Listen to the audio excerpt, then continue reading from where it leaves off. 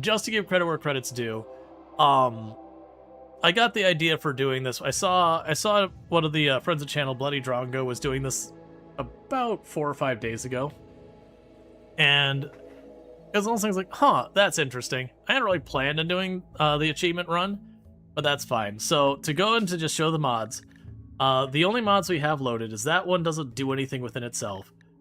That means I don't have control of my research. Music, no research starting. That just shows you both Fahrenheit and Celsius, so UI.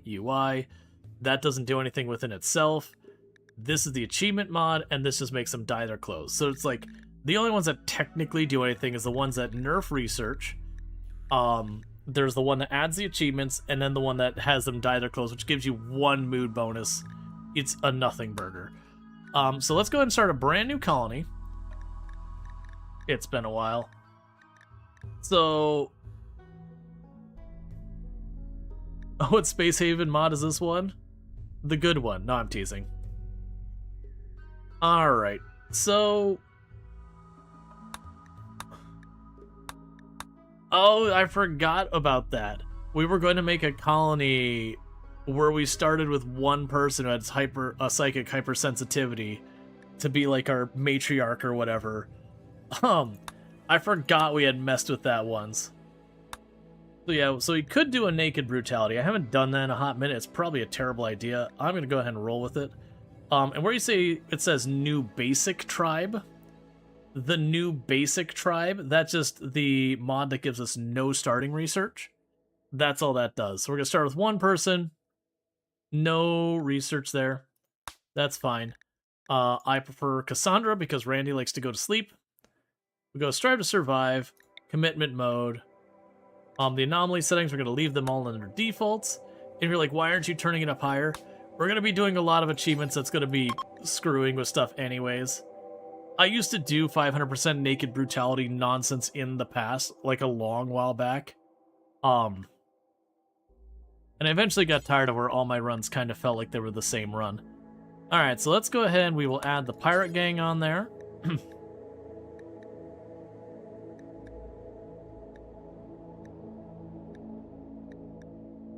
And we'll add some rough outlanders on there, because they shouldn't like us at the start. Why are you letting me continue to add?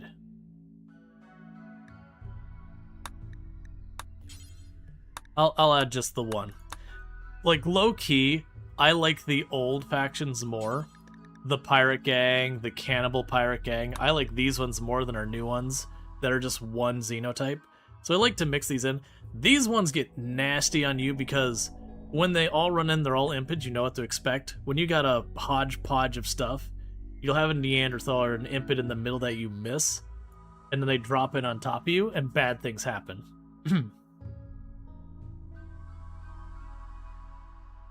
Okay. So we're generating the world. I don't have a specific starting biome in mind. I will likely be engaging with a lot of Odyssey things, but we will have to work our way up to that. We don't get to have Odyssey at the beginning. I have to at least research. It's like electricity and like 1 or 2 other things to make it so you can actually do the stuff.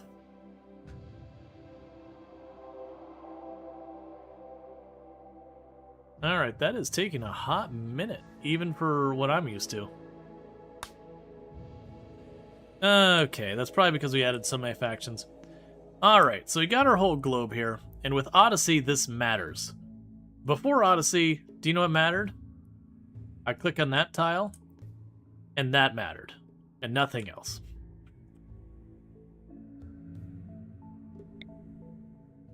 Okay. I do really like the mushroom biome.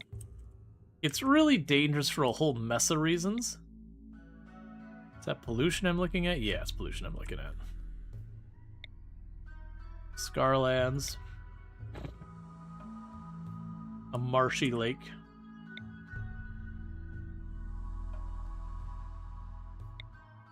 So we've got a glow forest with an abandoned colony in it. And it was the hardy porpoise. You know what? Sure. I almost never go to existing ruins. Let's go ahead and pop in the ruins. We'll have to be mindful because we'll potentially have dangers in there. So yeah, it's got year-round growth season, a little bit on the warm side for no research, random research, but not unreasonably so. We have year-round, because it'd be something like that, or going to something like tucking in on a wall or whatever. Let's go ahead and do that and just see what happens. Yeah, it's fine. We're going to create a fluid ideology because going after the achievements, I will almost certainly need to change it. To start with, it's very hard to get other people on your ideology at the beginning. I might go with Prolicizer just to obnoxiously force my will on others.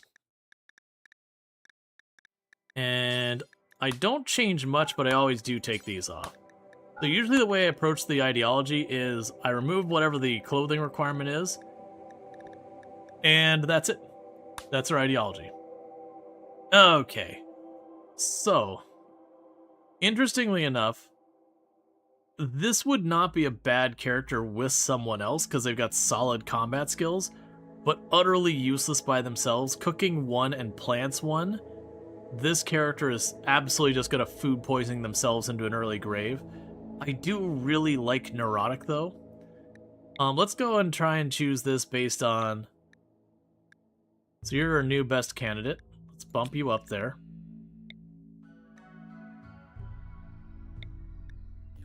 Ha! Ha! Pacifist. No. Underground Jogger. I forgot that weirdly Tribe has such a heavy pressure for Undergrounder. Okay. Alright, so the cooking 0 is pretty terrible, and the medical 3 is okay. So, but you got quick sleeper. Really, really high shooting. Really, really high shooting. So the cooking is going to be a danger. I do think that's our best candidate.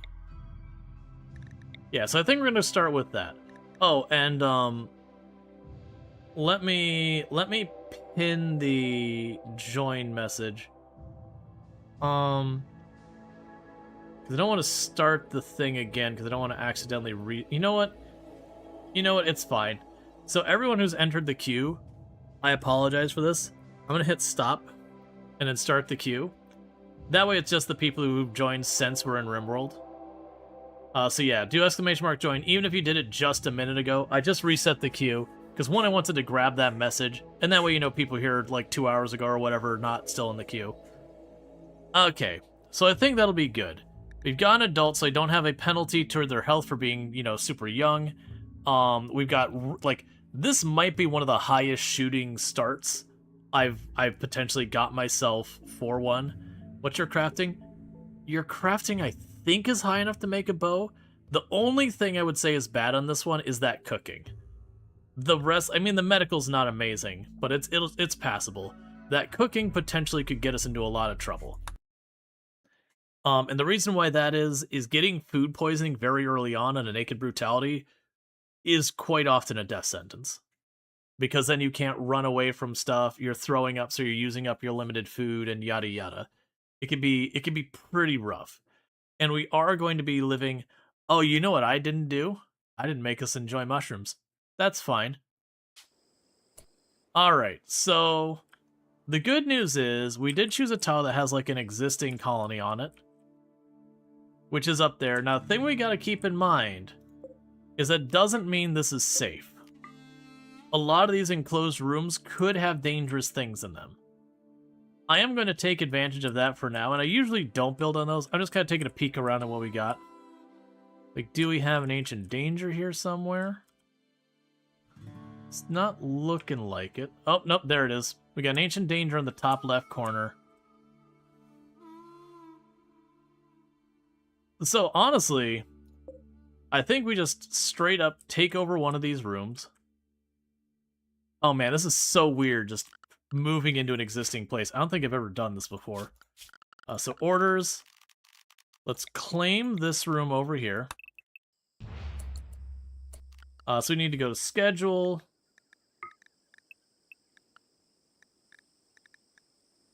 Is there ancient danger to the right? Maybe. You know what? I bet you that is. Okay, so we might have an ancient danger there and up there. It's been a hot minute since I've been on a map with multiple. I do remember we having the one time, I think it was having like something like 4 ancient dangers on one map. It was ridiculous. Okay. So you got that set to Psychoid. Those aren't going to grow. We have Darkened Skies.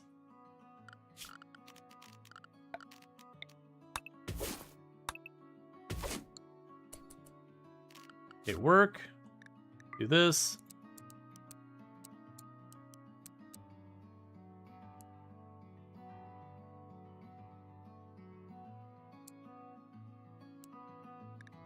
That's what we'll start with.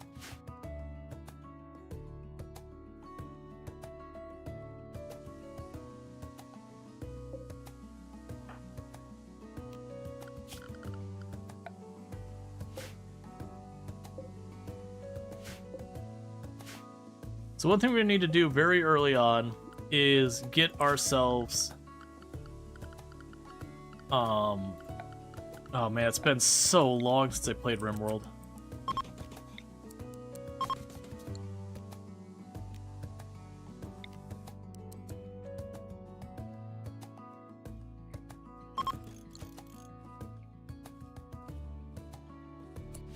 What am I doing? Hey. Forget those ones. Go after the rice. We can eat the rice.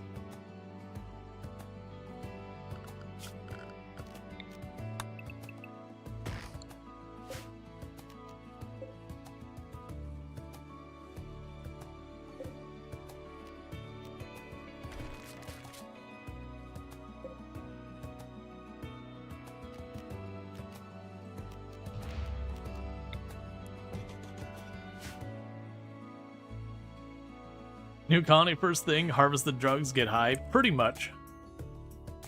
Okay, we can go over here, go to dumping stockpile. Drop that over there. And I'll want to check out these rooms. The risk we have is there's a chance we can have different dangers inside these rooms. There's also good stuff we can have in these rooms.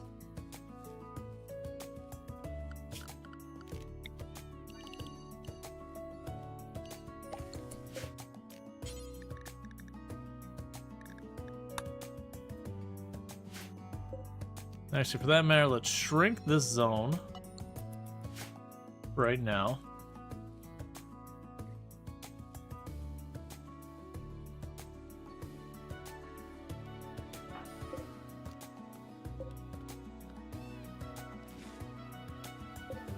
Crafting spot, add bill. Make a bow. Smash mechs forever. Tribal wear. Veil. Actually, instead of the veil, make the war mask. Butcher spot, if you ever have an animal that's dead, just butcher it immediately.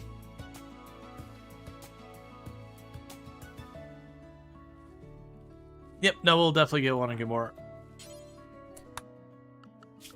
Let's see, we'll go ahead and just tell that it's a stockpile right now.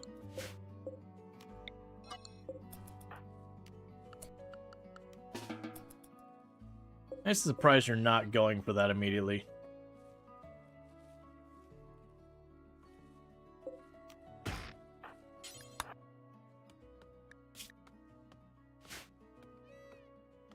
Yeah, let's try and get some wood, because we want to get a bow as early as we possibly can. There you go.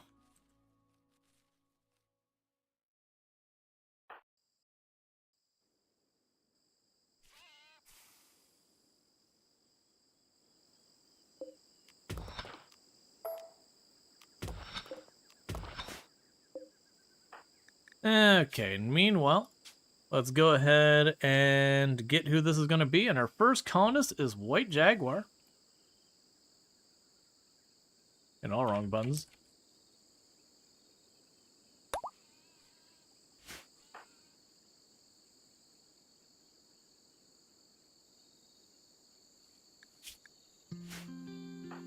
Yeah, so basically I'm trying to get some nutrient fungus planted. This is all gonna die due to lack of sunlight.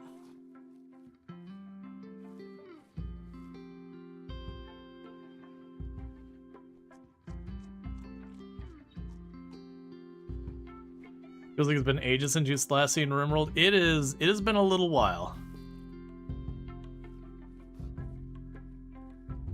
I talked about playing around for quite a while. Oh, I didn't even bother looking at the achievement stuff. I actually don't know.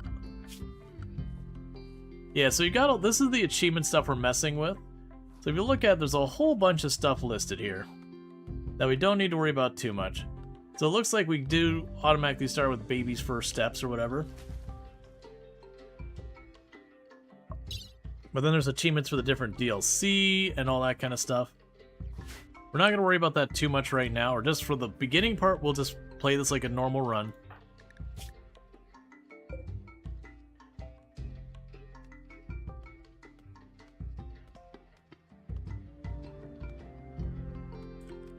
Okay, and I need to get the door on this place. And we need to get a bow going. Because you usually get like a day or so before your first whatever threat. It'd be good to use... Screw you, game. Alright, very second thing we ate gave us food poisoning. So we're now in really, really bad shape. Early game food poisoning is a real death killer to a run, because it means your first event, most likely you will still have food poisoning. Which massively penalizes your ability to fight and run.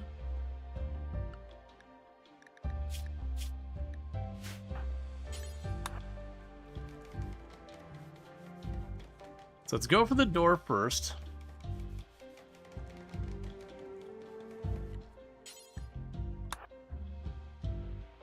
And then the bow, because with the door, if we have a manhunter pack or whatever, I could abuse the door to give me a little bit of leverage.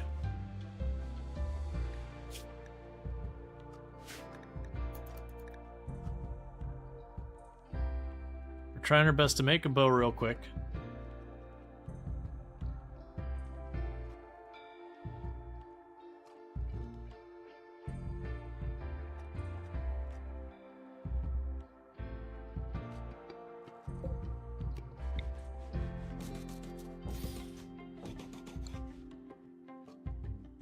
And I'm not going to take over all these rooms, but I'm going to get a handful of rooms here.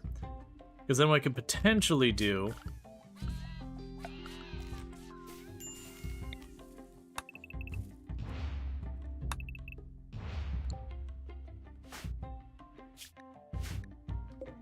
is starve to death because he's just throwing up again and again.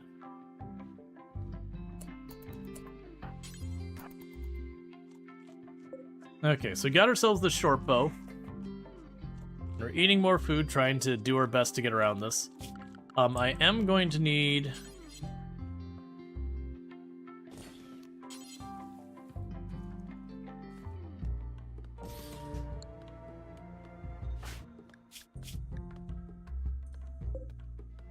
Nothing. Well, it's not necessarily ripped. It's definitely a rough go. But if we can get past the food poisoning, then that'll be okay.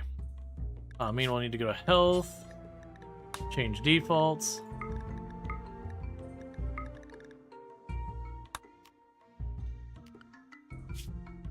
And then we could say food policies, lavish, no human meat, no human-like corpse, just no corpses as are. We can at least butcher it first.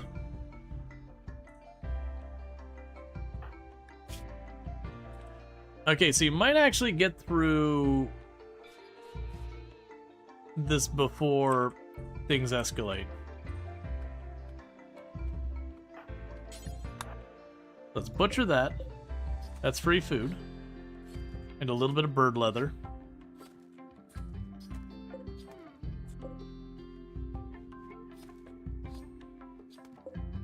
And then the monitor lizard also died. I was waiting for it to be like, bidoop, food poisoning.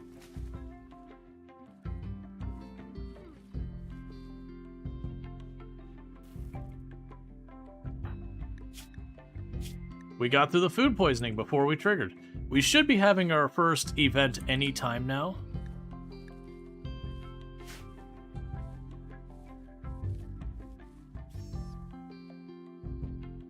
And we did manage to snag all of the rice before it rotted away.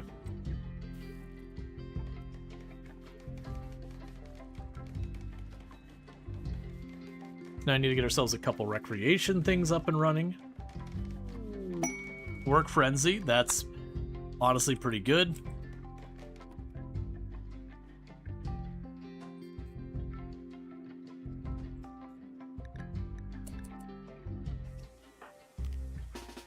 We're gonna take a little bit of risk here.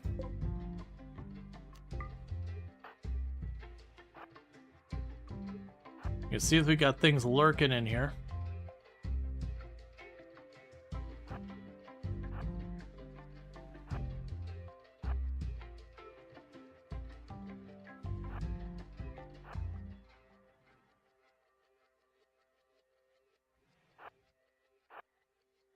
So far, so good.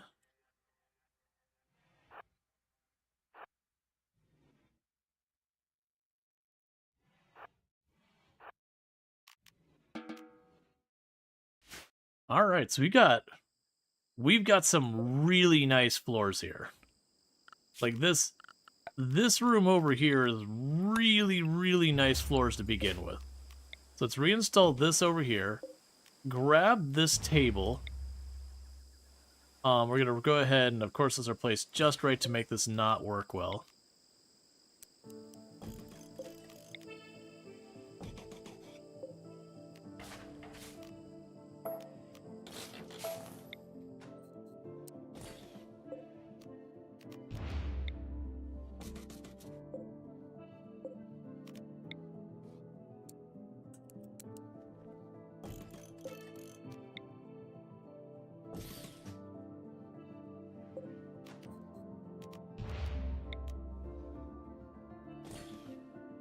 Deal with a bunch of that in a minute.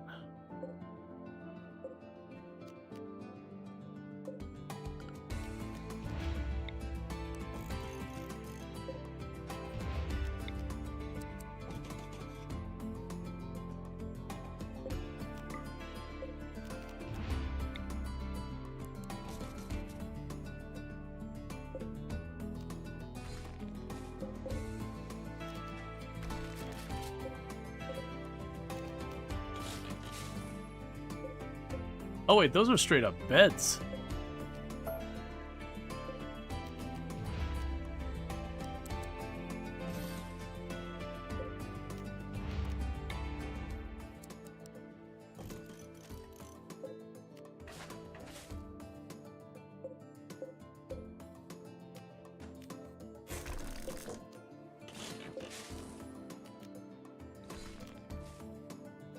All right. So we're working on getting all this sorted out as best we can.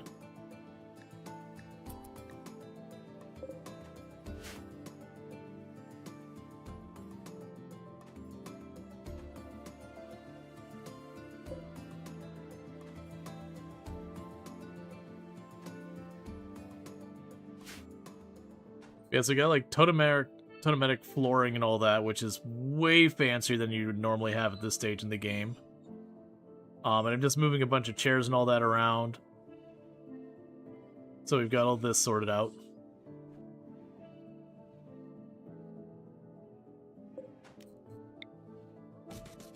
There's no reason for me to put 2 of these up.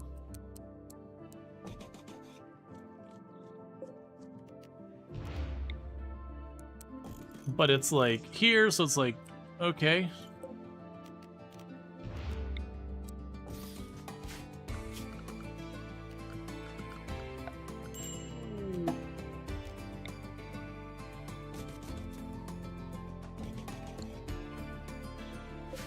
Okay, we got visitors visiting with something to trade. Alright. Yeah, honestly, all these ones having the totemetic flooring is interesting, because that is a lot of work. But it's got me working on stuff that I probably should not be prioritizing in any measurable level. We'll go ahead and have you uninstall that.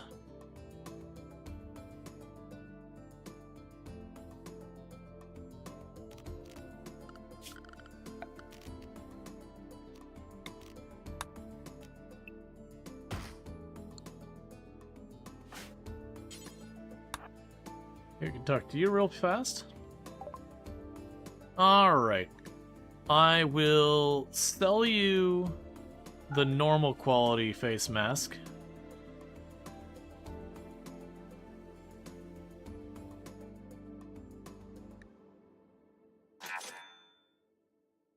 And that's fine.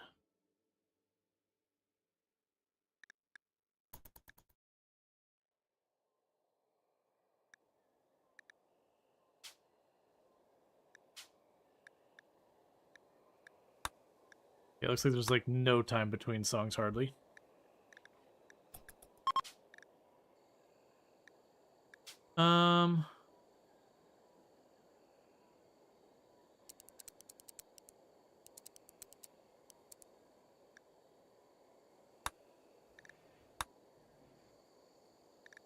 Oh wait, it's random. No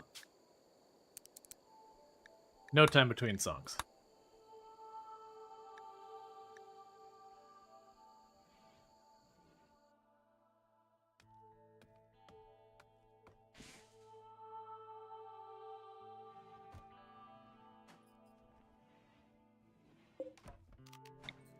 Right now you can just get chucked in there. Oh. That's fine.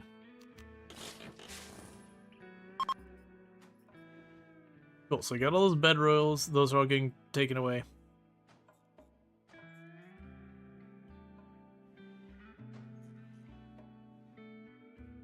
Yeah, so definitely want to get rid of a lot of this stuff over time. Right now I consider like this little pocket down here the stuff that's actually mine.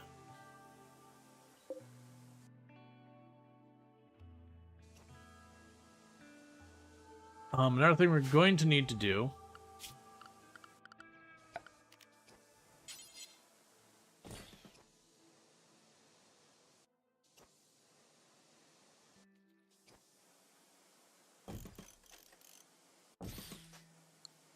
put down a couple of traps to help me out in the early game.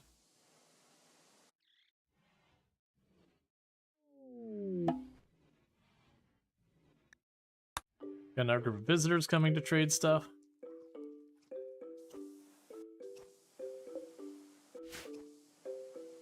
The one good news, if we look at this, very impressive dining room, somewhat impressive rec room.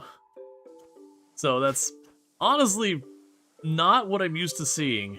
I'm used to struggling with those early rooms and just trying to make the most of it. Okay, so trade really fast. Let's go ahead and give you that face mask.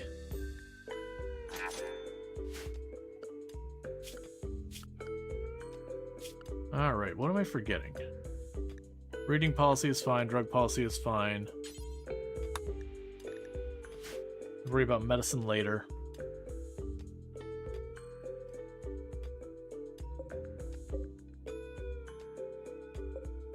Looks like I'll need 3 tiles of the steel.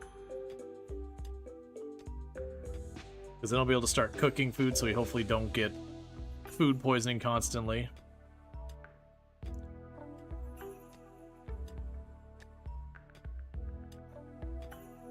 Alright.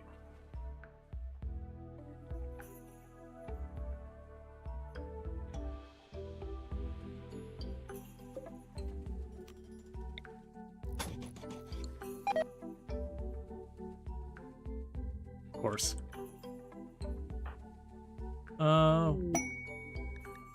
Fallen monolith.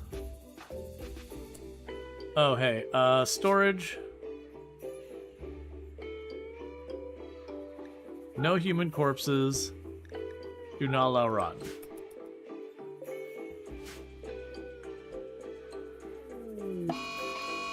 Mad Peahens. There's our first event.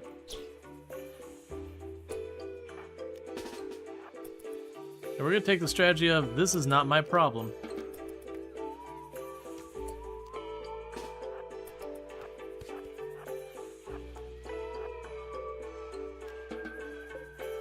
Nicely done, team.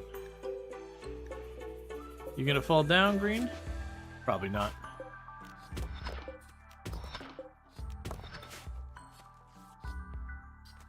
Okay, so we got through our first event because we got lucky and it was just a regular Manhunter thing while stuff was going on the tile already. So we basically just took that, you know, advantage of that and have that person just get themselves hit anyways.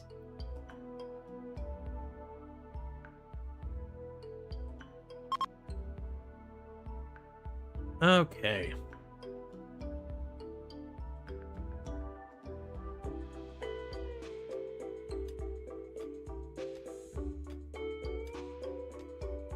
Do you read Chivos? What kind of run you're pushing for? I don't have a specific plan in mind yet, Panderific. Like, literally right now, I'm just treating it as a normal run. And that as we go, we will start like grabbing like, okay, let's work in that achievement, which is certainly not going to be the strategic or meta or anything like that strategy.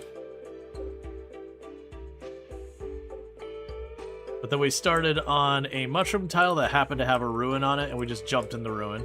Which wasn't the whole plan, like I hadn't planned to do a ruin run, but it's just like, oh, there's a ruin right here. Alright, let's take all of that outside my home zone. And you, and you, and you. Because that'll be what I actually keep as my base right now.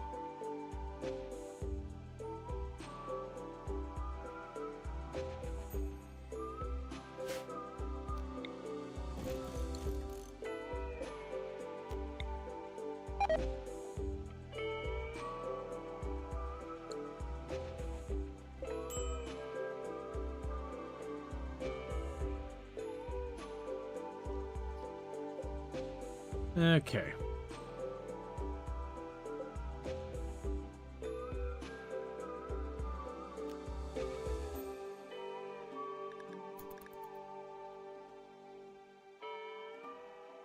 And so I want to get the stove going, because with the stove going, we can cook our food, and that'll help a little bit with the food poisoning risk. Generally speaking, when you're doing the Naked Brutality runs, it's like the early game is entirely what makes the run difficult and all that. So cook a meal, do it until you have 10. Cook a meal and you'll... where's carnivore meal?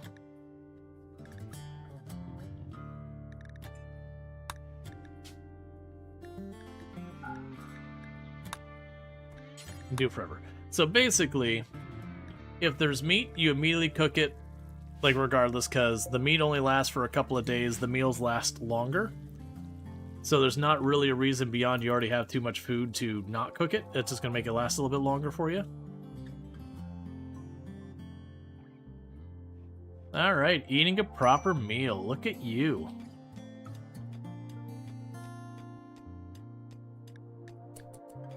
Let's go orders.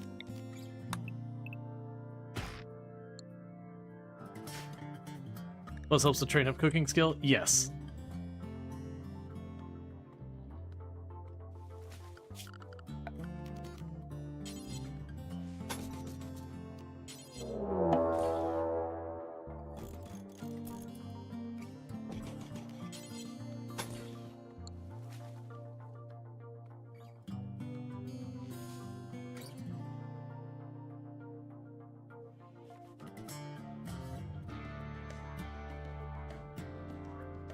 Okay, so for right now we're trying to just close off the ways that things can get in. Give me areas with to pop in and out. Oh, so it's still been walked towards a nice looking percent in the mod? Yeah, because like for example, there's a mod for having some like 300 or 500 mods installed. We're just not gonna bother. Like that's like, hey, did you ever want your game to run horrible? The achievement.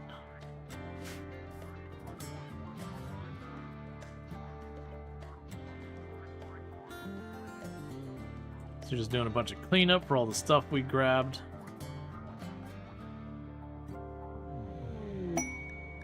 Psychic Soothe.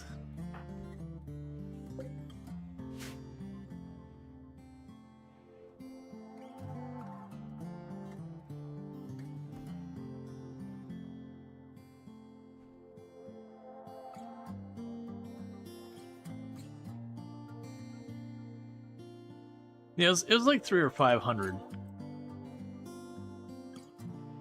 Which is still very, very obnoxiously high.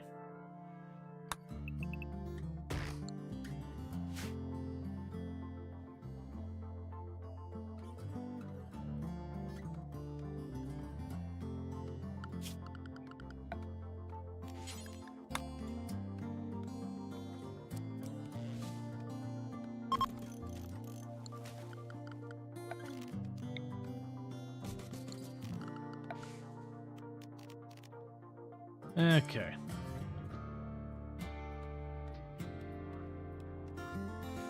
So we got a research bench also queued up to do stuff there.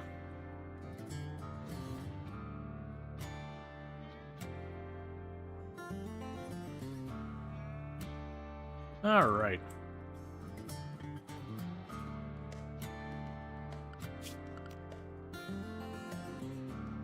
So definitely want to close this side off, at least to some degree. Try and force the enemies to come in here.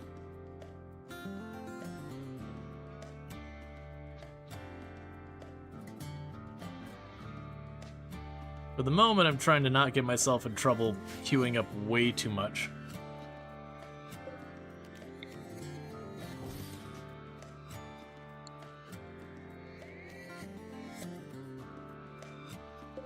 Just got a little bit of rice left. Got a couple of meals left.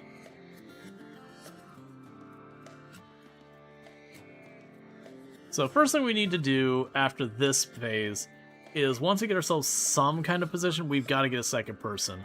I am a little bit worried by the fact that with all this starting with the marble floorings that are extremely expensive, I'm pretty concerned that what's going to ultimately happen from that is we're going to have like an obnoxiously high wealth at the start, and that's going to come back to haunt us.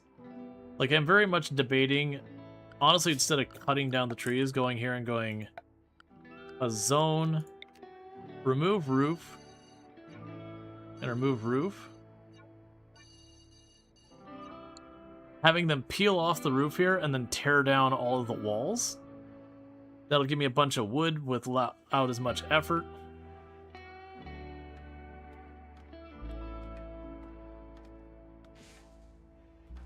And that'll be good.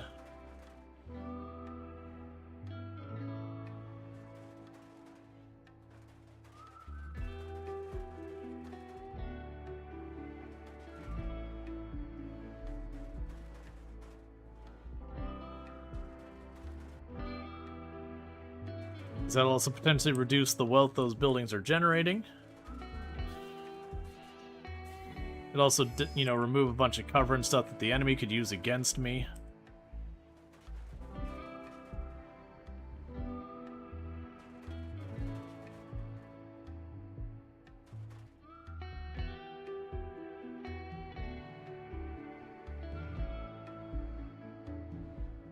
Yeah, no, that's the thing. The stone floor is wasted wealth. I don't think I want to take the time to peel up the floors, though. Because it's a lot of effort. Like, I actually am, like, when I saw that this was, I deliberately chose this spot here where there's a bunch of the stone floor here. Because, sure, that's a bunch of wealth that, very genuinely, if we were min-maxing sweaty tryhard playing, is really bad. But we're not doing that, so that's fine. But, that is contributing a lot to our wealth. But all this out here, I'm not using, and it's pretty unlikely I'll be using for a long time. And that is certainly a factor. Because we check out our wealth here, it's already showing our wealth as being in, like, the 30,000s.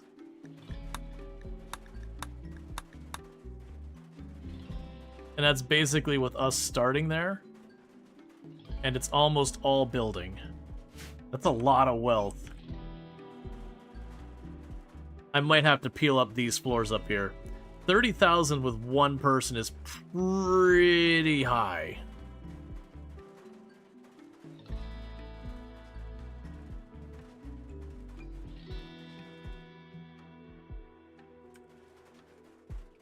The reason I'm peeling the roofs off first is, unfortunately, if I tell them to just tear down the walls without waiting for them to do that, they'll drop the roof on themselves and kill themselves.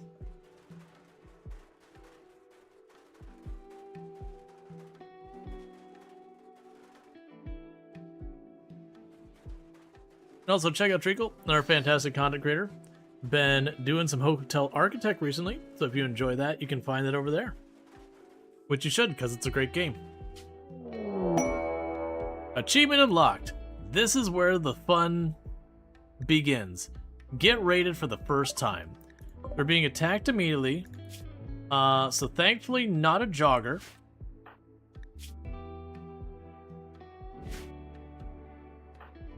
So we don't have anything special going on here. What we try to do is run down here to this mud pit. And what we want to do is land one good hit on Betty before this kicks off. You've got 14 aiming. You're like the highest aiming I've had at this stage. We don't need to be greedy. We got our hit. And it was a leg hit on top of that. White Jaguar knows what's up.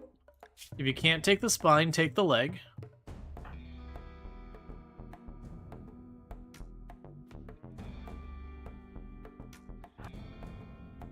Second hit.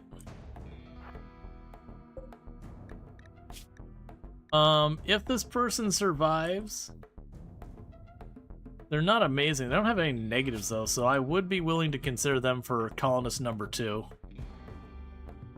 Undergrounder's gonna do me no favors, but especially early game, you don't want to be too greedy about this.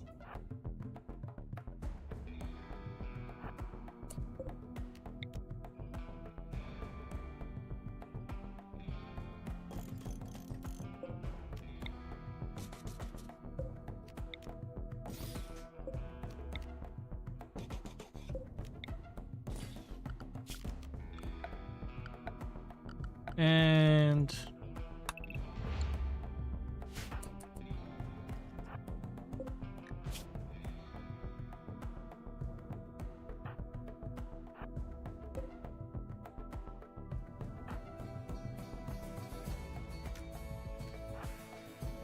I'm trying to not kill you.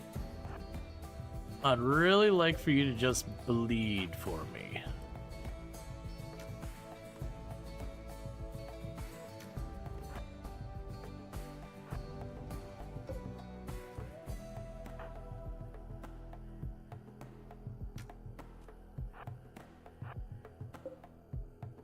Another torso hit. Got about half health. I just would like you to go down without dying.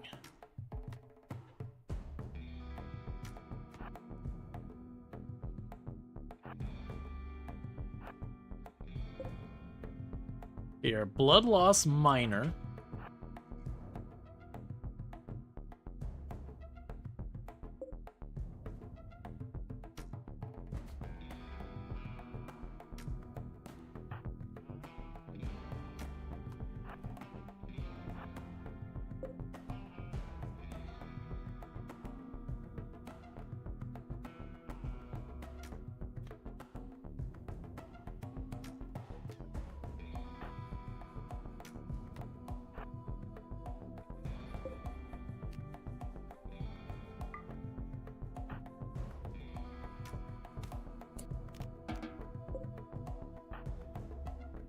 Okay, for right now I got to mark these as for prisoner. That's fine.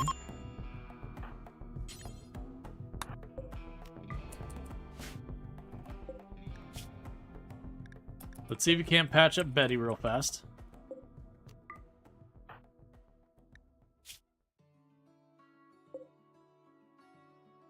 There's nothing else. It's a little bit of medical practice. Achievement unlocked. Freedom denied. Have your first prisoner. Prisoner, convert.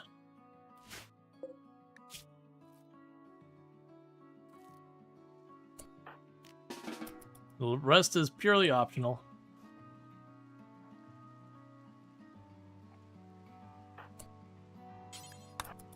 Let's prioritize working that and then getting Betty bumped up there.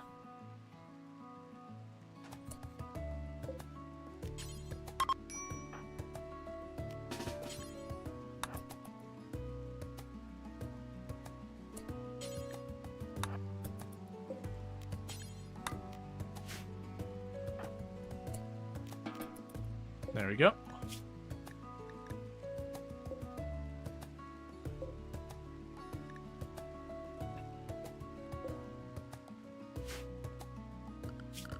And we'll go ahead and just expand it a little bit.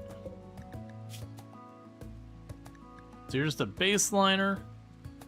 You've got some plant skill and some melee skill. You're not really an excellent pawn for us with the undergrounder, but with the early game when you have just one person, if the person's anything but utterly awful, you just go with it. You just roll with that punch.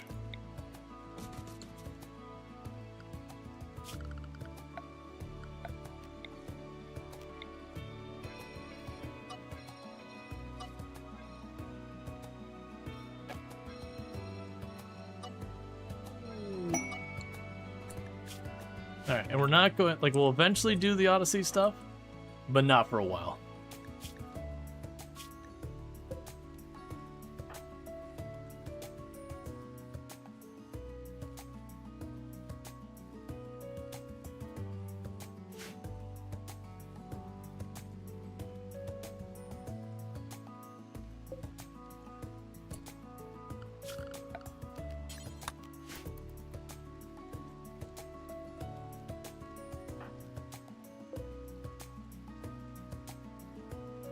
What tech level do you have?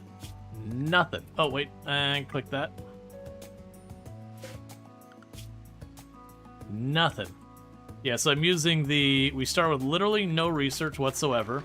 Nothing. And I've also got the thing turned on where it will randomize. So it randomized for us heavy bridges as the very first thing it's going to give us.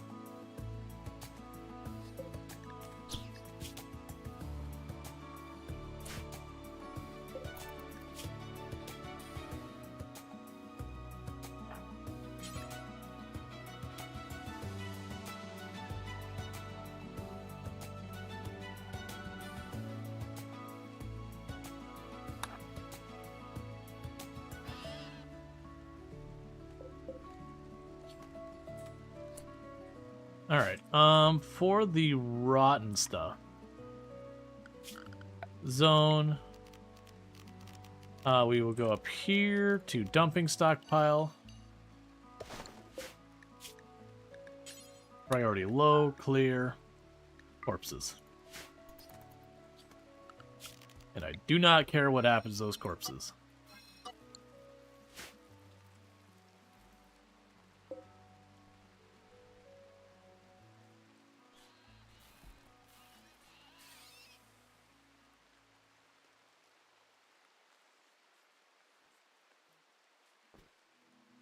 Okay.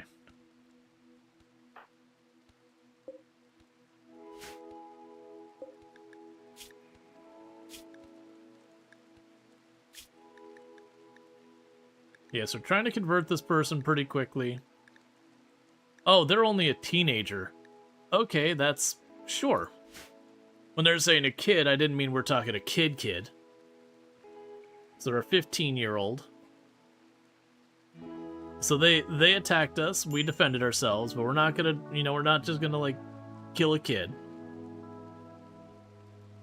We're gonna try and bring him into the fold.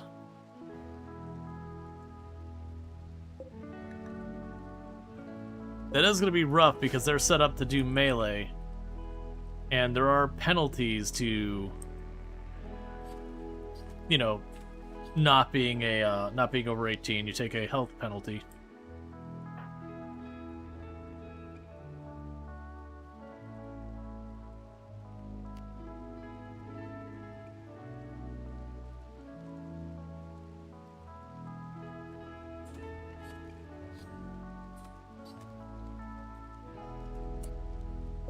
before you get much farther, can you do me a favor and please haul that lizard out of the kitchen so it can rot someplace else? Alright, so you're converting fast.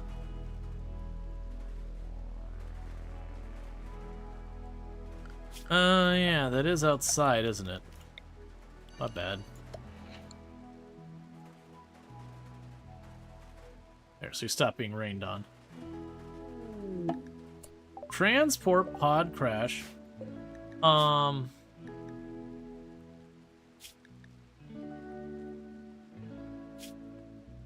So Sanguine is really good. Psychically dull is whatever. Incapable of carrying kinda sucks pretty bad. It's interesting that you would be... I think their asthma's pretty annoying. Right now, I don't want to deal with the aggressive trait, so it is an awful shame that that person died on impact. Real shame that was.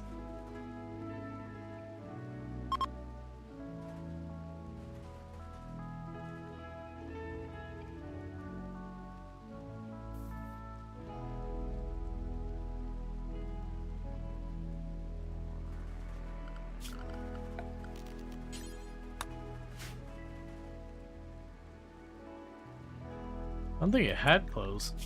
Yeah, no. They have no clothes. It's a Yetkin.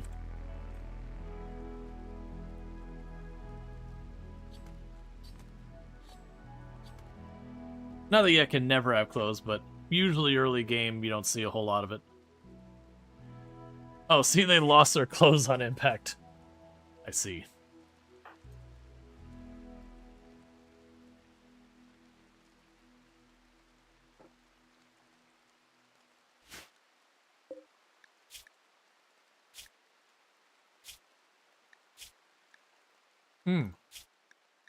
Your ideology sucks.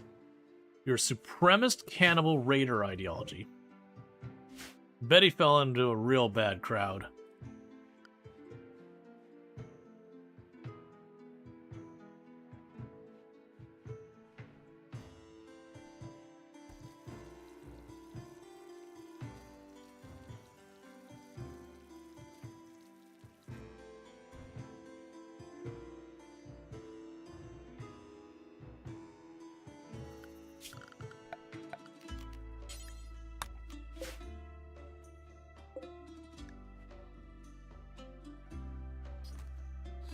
Basically, with all the animals hunting each other all the time,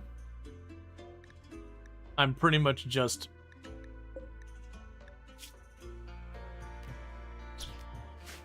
going through here and just butchering stuff, getting all that little bits of leather and all that.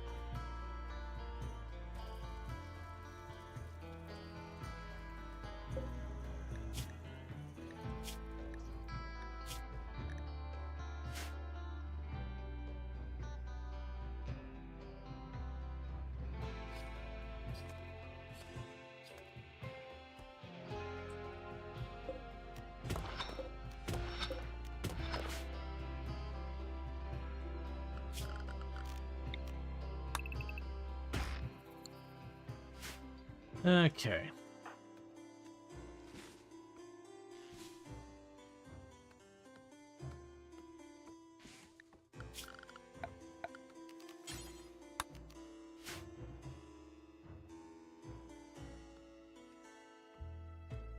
Guess we're getting a whole bunch of wood. Let's double check our priorities. Warden needs to be higher priority.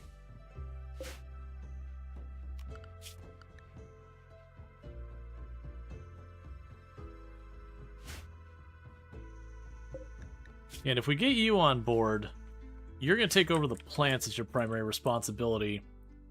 And then I might have you help clean. That way we have a dedicated cleaning hauling person around here, right from the get-go. They don't have too many things that need working on at this stage.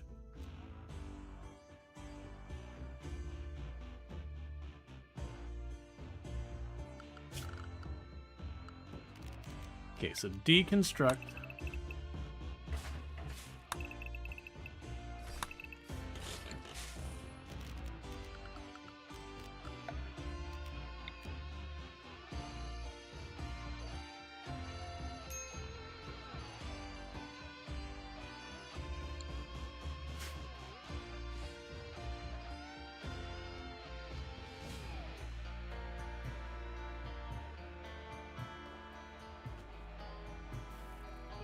Okay.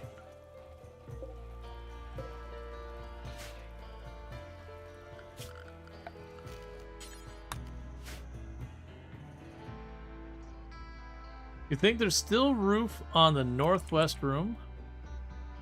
There is.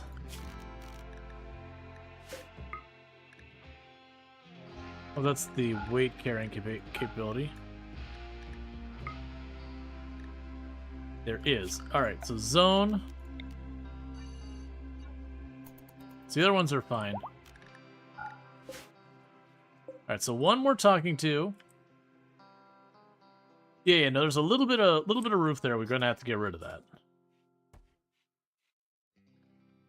Like, depending on how it would go, I might be able to get away, but it's just way too dangerous that you could potentially have the roof come down on you.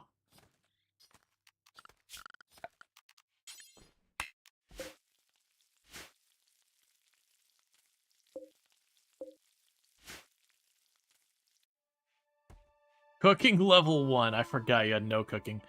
We had, like, a lot of really good skills. Okay, so you are converted, so prisoner recruit now.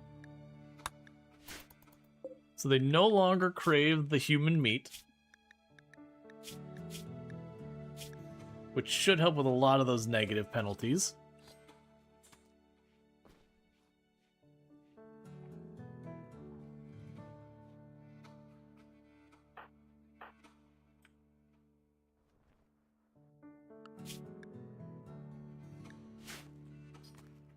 That's one of the things on the jungle tile, and like the jungle, the swamp, and the mushroom tile.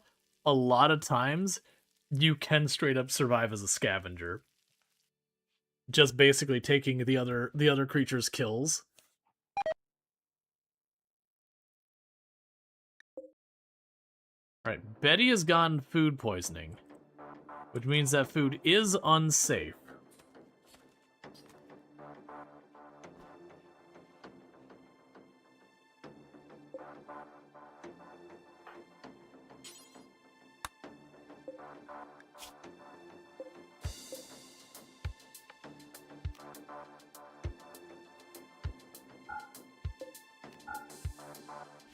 So you can say no to those meals for right now.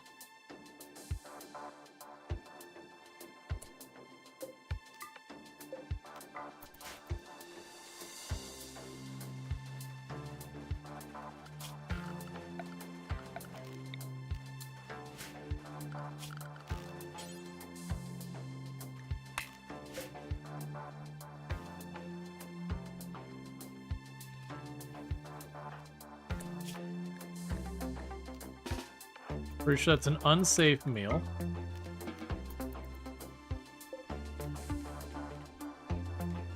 And then the one we have now is the one I'm not very sure about one way or the other.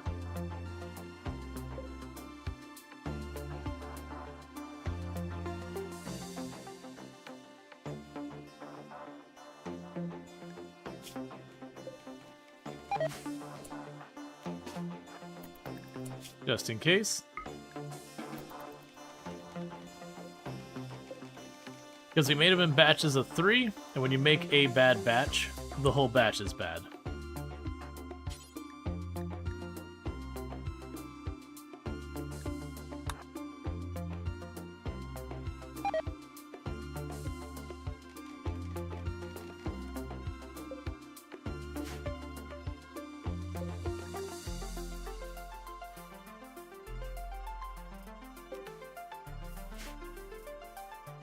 Alright, so we've got our kitchen enclosed, we've got a torch there going, we got our bedroom enclosed, we got a torch there. That's all coming along. Alright. Okay, we didn't get food poisoning.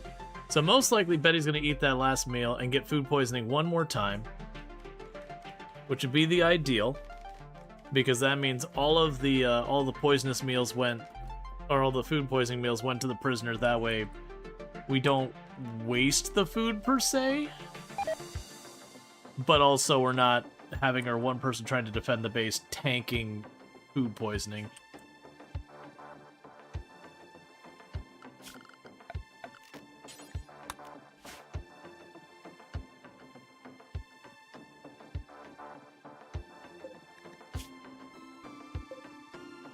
Alright, well, it's either the last one in that stack, or we've already eaten all the food poisoning stuff.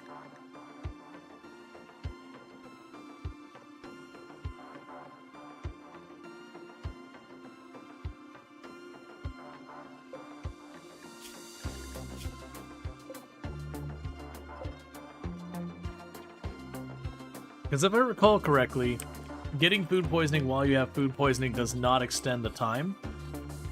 I believe if you're recovering and you get food poisoning, it might reset the timer, but I'm pretty sure like it'll start like over again.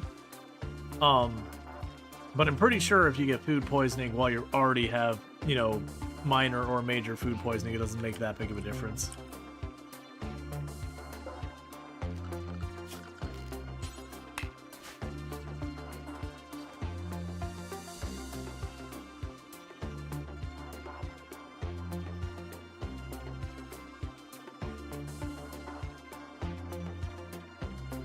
All right.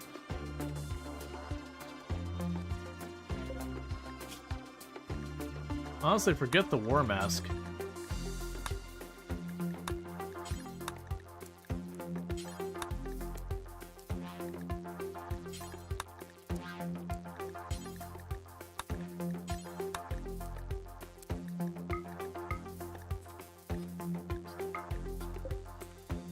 Okay.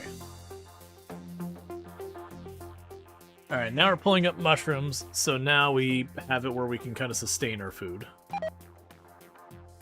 Even though they will be a little salty about eating mushroom.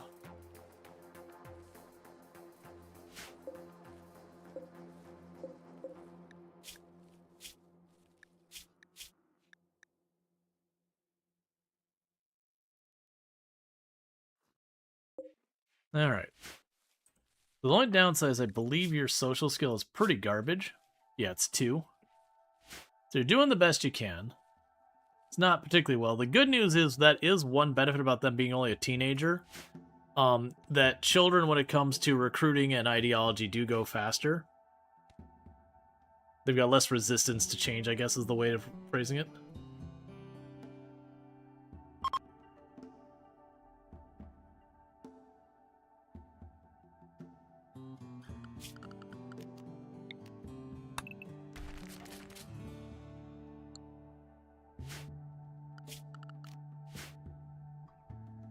All right.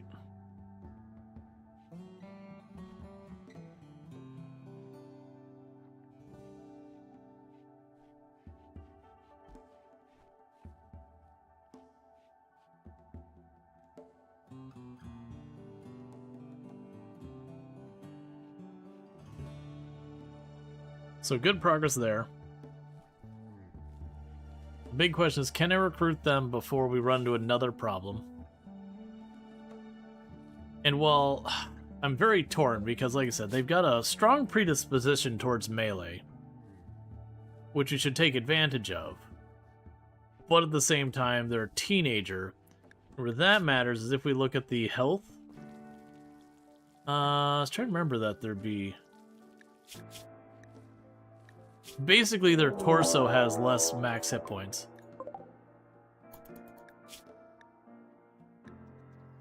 You've got a very light movement speed penalty, which is a little bit offset by the fact that you have a movement speed bonus.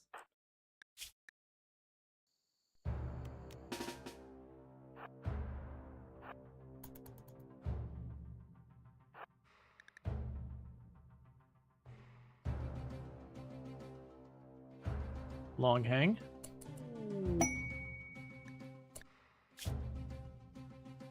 A 6-year-old child is calling for help. Okay, we don't want to do that now. I will take that. We will rescue, I think it was a dirt mole child. And that's because the psychic suppression would slow everyone. To be fair, it would also slow them too. Give me a good hit. Too late. Back off. They do ever so slightly have more speed than they do.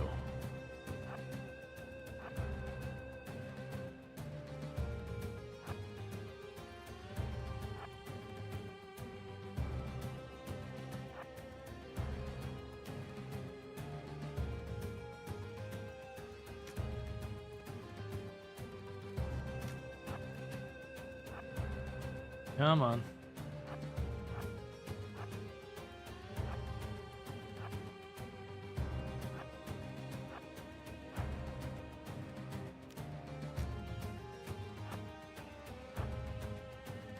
I just need a hit. Torso, leg, neck, anything like that.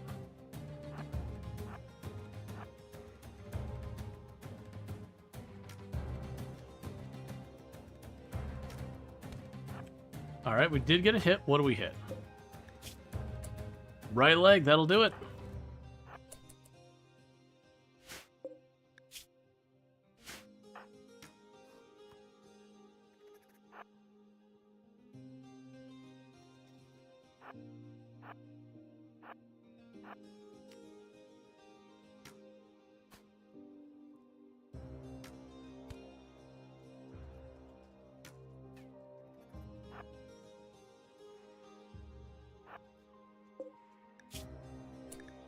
Okay, so you're a jealous pyromaniac fast walker.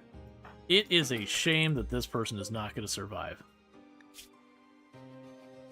So rather than engage with this, we're just going to kind of let her bleed. I don't need any of her garbage. Get a bunch of hits on her. She's bleeding pretty heavily.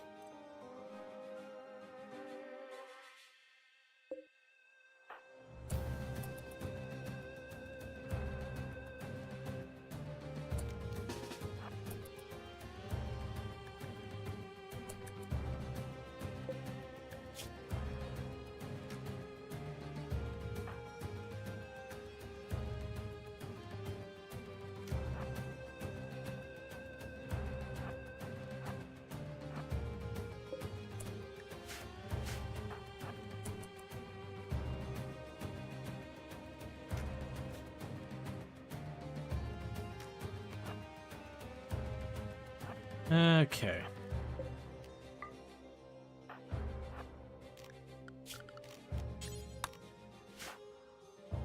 And just going ahead and quickly setting a bunch of these animals that are getting killed while I'm doing this so that we can go collect the bodies later for more leather.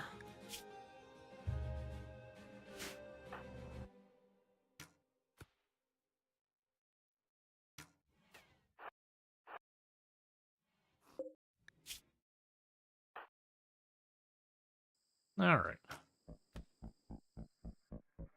Wifey. I love you more than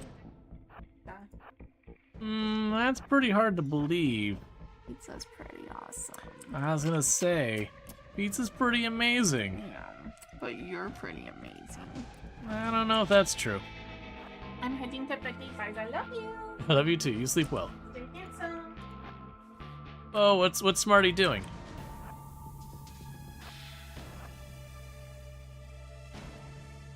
What are you doing? And thank you for the follow. Welcome to the stream.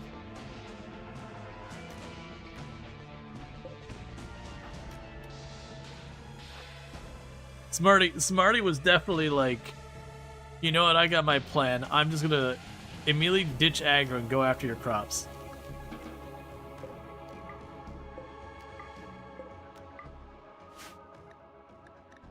Alright.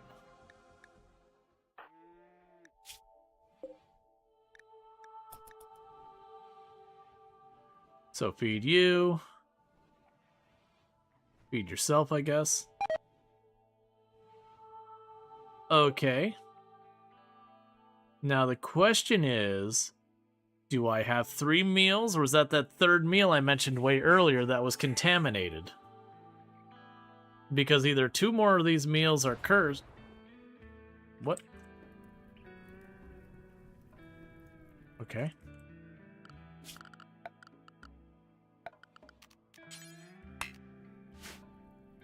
Let's see, either 2 more of those meals are contaminated and food poisoning.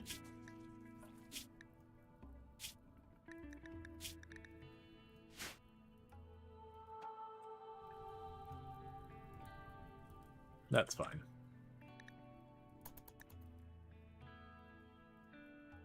All right.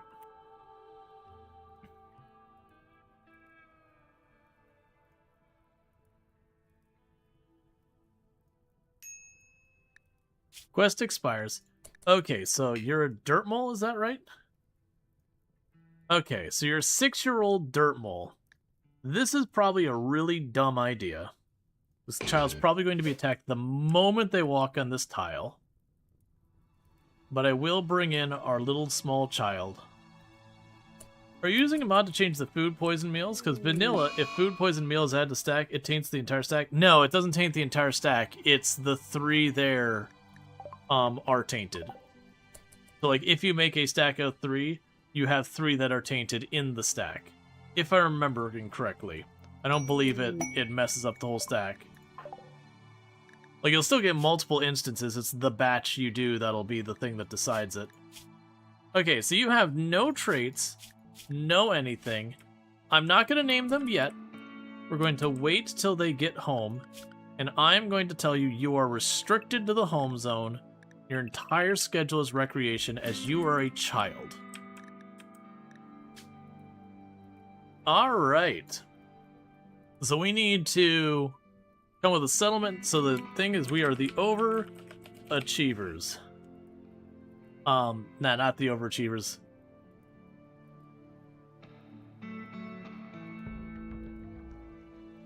Potential overachievers. And the name of our settlement is Everything is Fungus. It's terrible. Excellent. You think it's 1 in chance for all of them? Whereas, how many were in the stack with the bad one? Maybe.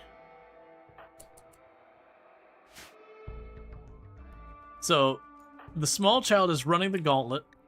All around us are they're not Komodo lizards, what are they? Monitor lizards. Yeah, there's monitor lizards all around us who would be more than happy to have a small child snack. Alright, so you did survive that far. So let's go ahead and get our brand new small child snack. That's going to be a corp column.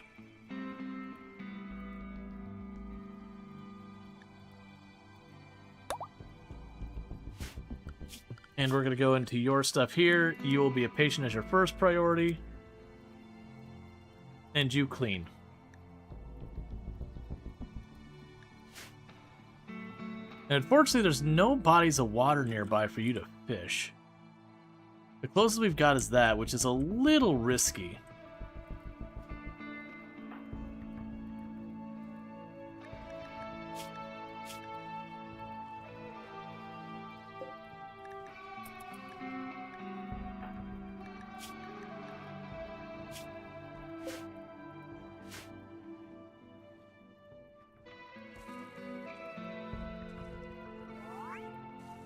Growth moment for Corp column. We can get kind or chemical fascination. I actually like kind, and to hell with chemical fascination. So they arrived, immediately got a growth moment, and fortunately, while we didn't get too much because we didn't get any passions or anything out of it, at least we didn't take a really awful penalty from it. But yeah, I'm keeping Corp column restricted back home.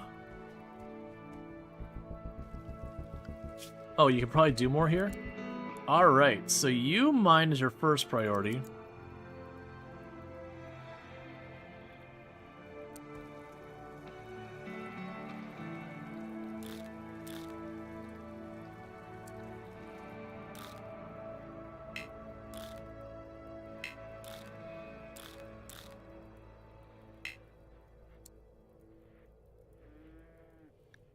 The other ones are fine. I'm trying to remember with the dirt mole what penalties you have. So you don't have a crafting penalty or anything like that. Okay, yeah, so what we can do here is you can craft and all that, but you're going to primarily haul and clean most of the time, and if mining needs to happen, you know, that's your jam, my bud.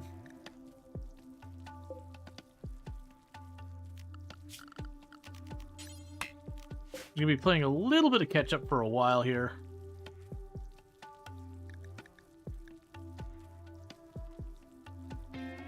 It's a child who yearns for the mine. I mean, yes, she Child does have a passion for the mine. Now, all the women of the colony are psychically suppressed for a while.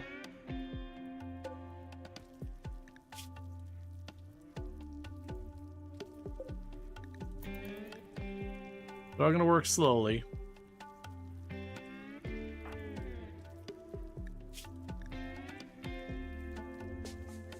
So you want to read books. We don't have any of those, unfortunately. But the good news is you are getting pretty good on your learning.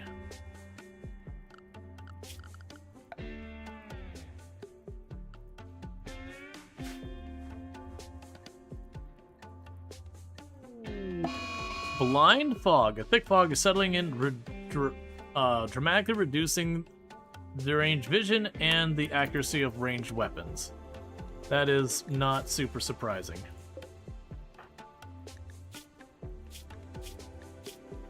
Yeah, as soon as you finish getting your learning up, then you'll start working on like hauling and cleaning and all that stuff, which will help a great deal. Then meanwhile, you're getting relatively close to being brought into the team.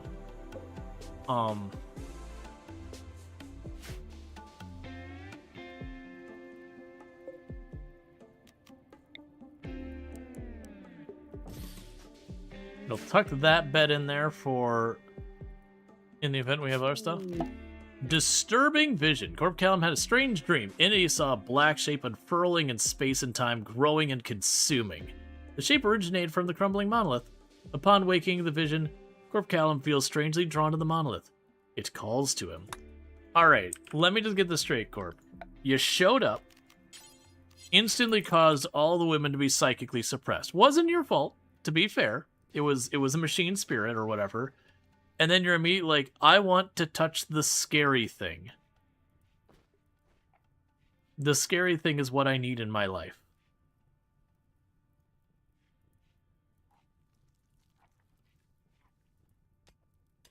Okay, so I think we've established that the other meals weren't contaminated. It was just the one holdout contaminated meal from earlier. You like to roleplay that as soon as they have the dream, that's when you go and activate it. That's a reasonable thing. For me, I usually wait till we have electricity, since you can't do anything really with it until you have electricity. See, Frank, a child wanting to touch something adults say stay away from makes a lot of sense. Yeah, I mean, it is a normal child thing to test your boundaries.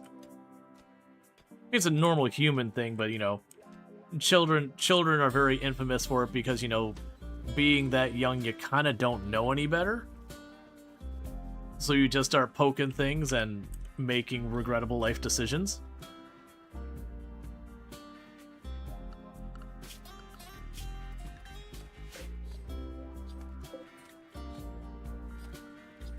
Alright, so Corp Callum is getting everything all cleaned up, making her home a little bit less of a dump.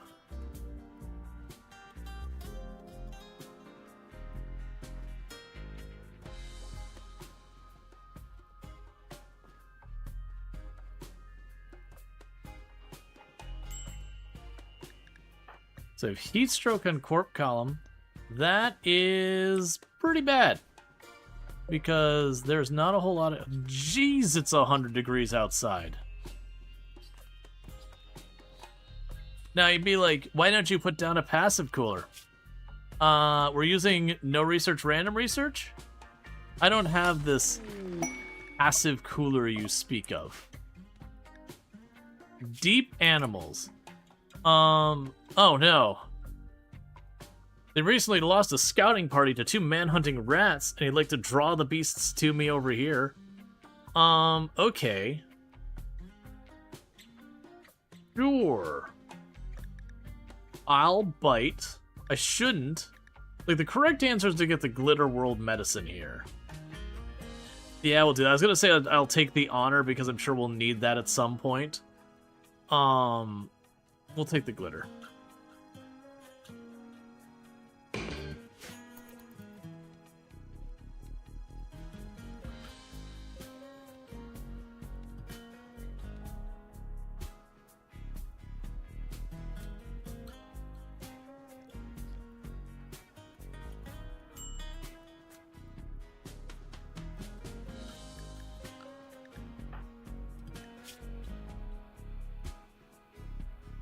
I think this could be a real problem.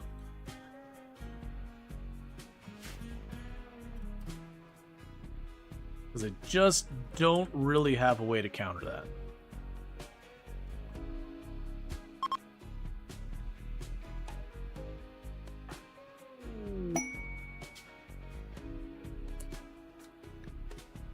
Achievement could be worse. Survive a quadrum.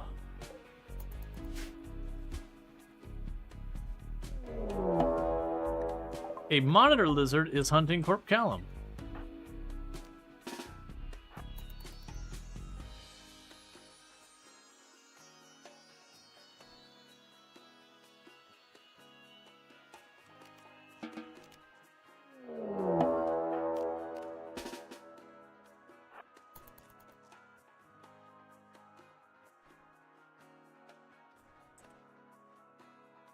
Unfortunately, I don't have the perimeter enclosed.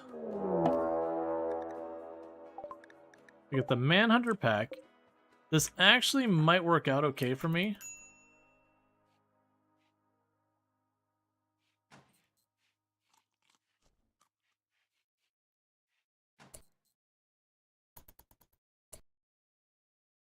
I was kind of hoping that,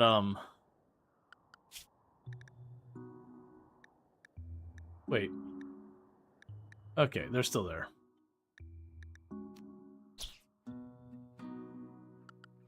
Where are you at?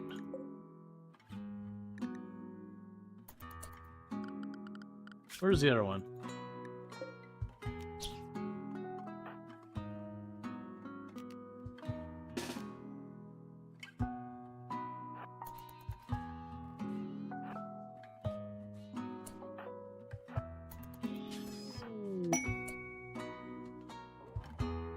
Achievement lock. Take that, Mickey. Have a rat die by a spike.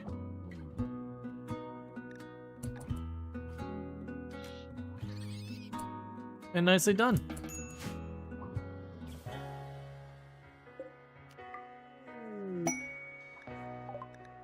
Pods have arrived with Glitter World and all that.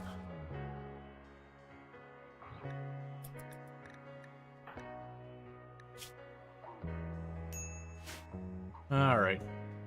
I don't know if Corp Callum's gonna make it.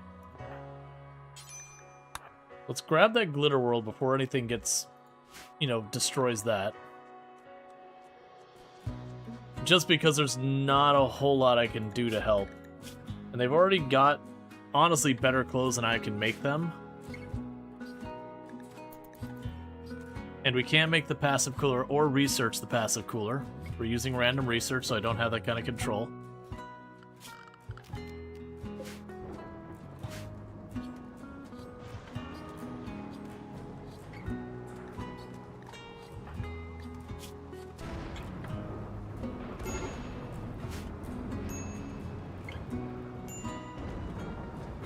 They would try and walk him off the tile. That's not going to help either. There's a very, very likely possibility that Corp Callum dies to heat stroke. I might be able to dig into a cave and like tuck him in a wall. I don't think that's going to make that big of a difference, unfortunately.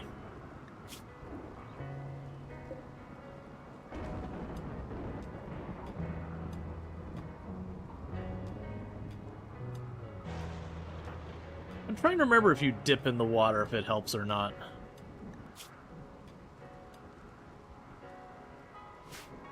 I don't believe it does. You don't believe I can just make him stand in the water and, like, cool off.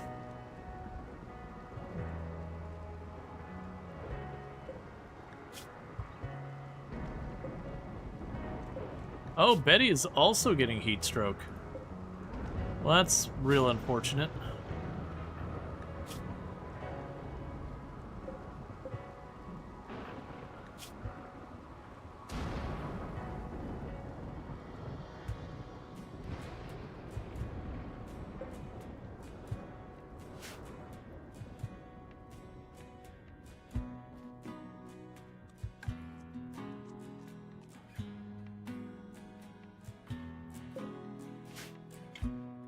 Well, do what you can. That's all we can do.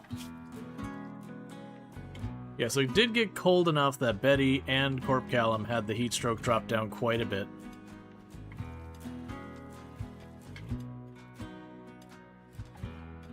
The hidey hole is always the way.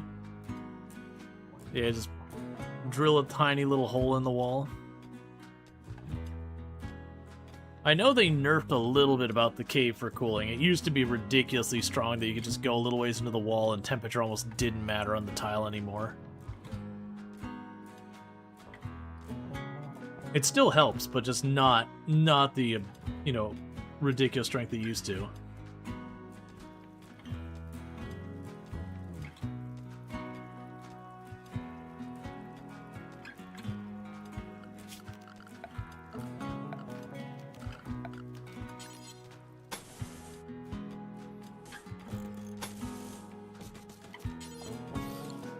And thank you for the follow. Welcome to the stream. Alright, so we're gonna have that little area as our defensive position and all that.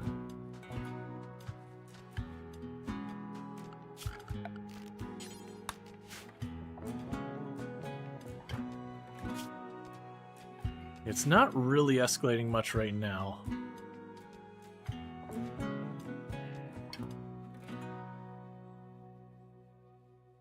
Yep, and that's what's considered in the home zone, so you won't go farther than that. That's good. Your learning is dropping off, unfortunately. That's because you want to nature run and take lessons.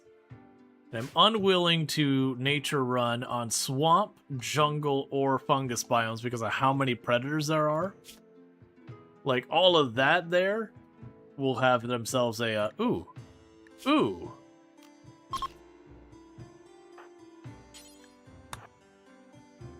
Get that warg while it's down.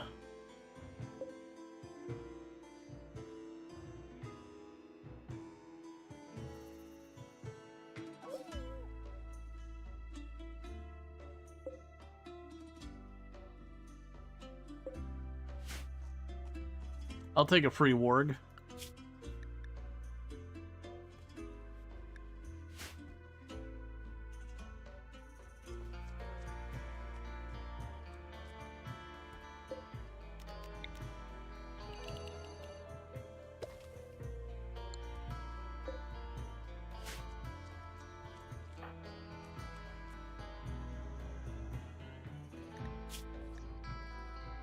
Cool, so Corp Callum's getting a little bit of learning up again. Just do the best we can. We don't have the ability to do, like, the lesson thing. The one added bonus about this specific one, if I remember correctly, Corp Callum is gaining plant skill by watching White Jaguar do the planting.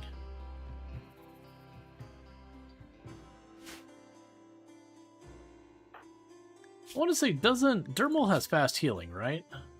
Yeah, fast wound healing. Like, the only one that had better was, I believe, the SARS.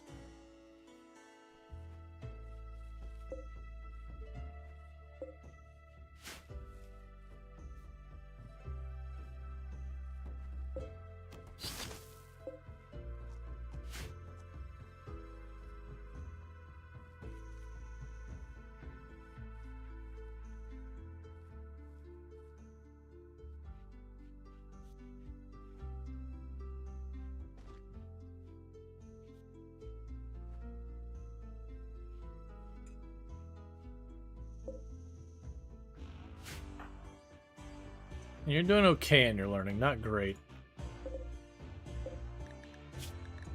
It'd be really good to get Betty in here. We're close. I'm a little worried about Betty trying to jailbreak.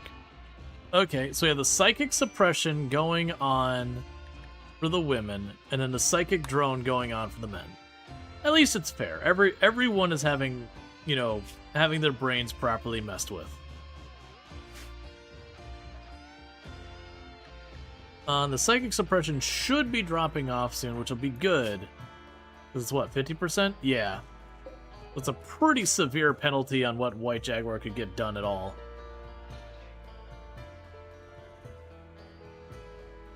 So it should speed up a lot once that drops off. Yeah, equality at its finest. It sucks for everyone equally.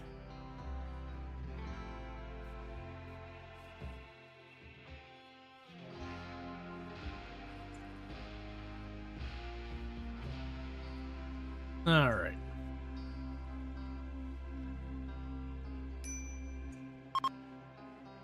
Okay, the psychic suppression is done. So now White Jaguar is no longer suppressed. Betty's no longer suppressed. We get the last of our mushrooms planted. Boom, boom. Why aren't you butchering that? I'd rather not lose a free warg.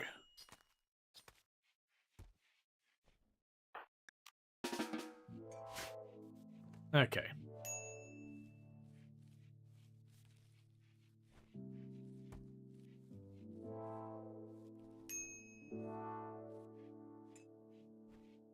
I believe we just about got all this planted.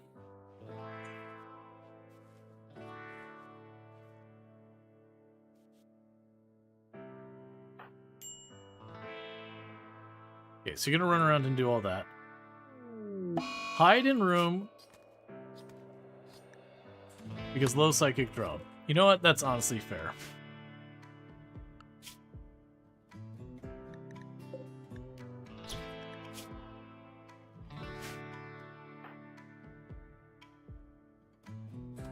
I mean, at the rate we're going, where all these predators keep picking fights and then dying after they pick their fight, this might work out to my benefit in the fact that I just get freebies constantly. Sad youngsters. Look, man, it's a tough life. The good news is the low psychic drone shouldn't last terribly long.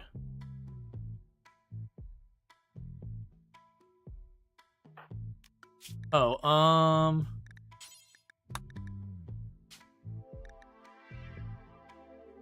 the good drug policy, and we could do anything for our addictions.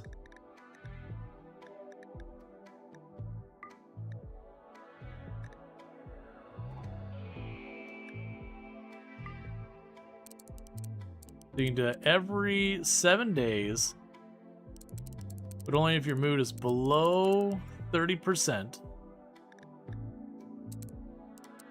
And your recreation's below 50.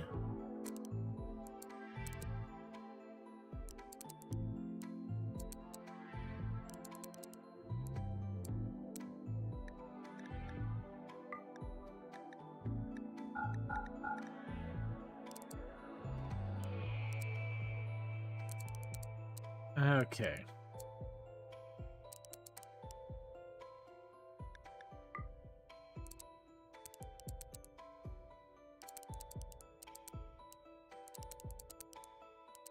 Basically just making a drug policy for like all the different ones here.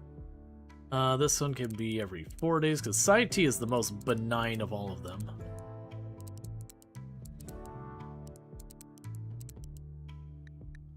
Goji's Wake Up Luciferum. What am I forgetting?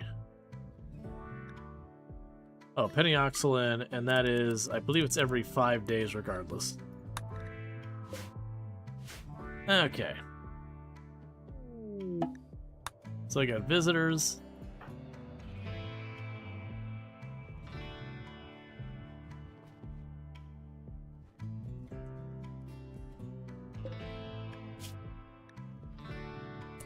Raw resources, yes. Raw resources, no.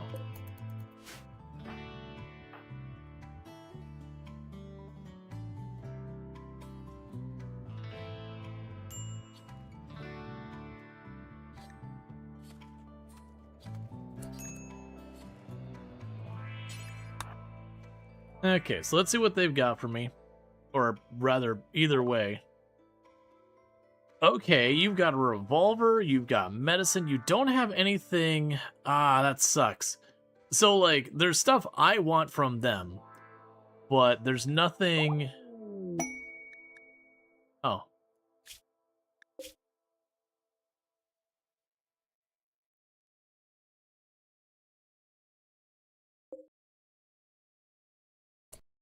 There's stuff I want from them, but I have nothing they want.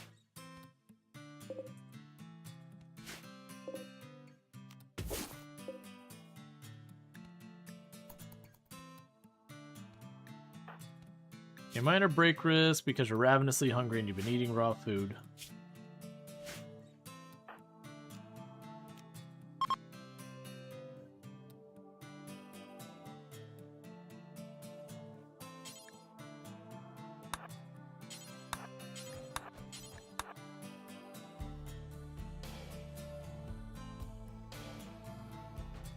All right.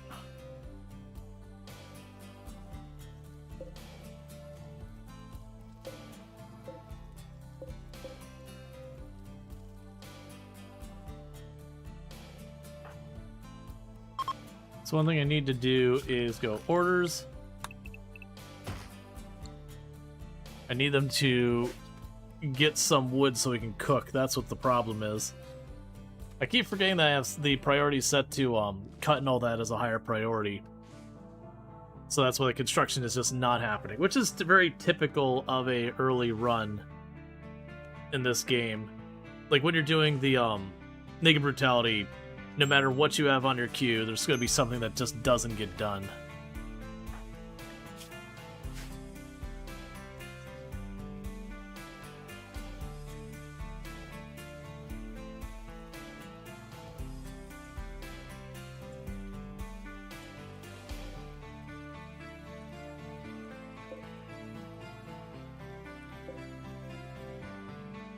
I keep getting the tiniest bit of wood and running out of wood right before they finish cooking any of it.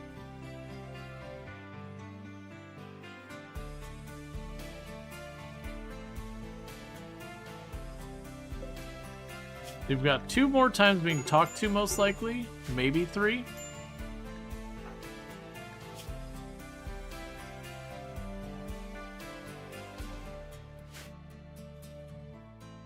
And then it'll be good.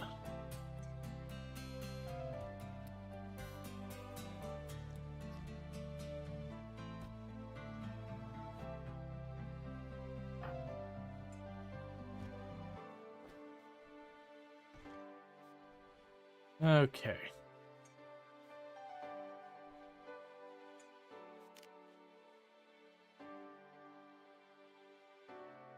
There's that long hag when it goes to spawn in a new event.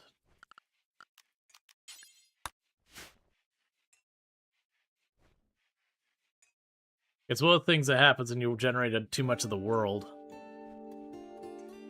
But with Odyssey, I want to generate the whole world because I want access to all the stuff in the whole world.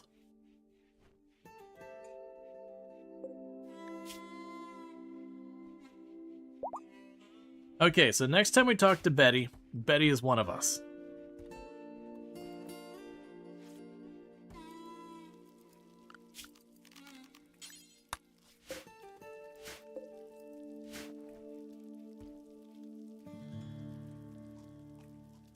Okay, so just chucked all the stuff outside. I was waiting for it to go food poisoning after getting the first meal in that long that we cooked. Alright, finally.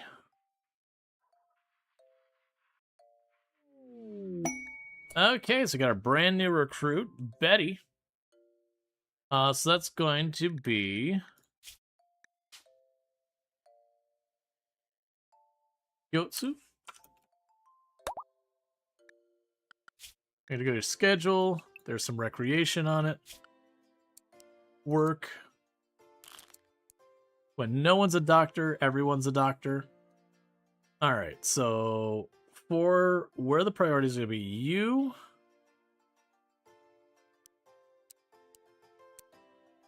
can prioritize the growing. You're the mining, so that means you're going to be on construction now. And technically, you're a better cook. So you're going to handle cooking and all that. We're going to scoot you forward. Now, I was very concerned about doing this. I am going to give you a club. I really don't want to, because as a as a 15-year-old, you have a reduced amount of max health on your torso, but someone's got to do it, and you have a passion for it, so we're just taking what we can.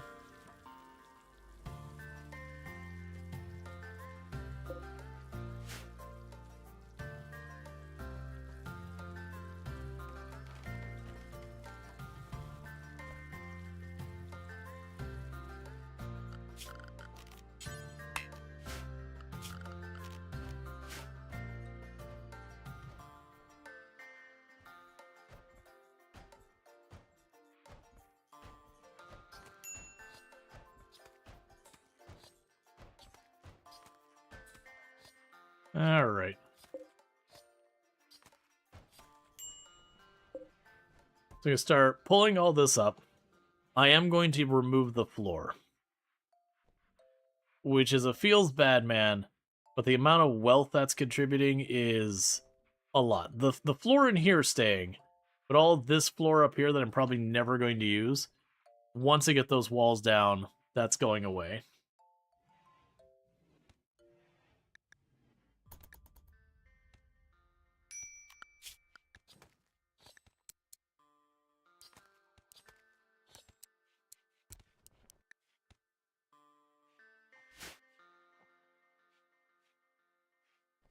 All right.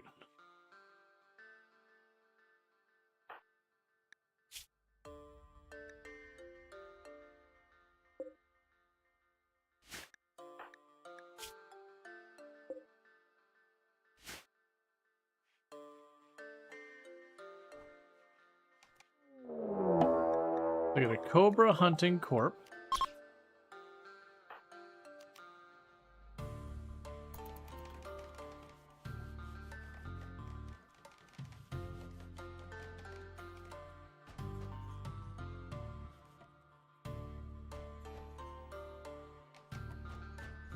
The third person's going to speed up everything so much. Oh, yeah.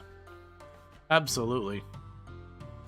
Just the fact that it means that White Jaguar can actually focus on, like, getting some building done and all that. And then we have a separate person for focusing on growing and all that. It's the same thing that always happens in these kind of runs. The early game, when you have just one person, is just, you don't have the ability to do a whole lot. But every extra person you bring in massively improves things.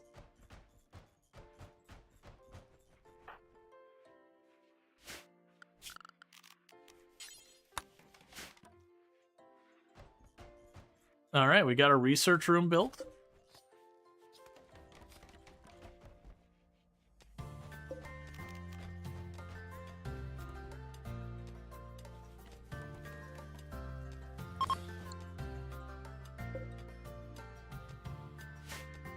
I put an extra research bench. So I got the cobras hunting you again.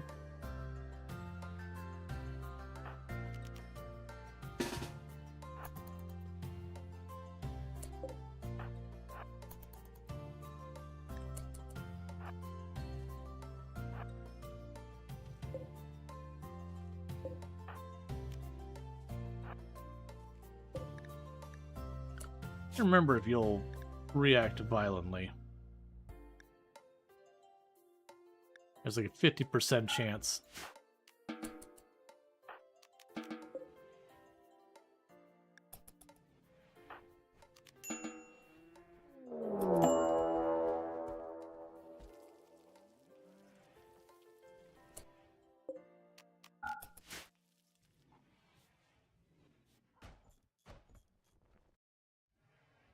Okay.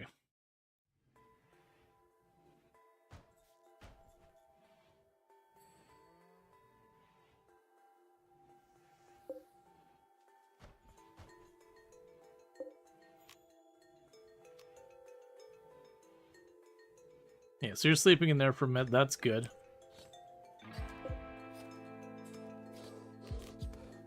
We're not going to allow the other research bench. Actually, we can cancel the research bench right now. Let you finish blocking this area in.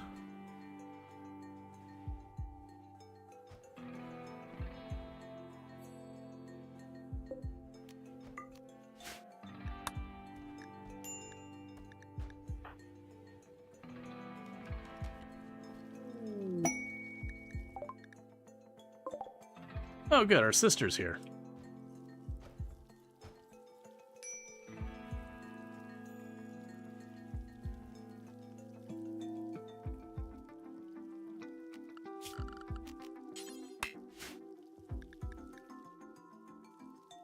So of the people we have, how is your social? 3 and 3 and 1. Gotcha. So we all suck at talking.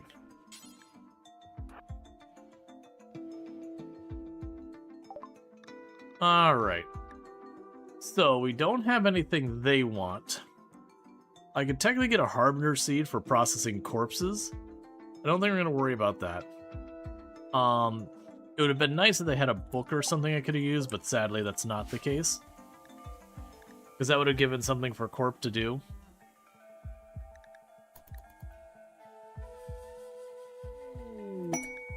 Cargo pods. Found a bunch of plain leather over there.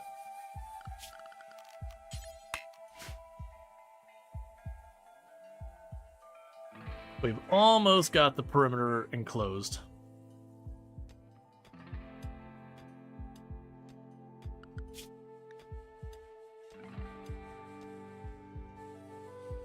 It looks like the Cobra picked a fight and died or ran off the map. It's not here anymore.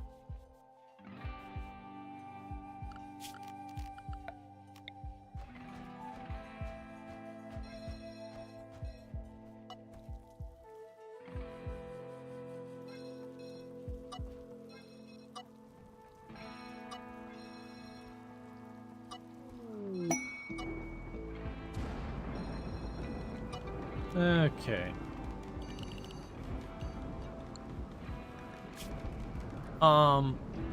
That's all good stuff. I don't think we want to go over way to take pollution right now. Not needed. Alright, we've almost got the door. When we get the door, I can actually have it where I can have a zone where we get you to go inside. We got the Royal Tribute Collector. I don't have anything for them. Oh, no, no, no, don't do that. Don't do that.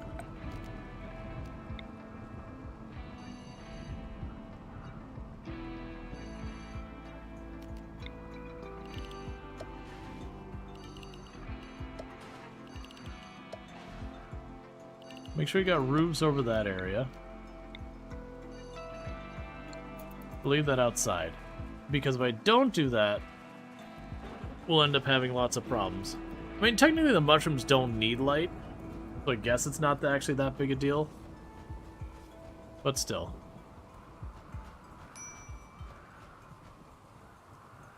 Alright, so get the last of that ripped up.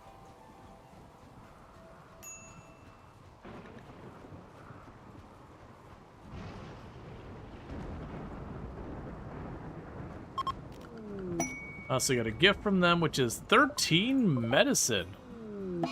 And a blind fog. Alright, the 13 medicine is actually a really good random gift to have gotten.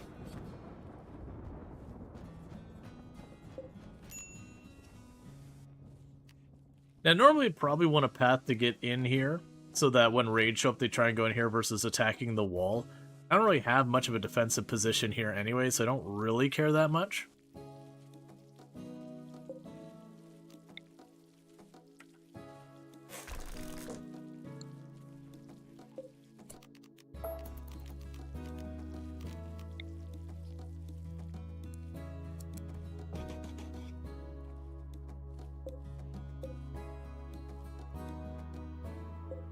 Yeah, so Corp is over here working on their plant skill, helping out.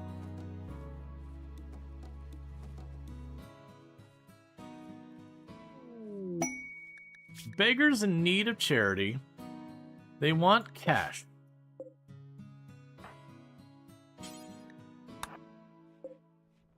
And I will give it to them.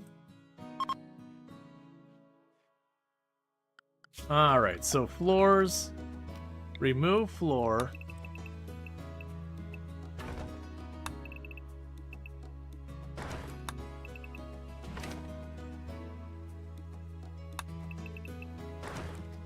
Foundations. Remove foundation. Because like I said, that's exploding our wealth by a lot. So look at this now. Our buildings are right about 35,000 before I queue that up. So let's keep that in mind when we're dealing with this.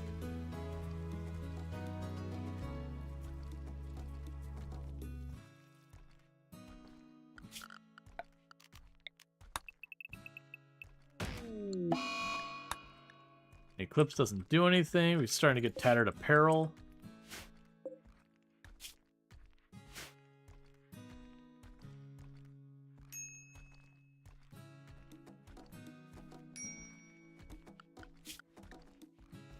You know, have to wait. It'll take a little bit for that to tick over to drop. But I'm willing to bet when we get this torn apart, that's probably going to drop a couple thousand, like a number of thousand. We do have the ancient dangers to contend with, which will be another thing. We can worry about that when we get there, though. Alright, bear with me, chat. While we're on this ad break, I'm going to quickly use the restroom really fast, but thank you again so much for tuning in. I'll be back here in just a minute, and thank you again for that, and I'll be right back.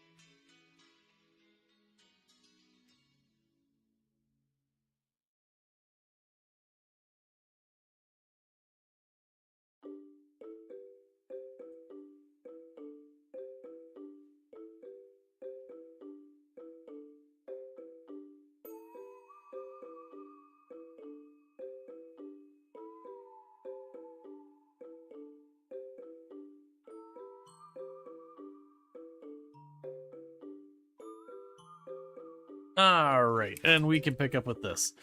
Okay.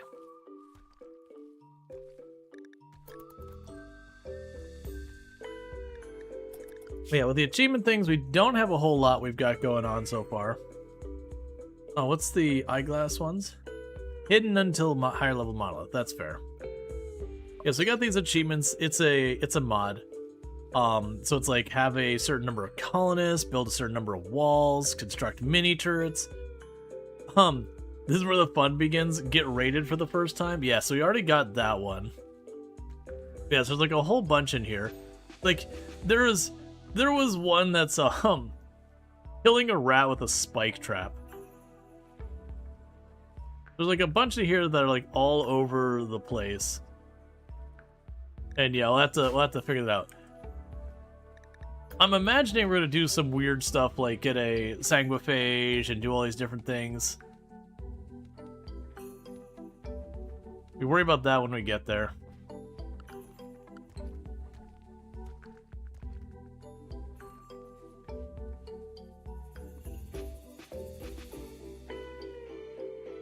Alright. And someday someone will actually get to do some research around here.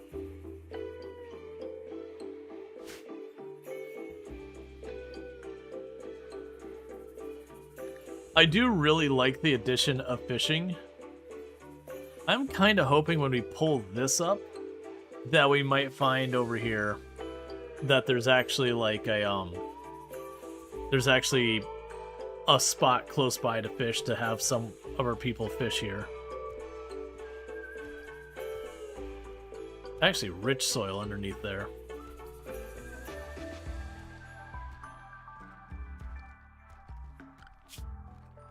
Yeah, so you can see what we pulled up already has already dropped our wealth by almost... Oh, here we go. It updated again. Yeah, our wealth... Just pulling that up has already dropped our wealth by 5,000, which is about 1/7 of our total wealth, and we still haven't even gotten halfway finished.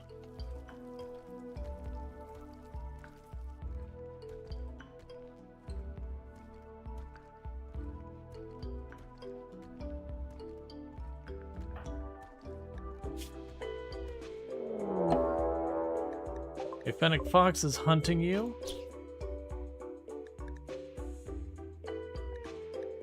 Wait, who is it hunting? Yotsu? Really? Oh, it is.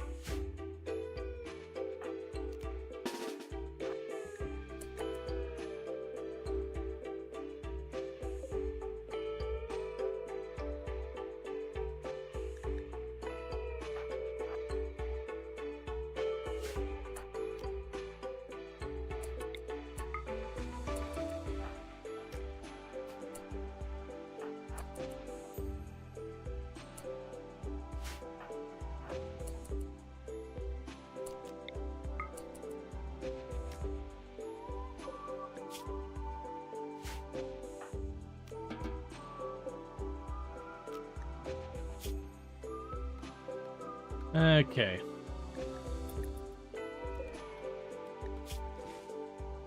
It's a 1-year-old Fennec Fox trying to hunt, you know, a mid to late teens age person.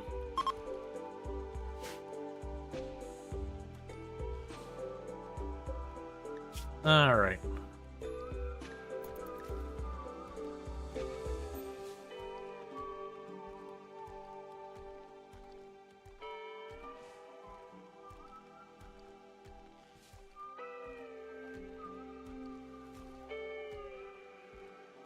So continuing to bleed.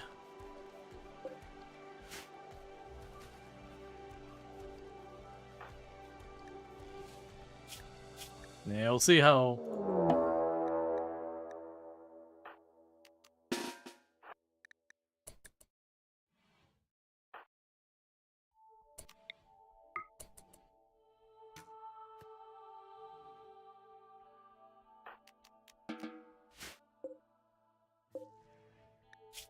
All right.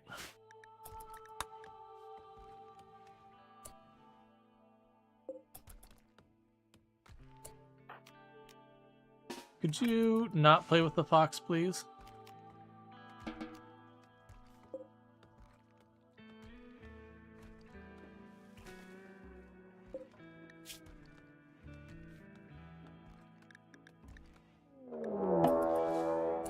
Oh, that... I knew it was going to be a thing that happens.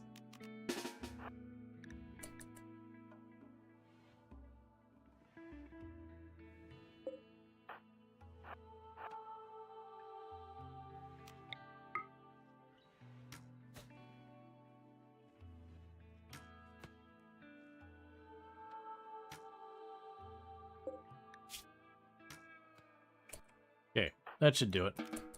It's got a real proper bleed on it. We took a neck hit on it. So shouldn't have to worry about that anymore.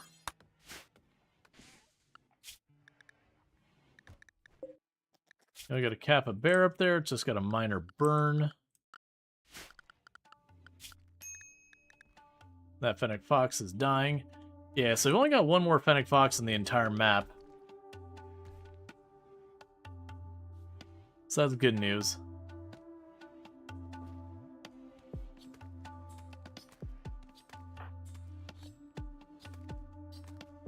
They're basically just trying to keep all the animals that could potentially eat our people down.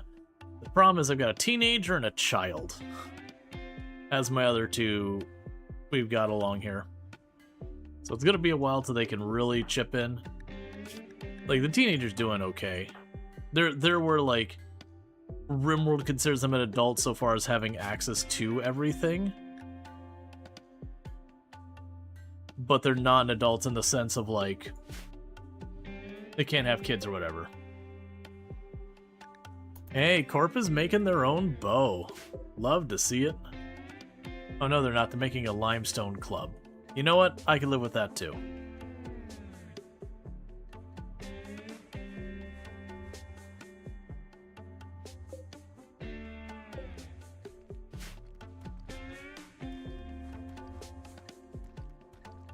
This is all rich soil underneath here for the most part. I was really far more hoping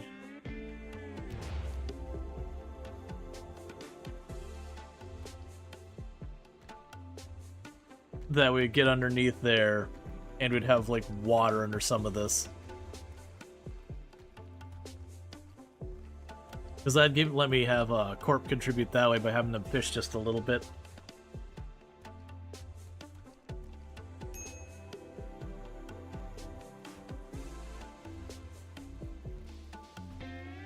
And how goes the colony wealth? Okay, so since we started pulling up the floor, the colony's wealth has dropped almost exactly 10,000, so by a third. And we're still pulling up stuff. So, very genuinely, when people talk about how flooring contributes an incredible amount of wealth, it contributes a ridiculous amount of wealth.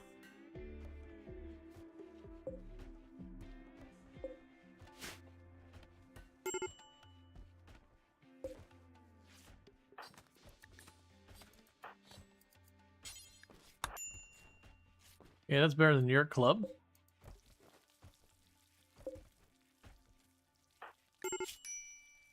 And you're upset about the cage and a whole bunch of stuff you saw.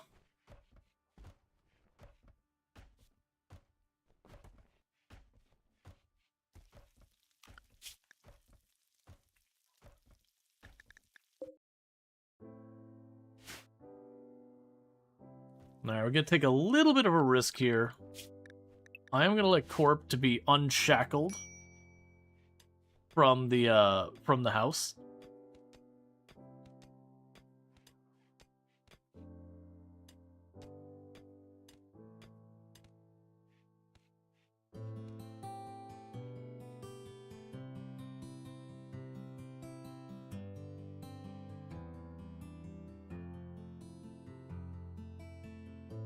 You can tear apart more ruins. I don't think we care about that too much. Okay.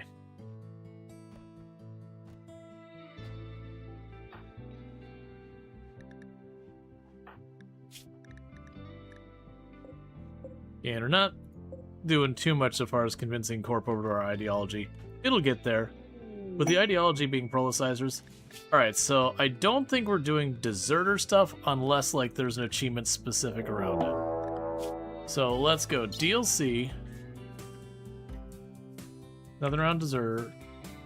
Empire. So it looks like the only Empire thing is have 3 colonists or acolytes.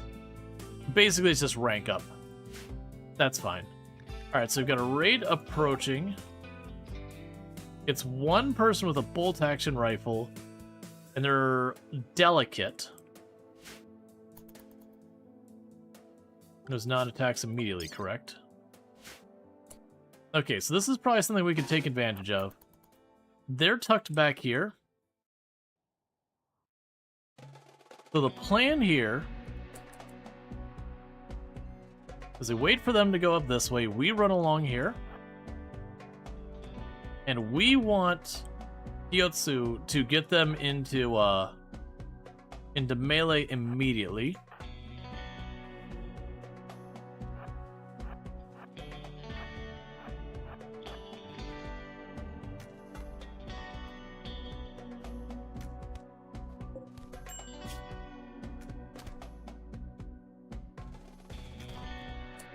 Alright, they got myrtled.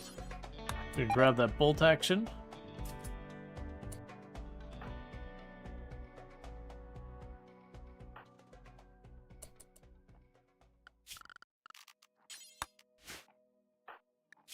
You took some bruises. If you wanted to deserter run, you suggest vanilla expanded deserter mod? No, it's not the plan. It was not, like, to do a deserter run. It was I was checking the, like, the achievements mod to see if it had anything related to that. It didn't. The only thing it had was basically getting a handful of people to be part of the Empire. And with this, you get to have a poor quality bow. You're welcome, congratulations.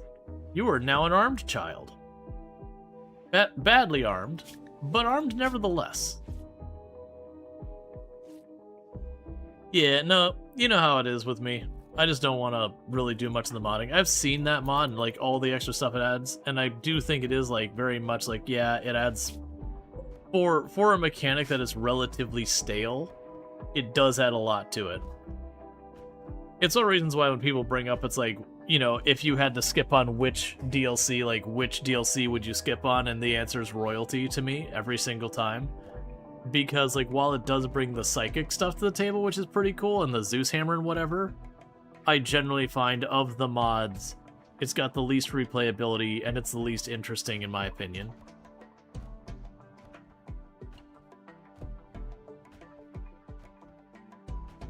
Like, don't get me wrong, the Zeus hammer's fun, and the psychic powers can be pretty broken at times.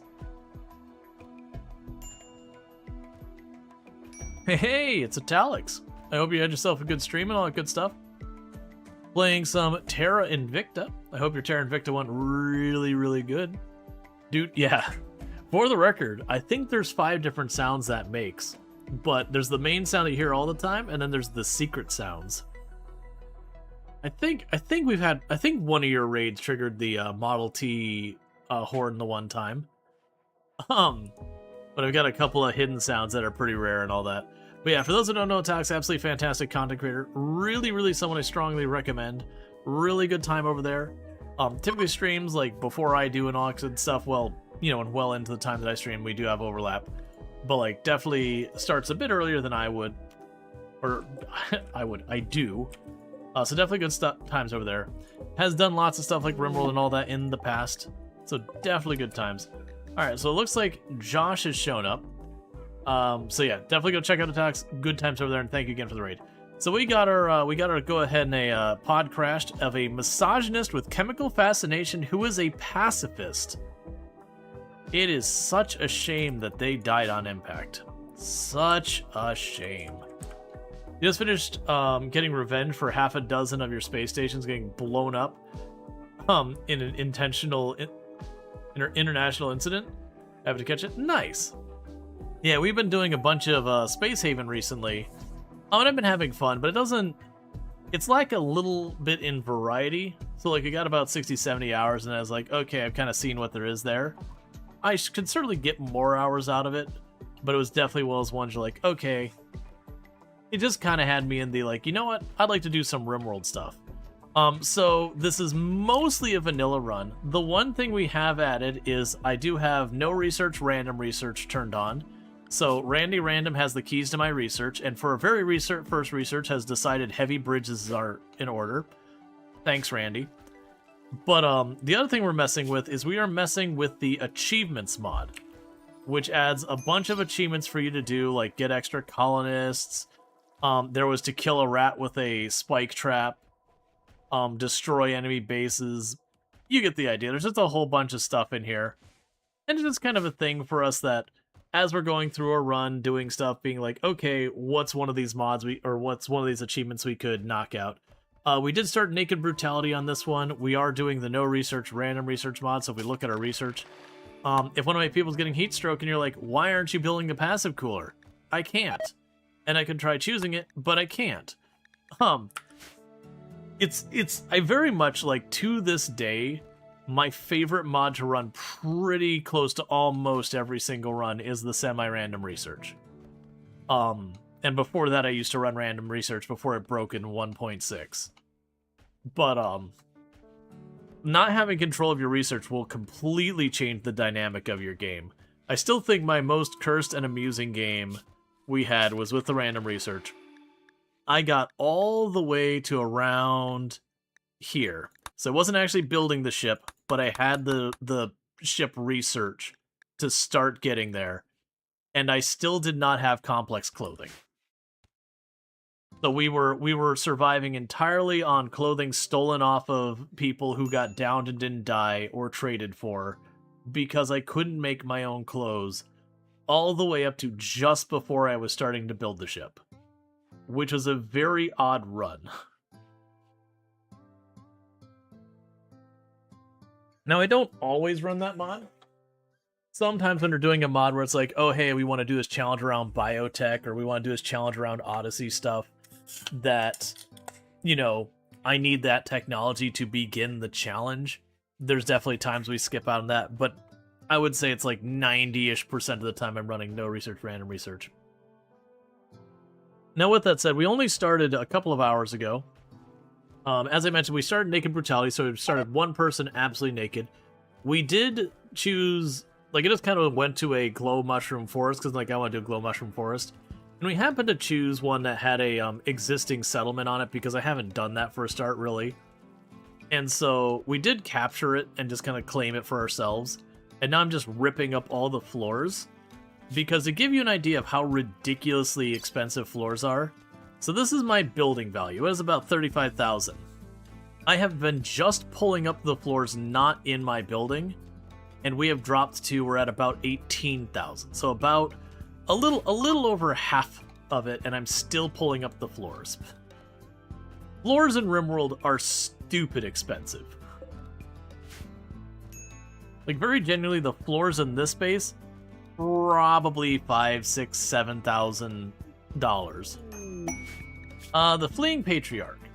Yeah, we'll go ahead and take that, because I did see that we do have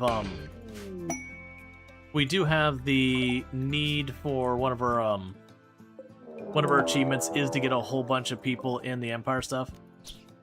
So we're gonna go fight a bullfrog.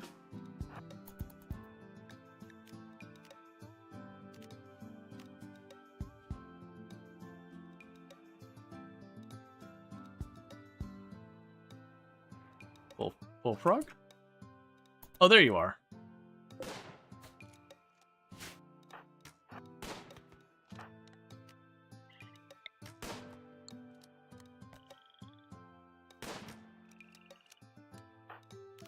Good enough for me. Alright, so you got a bunch of cool things. So that's for the prisoner. That does that. Yeah, none of those will matter for us. There's some cool abilities.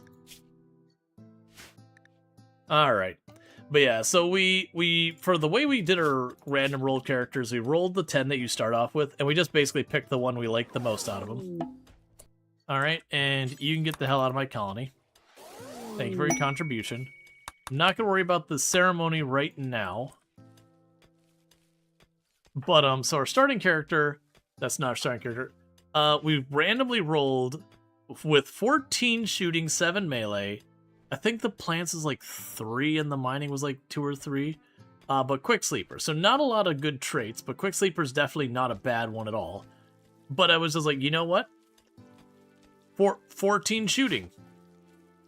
And when we looked at our skills, the only one that was really bad was cooking. So far as your important ones like plants and all that. Cooking was the only really, really terrible one. It was at 0. But we were kind of like, you know what? For 14 shooting at the start, that's going to be pretty good. We just need to not... Alright, so we got torrential rainfall. So it is going to cause flooding, which I'm going to choose to not really care about.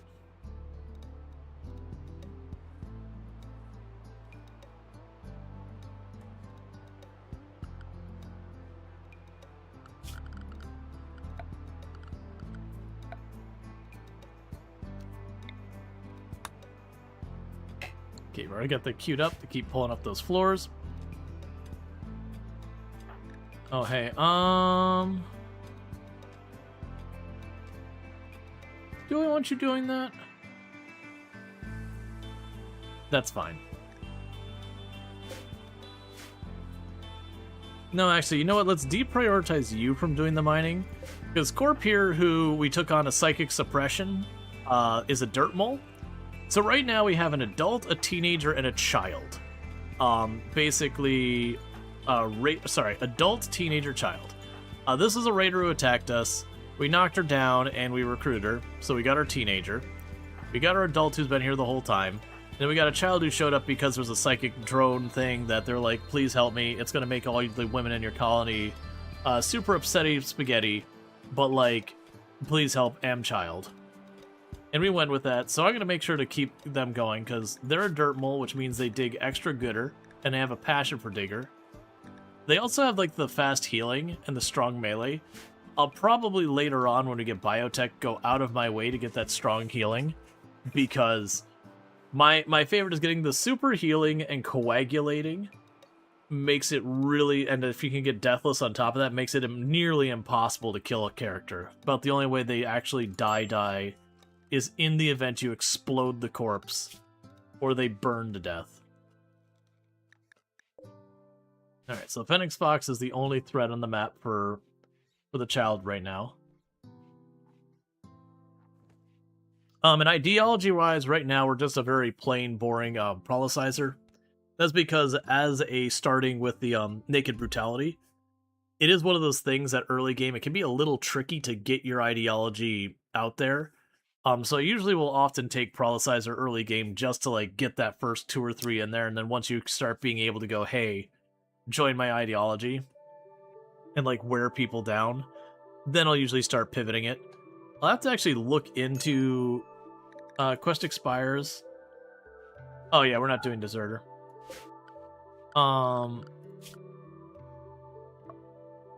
Yeah, so ideology. Is there anything that we super need to worry about?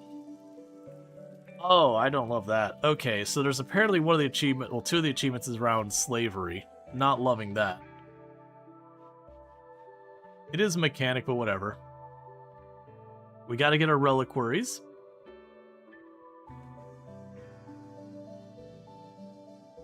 We have to do vampire nonsense. We have to bring in a bunch of high mates. Okay. That's honestly going to be a whole thing. Use piercing spine ability on a target below 5 health. Interesting.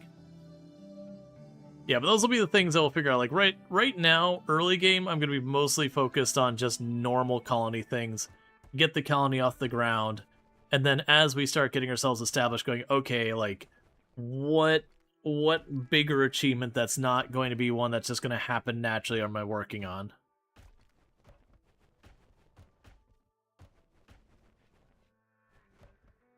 Alright, so unfortunately...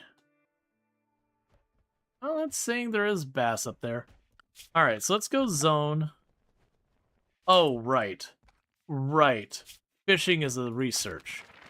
Right, it's been a while. Yep, so even though Corp could fish, in theory... Oh, that's a better bow than Corp has, so you'll swap them. Hospitality. So I'll have 6 days, they'll stick around.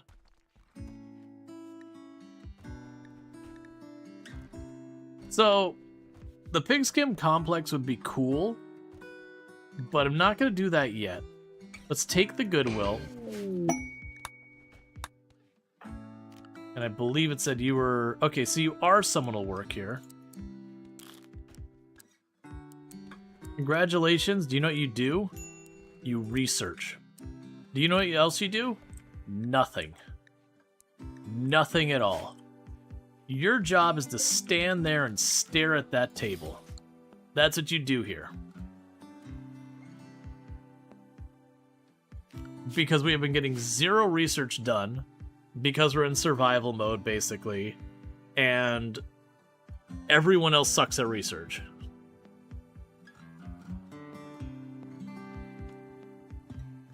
Oh, we also have an Ancient Danger right here, and a second one right there. So we do have a 2 Ancient Danger on the map. The monolith's down here. We will poke that as soon as we get electricity.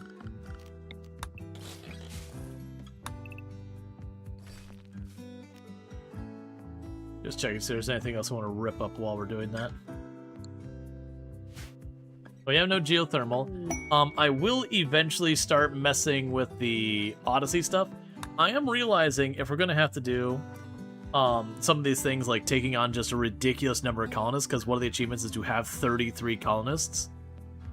I'm kind of thinking, is there ones for endings? Build a spaceship.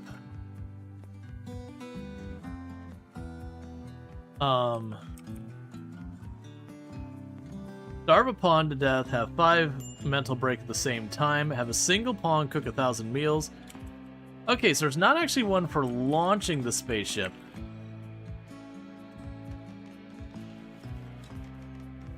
Wait, what was that? Cold snap in winter? Yeah.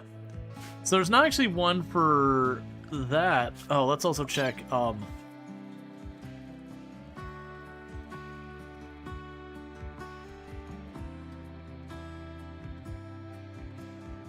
Okay, so it looks like there's not one for the endings, which is fine.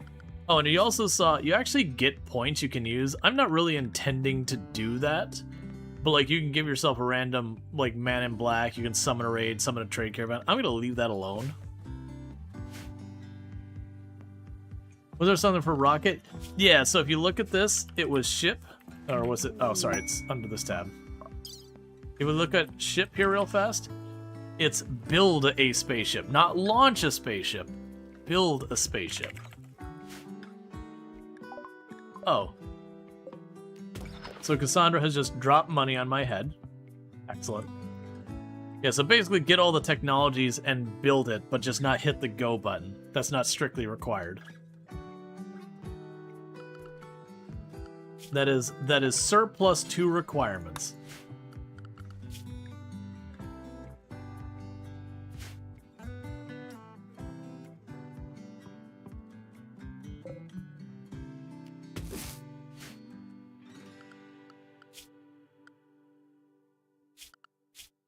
Okay.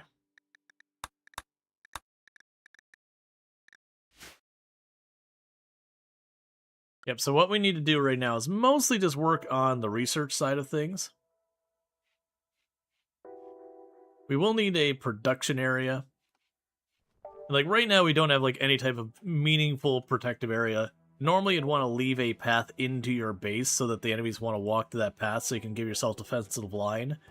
But I really don't have much in the way of a proper defensive units in the first place, so it's kind of irrelevant. I don't remember if that helps with construction. It does. That's fine. You work on that.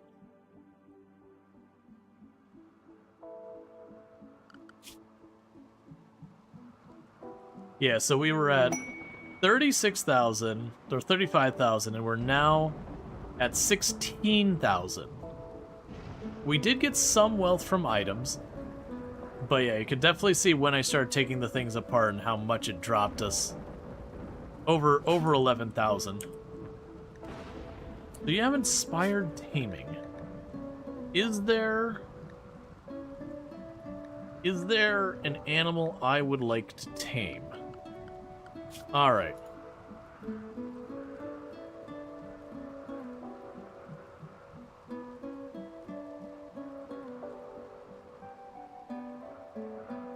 Name a Thrombo, have a pawn tamed. Okay, so it looks like there's mostly nothing around that.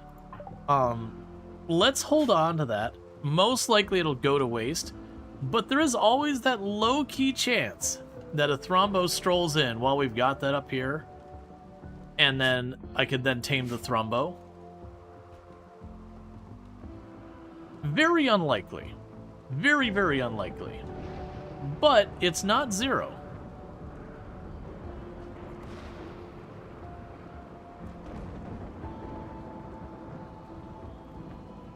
And there's nothing here I particularly want. Like, turtles can be fun for the memes.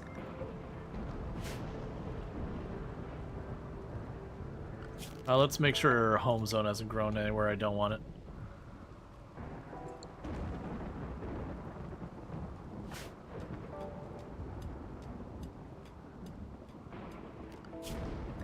Yeah, so you got the Phoenix Fox and the Monitor Lizard. And right now they're both over there. The good news is both of those tend to hunt things and then get hurt really bad and then die. Without your involvement whatsoever.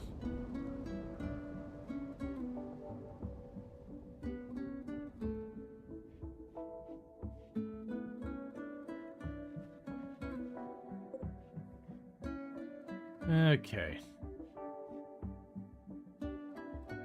So bricks-wise, I do have 1,000 limestone bricks. So what I could do here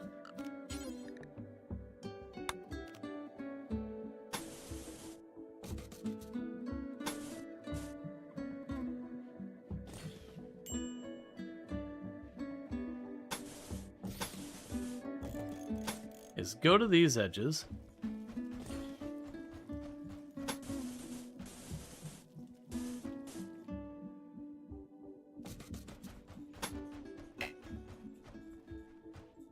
I'm deliberately not pulling up the inner part of these.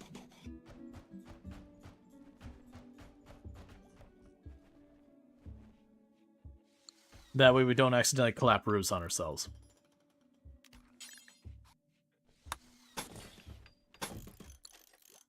There we go. We do have one spot over here that is apparently on mud that I won't be able to put the stone on. It's too heavy. That's okay. But that does mean what'll happen is a lot of raids will have a tendency to go over there and light that wall on fire. I am okay with that. I have found long-term in a lot of my colonies these days, you normally want wood doors on the outside, well, I mean wood doors in general, so they open and close faster. But I did find, personally, for the exterior doors, I like to make them stone nowadays, because then they won't get targeted for being lit on fire very often. There's definitely pros and cons with that, but I have found it to be very, very useful. Just as well with your researching heavy bridges, this isn't wrong.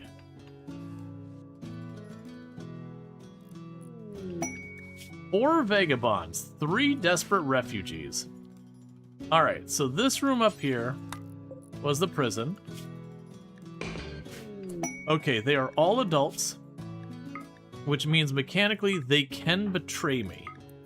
So the rule is, if you are refugees and you're all adults, you drop your weapons upon entering the colony.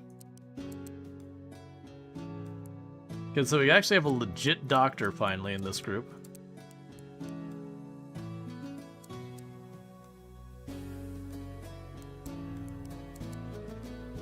You can handle. You can actually craft things.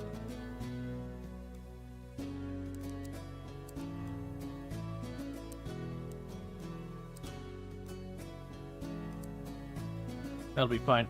So you two will focus on crafting and then just hauling or whatever.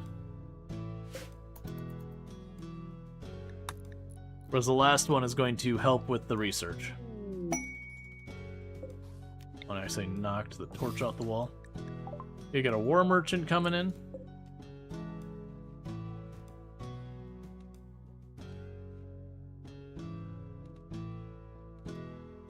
Actually, this might be... no, I was gonna say this might be my moment to shine to poke at the ancient danger and pop it open. It still might be.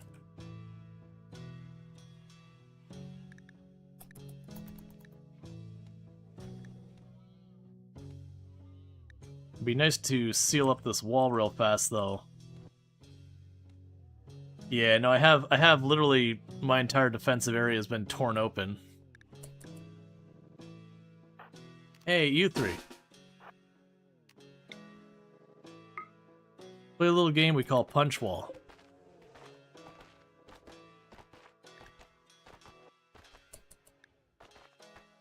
And then my actual colonists, if I could have you all hide in the research room for no discernible reason.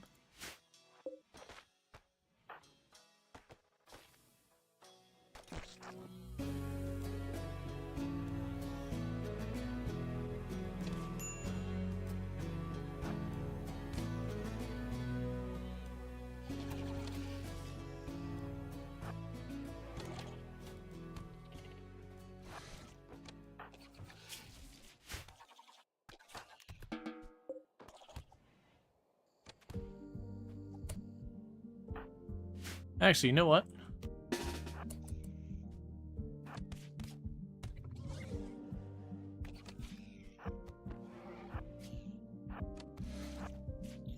Why are you all ignoring each other and just letting your friends die?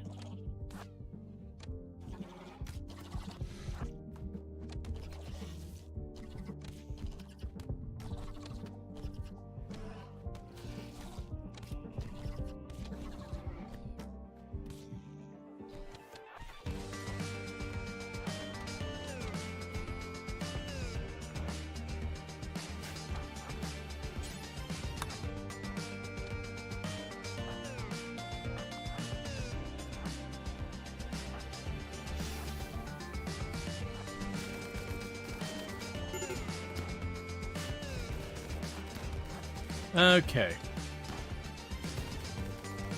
Don't you leave. Don't you leave.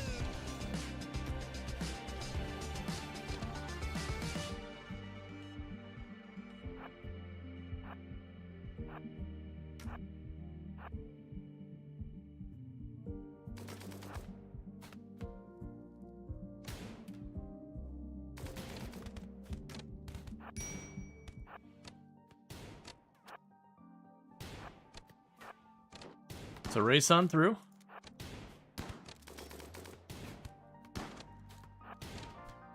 You jump on them. Okay.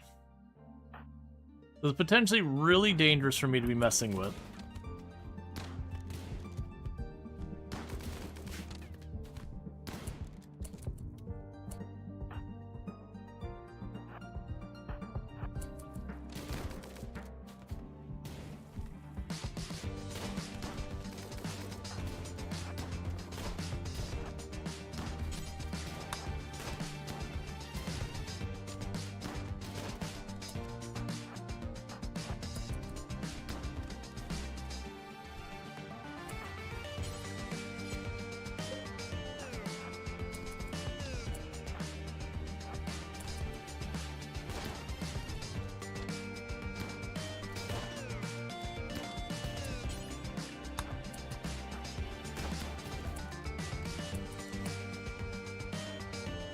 Okay, so you're working on that. Rose is just wandering free.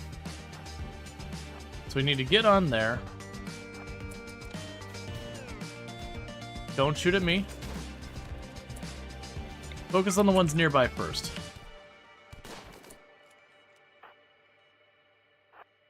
So you go over here.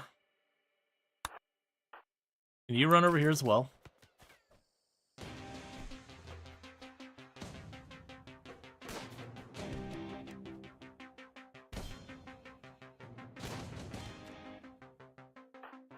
All right, run around the corner.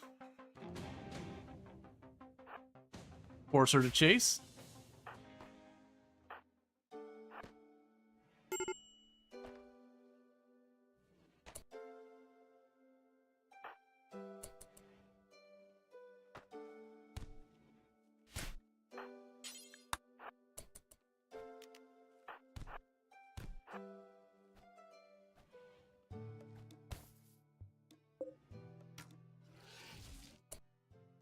Nicely done, small child.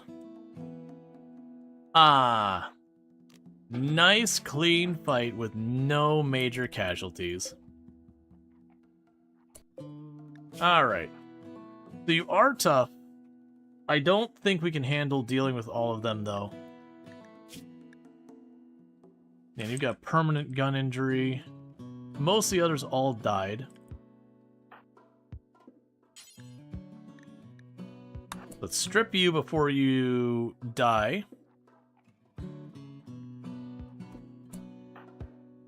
Now let's grab your LMG.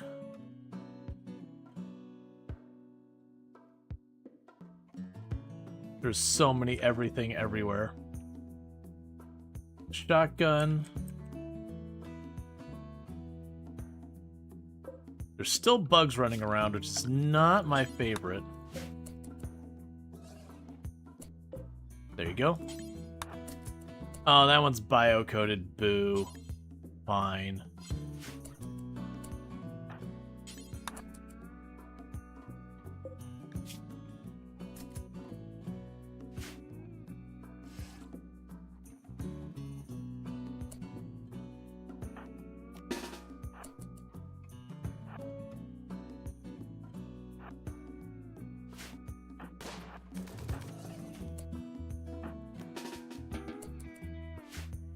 Okay, how are you doing? Technically, neither of you are in immediate danger. You're...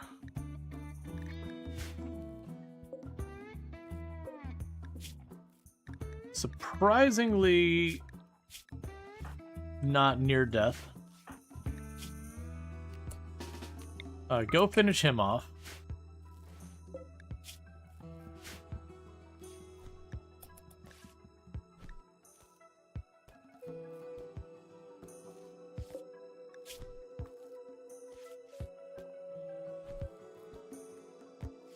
Okay.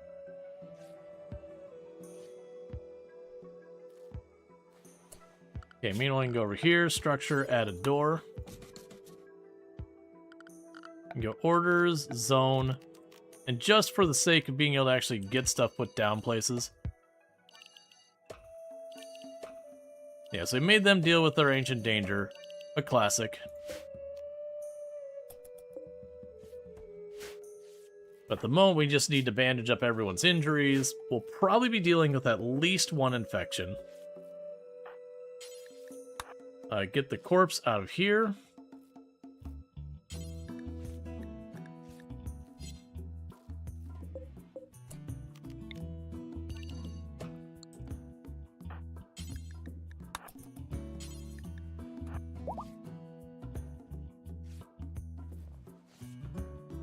Okay.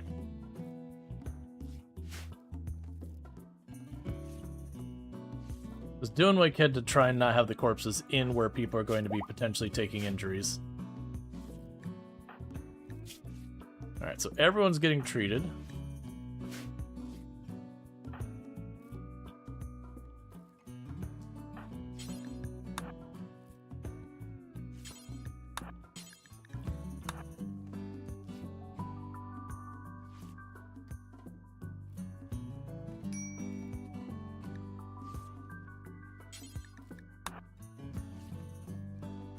Okay. So it's definitely messy. We're getting a lot of good stuff out of it.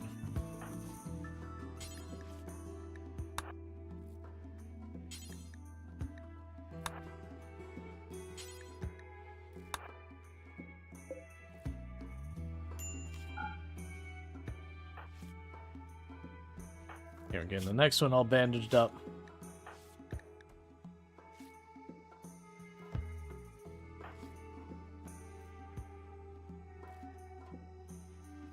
Okay, so you're getting yourself some proper armor.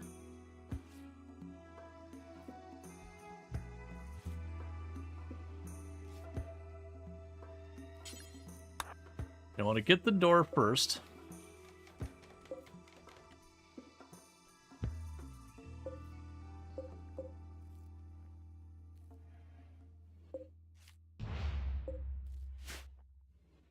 All right.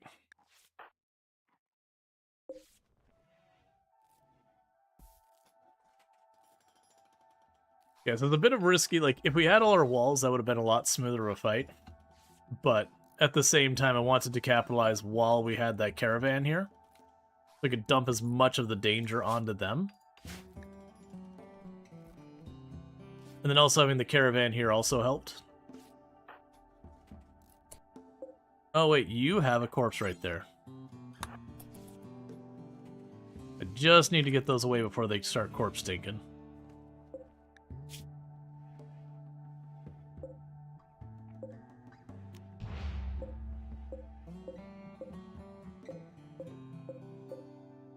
Yeah, you can get that smoke pack.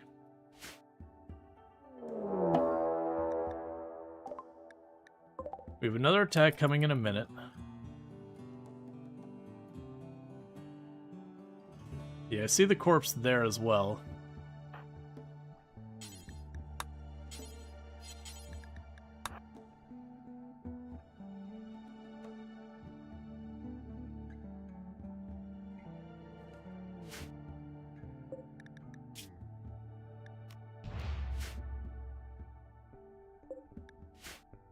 Okay, storage.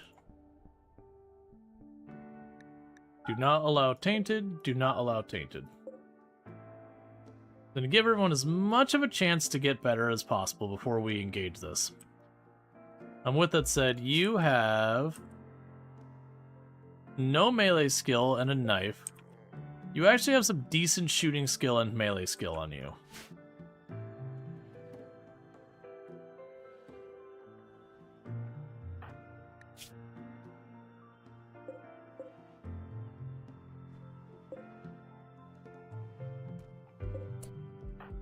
Oh, hey. Even poor quality, that spear is going to be way better than what you're packing.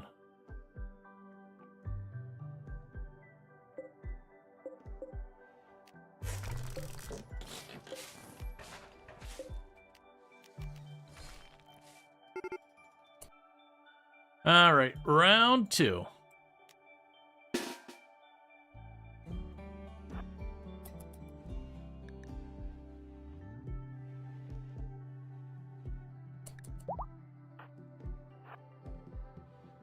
So plan straightforward. We want to mob the living crap out of their ranged one. And then fill the other one full of bullet holes.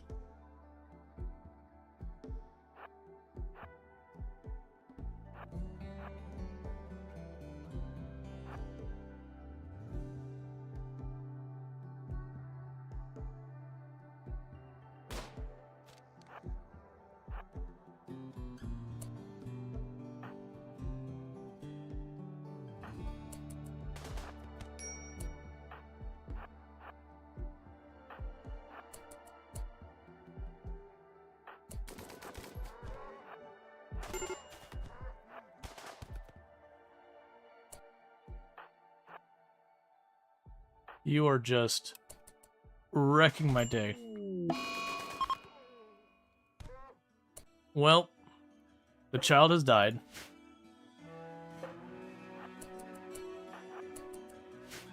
I was trying to have you run through real fast.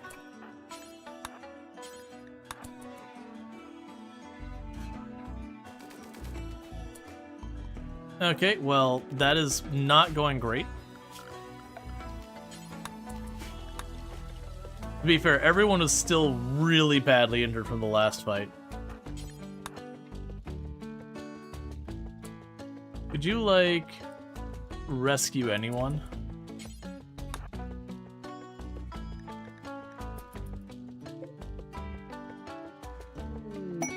Royal Ascent we'll worry about later.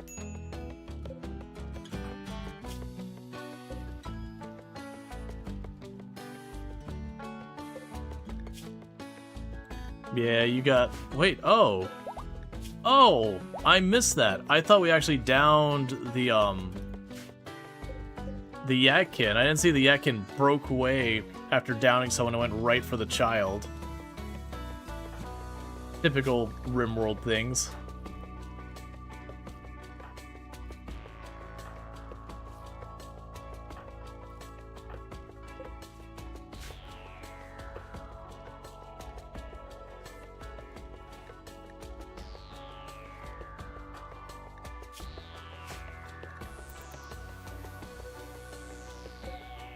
All right.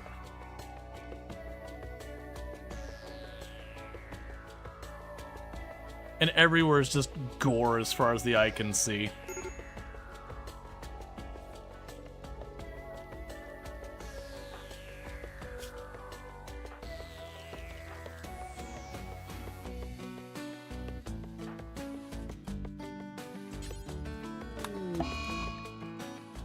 Infection on you. Surprising absolutely no one.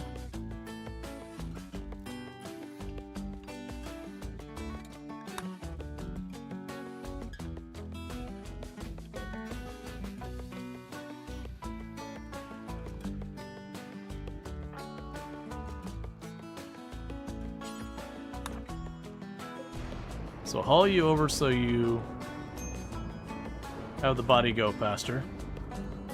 Oh, grab that before the medicine rots. Well, I mean, I didn't want the kid to die. I actually tried to keep the kid kind of like tucked in the side of the line. It's just we were already so badly injured from the,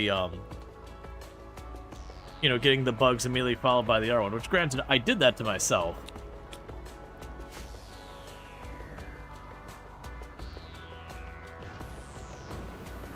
Actually, you know what I might be able to do? Well, I mean, it's a rainy...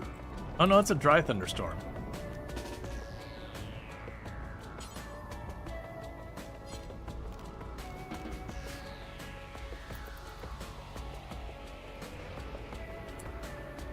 Alright, let's do this. We'll go and we'll try and be real fast. Go right there. Storage. Critical, clear. Corpse. This way, colonist.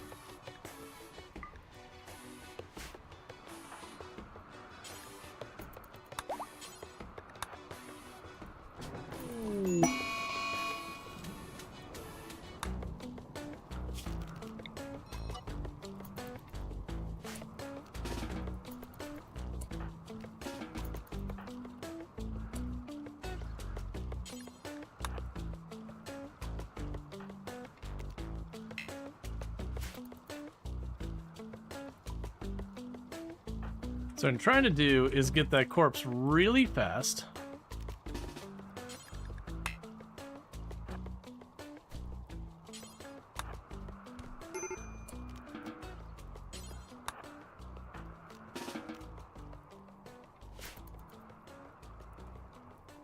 Well, it's still a dry thunderstorm and put it right over there by the fight. No, not Randy.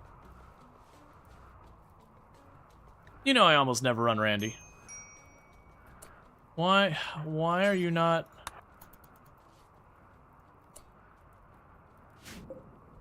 I see.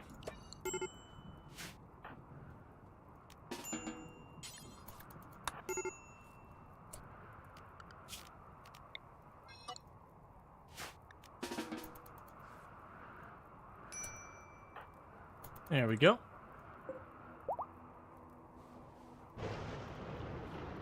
Come on. Boo.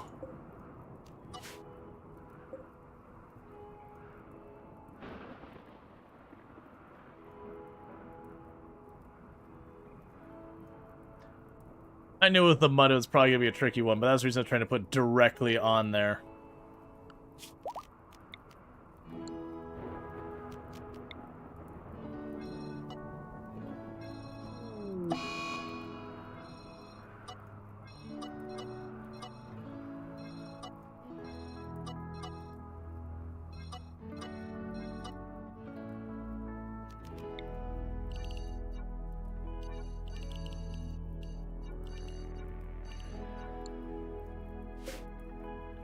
Alright. But yeah, no, I almost always run Cassandra. It's very rare I run Randy.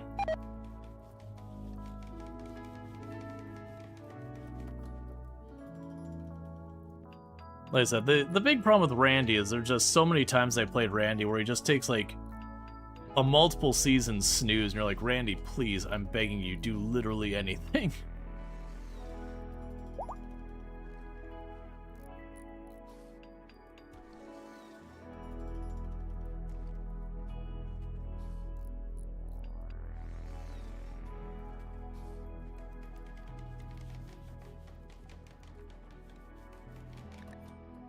You're extreme break risk because everything.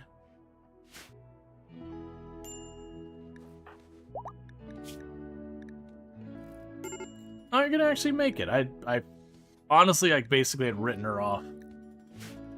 Randy does like to snooze. Would you all stop triggering Berserk?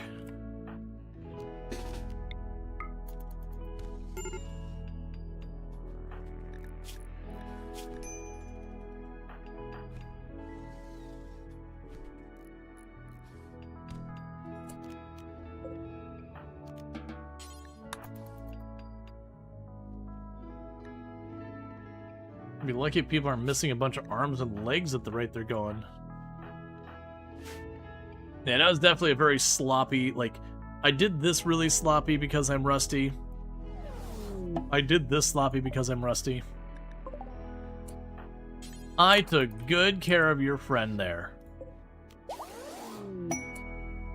Oh, we did 5 quests. And we gained reputation like, why is our friend all full of holes and horrifically injured and everything else? What did you do?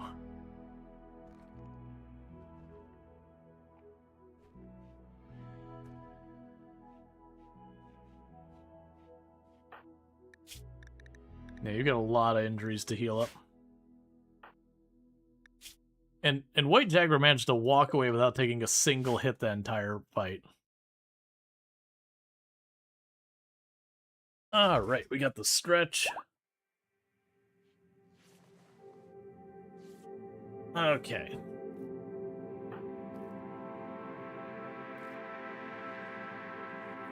Let's see here. Where did your spear go? I told them to carry it. Not here, so it should be in there. There you are.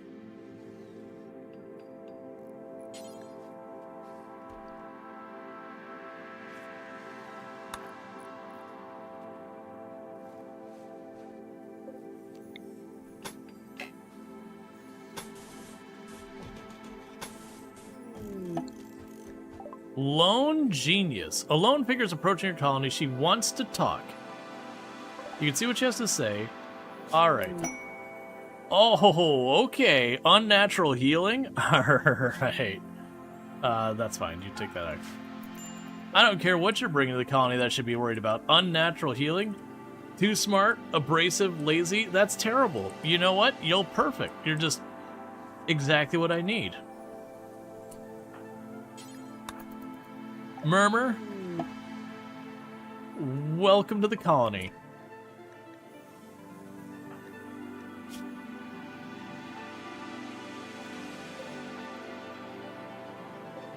Alright, and normally I don't name these people at the beginning because you never know what they're going to do. I'm going to go ahead and do it anyways. We'll take the chance.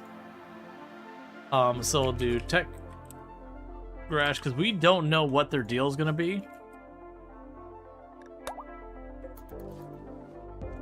But with that, we can start going through and healing people.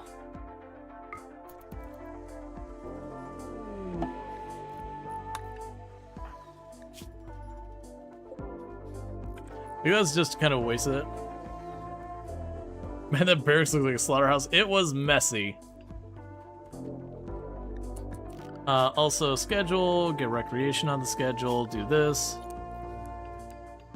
For right now, until I know what your deal is, we are not going to let you cook, and we're not going to let you do normal tending. Oh, heck yeah, we got ourselves a permanent, long-term researcher. The downside is I need someone to help with cleaning and all that.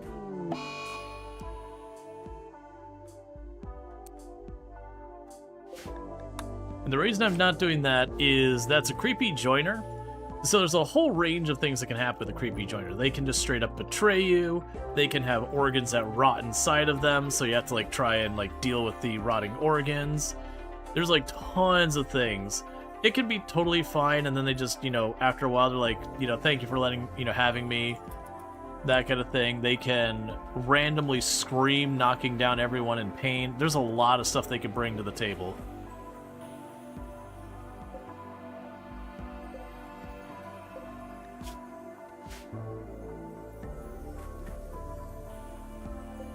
Oh, okay, so the thing we got there was a triple rocket launcher. Alright, I'm not going to say no to that. Yeah, no, it's a thing. This is actually arguably the strongest ability in the bunch, is unnatural healing. Strip them of their weapons? You are right.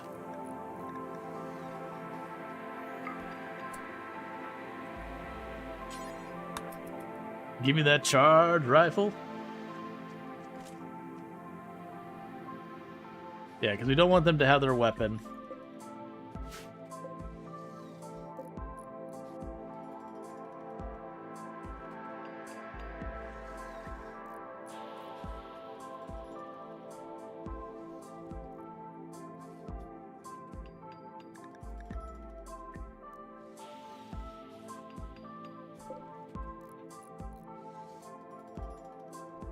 Do they betray? Yeah, I believe they can turn hostile on you. If memory serves me correctly, they can go hostile on you.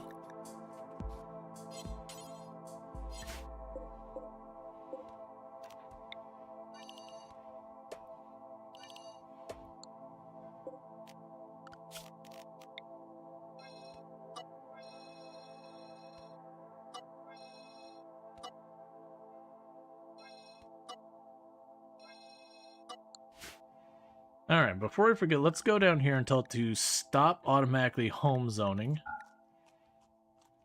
Don't have to constantly clean up after it.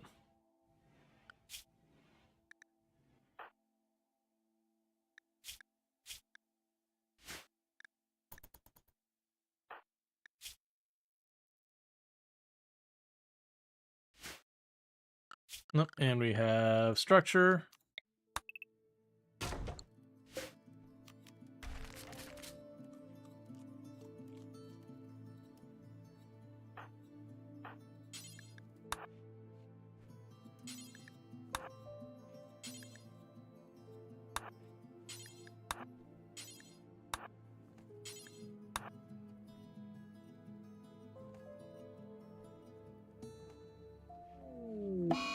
Catatonic nurse because of hideous environment. Yeah, that's fair. She is sitting in like a room that has nothing but gore and just sleeping on the floor. So it's reasonable that she's like, you know what? I find this very upsetting.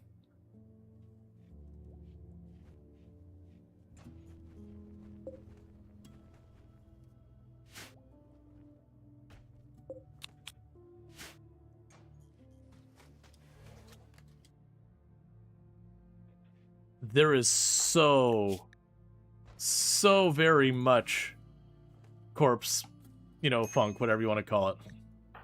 Starvation. Orders allow...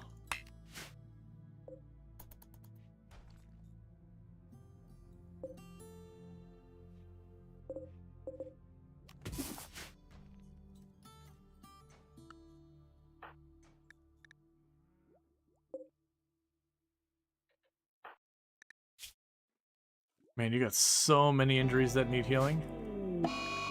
Dark visions, that's fine.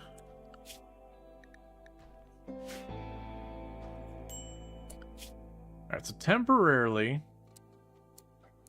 you'll switch your responsibilities, because we need you to start harvesting, because we're out of food.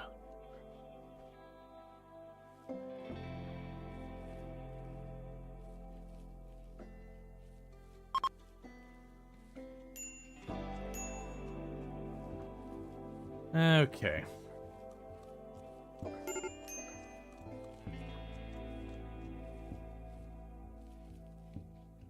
But yeah, I know. I thought they could betray us one of their possibilities. There's also the one where they'll just randomly shriek to cause sight stealers to show up. Was another one. Honestly, one of the roughest ones is where just randomly they yell and everyone gets like tons of pain around them, so they often get downed for just a second. That one ends up being annoying because a lot of people drop their weapons and then don't end up picking them back up by just whatever.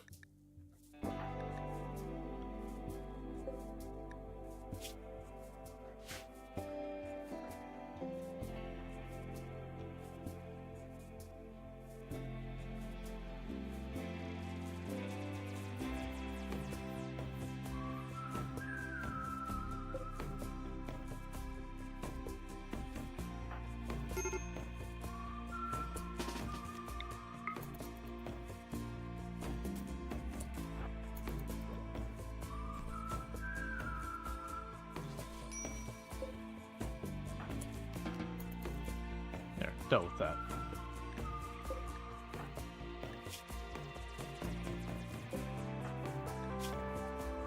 Colonist left unburied. No blood feeders, no execution. We're gonna have to work on that ideology. If you're gonna stay there, we're definitely gonna have to knock that ideology down because, oh boy. Yeah, and I don't remember the details. I know there is the one where if you friendly fire them or they get down, they shriek and cause enemies to come in. Either way, regardless, if it ends up being a particularly bad one, as long as they don't go hostile, I'm going to shove them in one of these and just pop them out as effectively a pocket mech resurrection serum.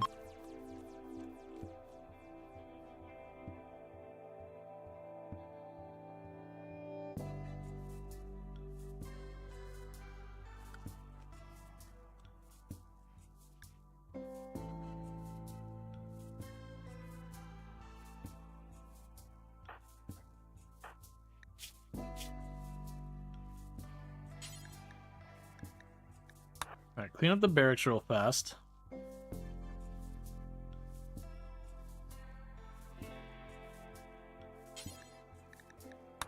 Clean up this. So you did put on tainted armor, which is certainly a choice. And I can prevent that. Alright, so at least there won't be like the hideous environment penalty for those two rooms. This one still needs probably...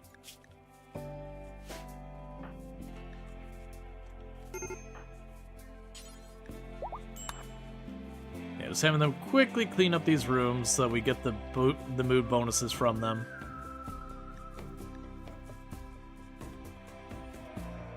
Ah, yeah. Just swimming in the corpse water, as you do.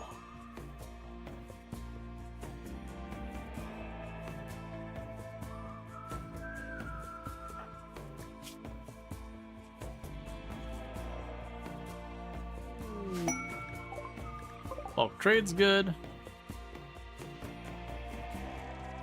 Can probably get some stuff out of that.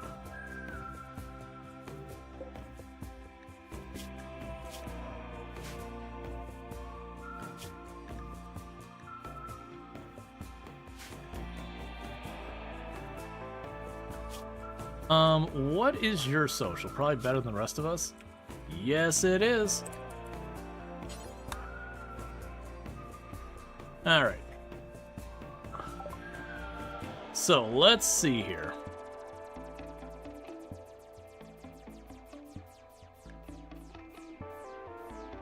We can go over here, take some SciCap. I was have way more wood than I expected to have. Let's take the stuff we don't have much of in the way of leather and get rid of that. And I'll say for this one,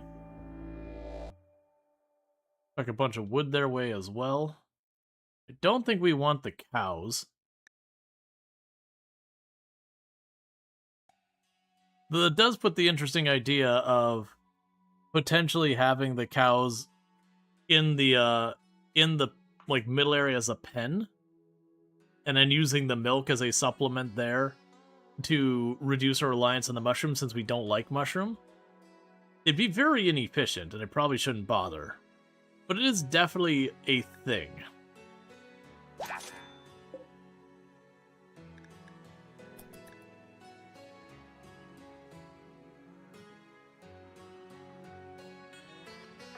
So how are you doing? You're getting close. Oh wait, you can probably just remove catatonic from them, most likely. Right, they're all pretty close to being back up.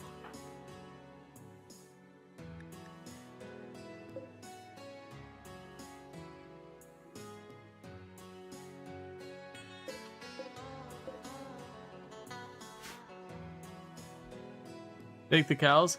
Well, that's the thing, is I could have them eat the mushrooms and then get the milk, but, like, I would still get very little milk out of it.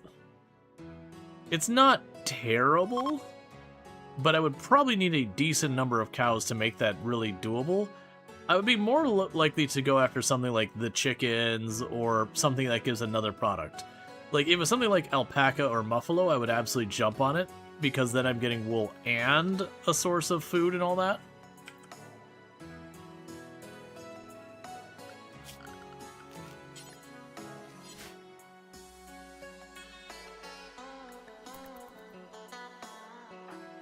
Okay, and everyone's getting pretty close to being all better.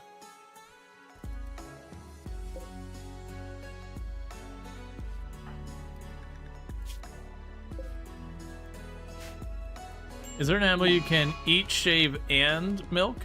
There used to be. Muffalo used to have that. I do believe they did mildly nerf Muffalo. They're still very, very good and worth grabbing. But it used to be a Muffalo was kind of the everything animal. And understandably, it was like, okay, maybe we tone this down a little bit because, like, it's just better than the other animals in a lot of cases.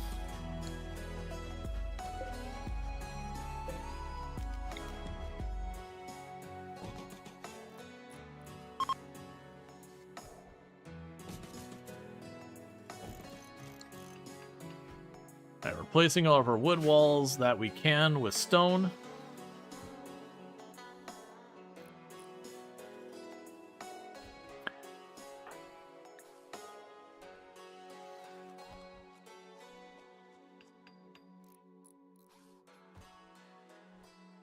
Okay.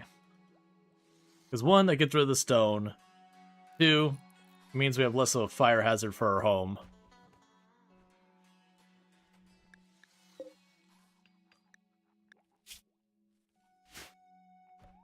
Would be nice if we had a source of fire.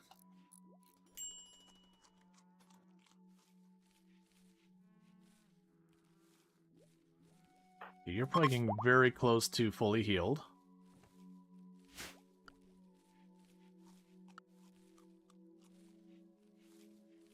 Yep, so the only one that's still... Okay, everyone's fully healed now.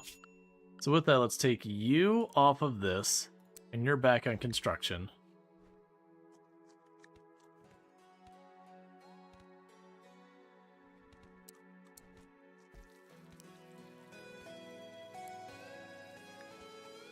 Put you two on cleaning and hauling and all that.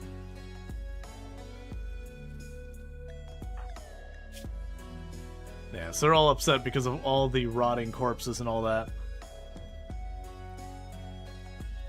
Is there a reason you're not burying it? I'm just gonna let it rot away. Because, like, if I bury it, I just end up building up more and more graves. Usually when we can get, like, the meat-eating trees, I'll do that. If we have fire, I'll, you know, usually just burn it or whatever. Because also, if I bury it, then people just keep having mood breaks. They're like, we dug up the corpse. Unburied corpse. And then you bury it again. It's like, we dug up the corpse. Unburied corpse.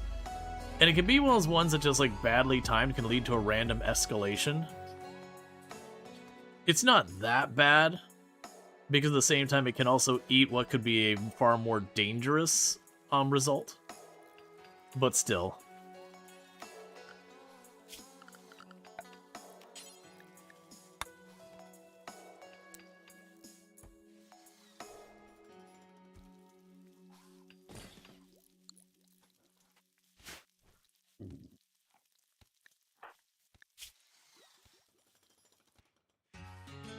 Yeah, no, don't get me wrong, the -10's pretty rough.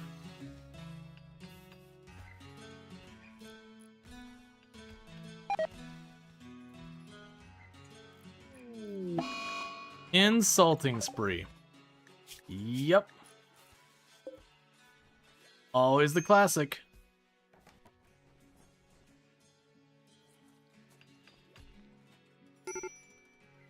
Usually make graves until you have cannibalism. Yeah, I generally don't run cannibalism at all. I, like, actively avoid cannibalism in all my runs. And Tantrum. Destroying the Glitter World medicine. You suck. Insulting spree always is awful. Because that's what caused him to tantrum, was the insulting spree.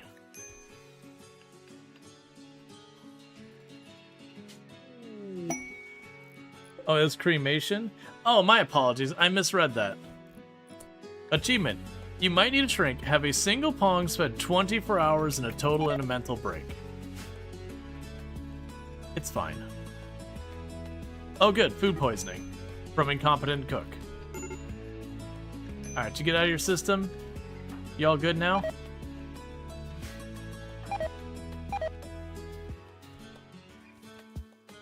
That was like 4 people who just got food poisoning. I'm pretty sure over half our colony got food poisoning, and all of it was incompetent cook. It wasn't dirty room or whatever, which would be completely understandable. It was incompetent cook. Which again is also fair, but still.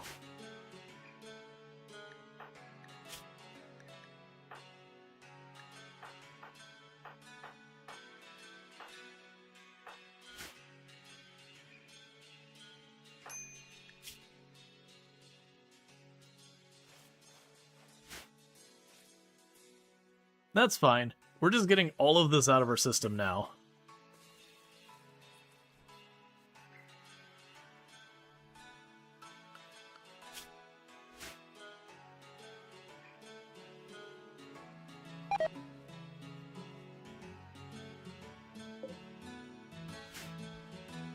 That's 5 people with food poisoning.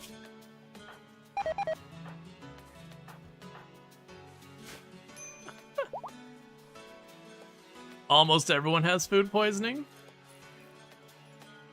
And all of it incompetent cook. None of it dirty kitchen. Which again, absolutely fair, because that kitchen is awful.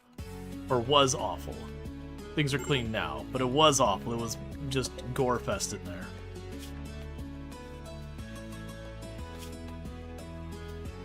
It should be dropping off soon. You don't necessarily have to have the body actually buried. It just has to get to a certain point, like, far enough gone that it stops penalizing. Alright, heavy bridge, and the next thing we're going to get is pemmican. So what I'm going to go ahead and do is I'm going to rip up this wall and this wall.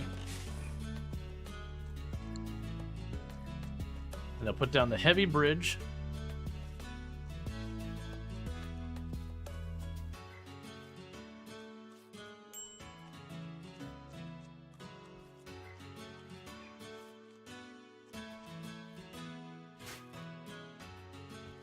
I have so much limestone block from ripping up all this flooring.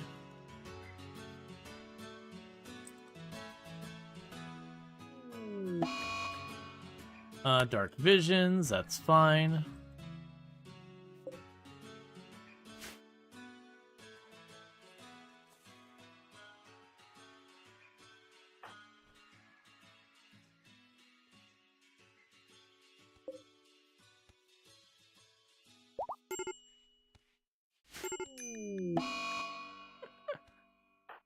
Go back to sleep.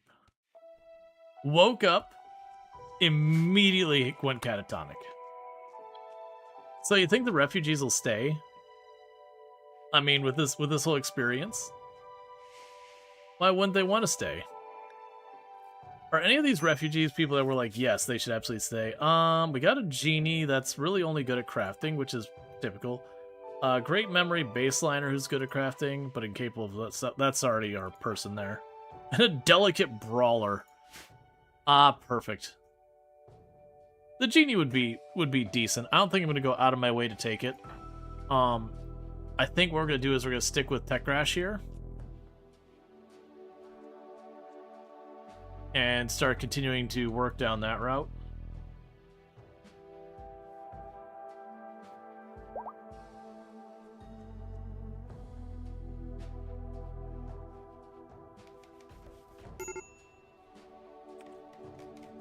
Construction botched.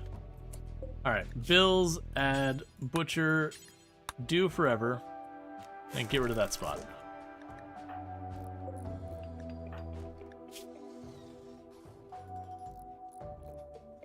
Like, ravenously hungry.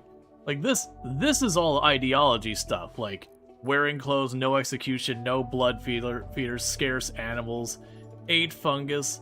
Like, that ideology is just not going to be working with us at all.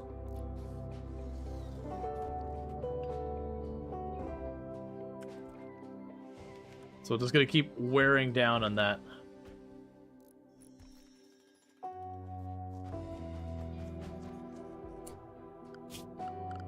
Okay, so structure.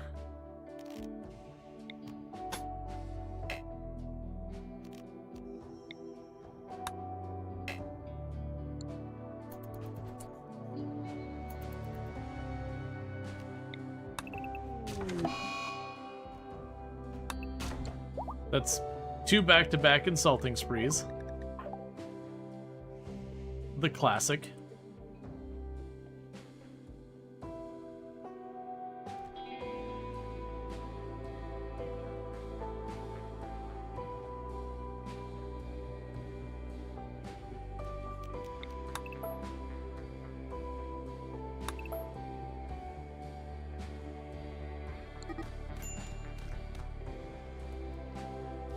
It's fine. We're just training our melee on ourselves.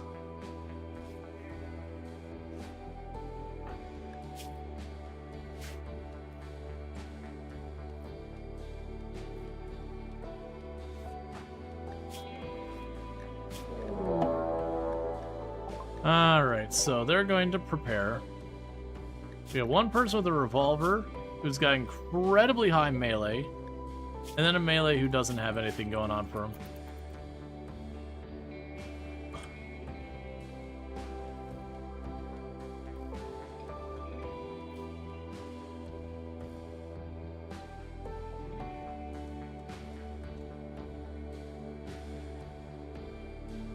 So let everyone just kind of work on their stuff for a minute.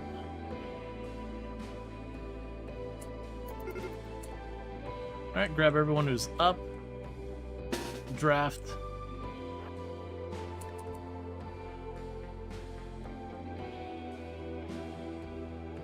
Actually, run to this side of the building. Plan straightforward. We're gonna run our refugees right up into them.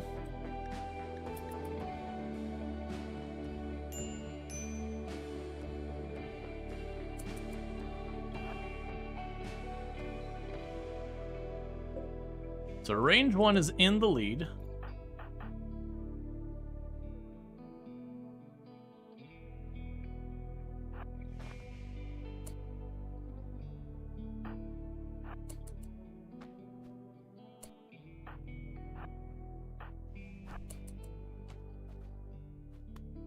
Please. There you go. Hey. Stay on the people meleeing you. Stop chasing the one ranged.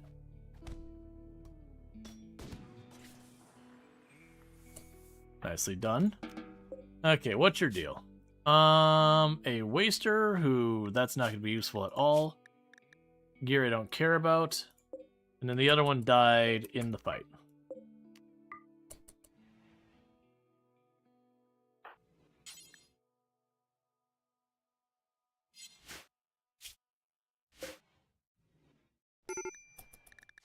Okay. The most of you probably just got bruised up a bit.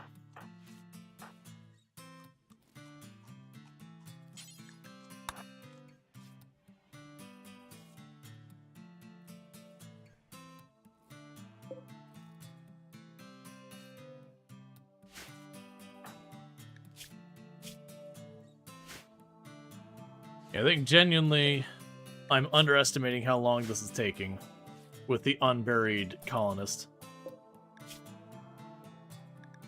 I don't remember it being super duper long. Now granted, normally you fit them all in the mud and it goes faster. Like it is, yeah, it is getting a little bit of an increase. I think you get like, it's 8 or 16 for just chucking into deep water or whatever.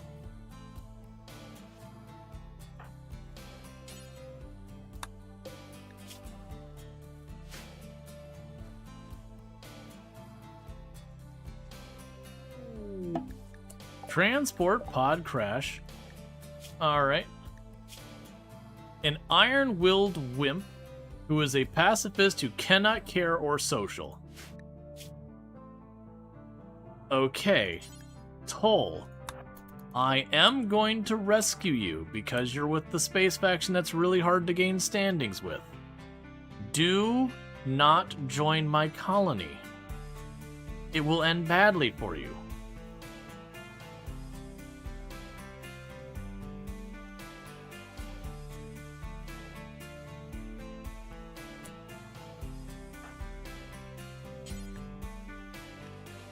Okay, you're already being tended to. Don't you join, alright? I'm saving your life. I am consenting to being your hero. I am not consenting to being your neighbor.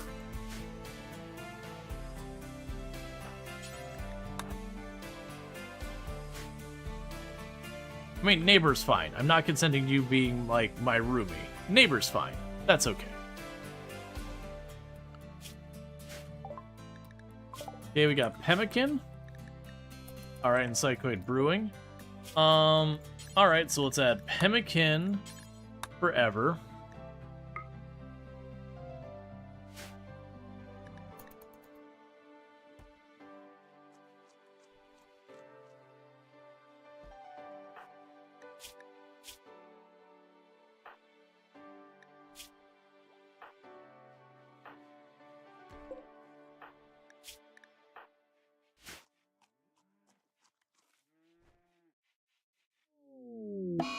Flying fog, that's fine.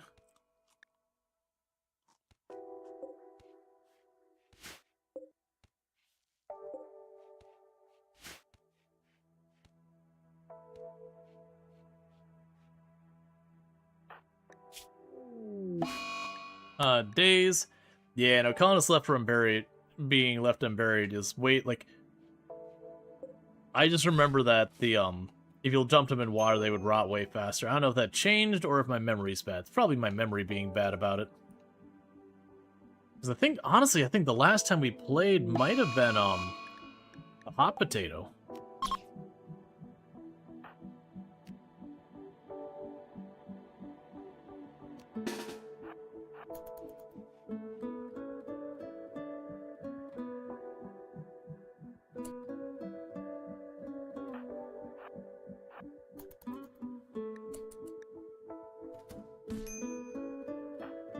Nicely done.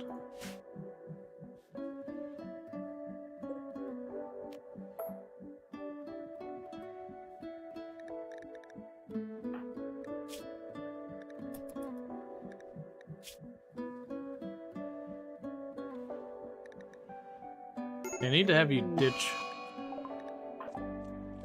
ditch the tainted recon armor. Okay, gear. Chuck it on the ground. You're just getting mad.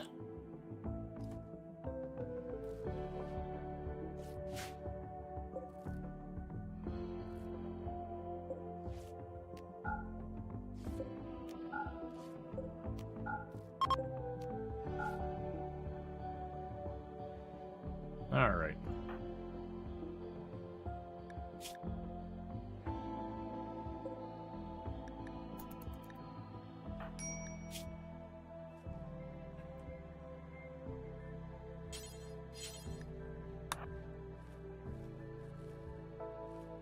Alright, so I need to have them harvest because they are getting hungry.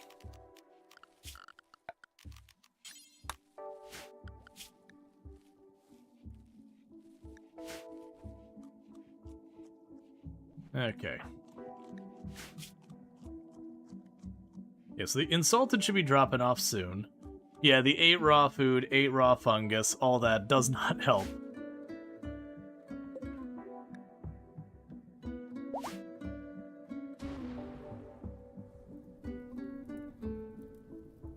Okay. Random explosions, I guess.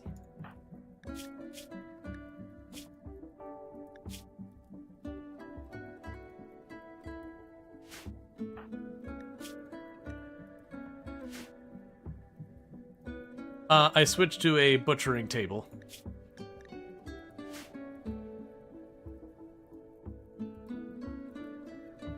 You know, and that way it's also not by a stove, so the gross penalty doesn't penalize the stuff there.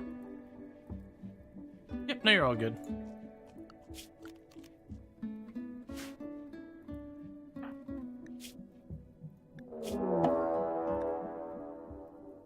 They're unusually clever and will avoid traps and all that. We're both bringing guns. And that is a attacks immediately. That is not what you want to see. Hey. Go grab that gun.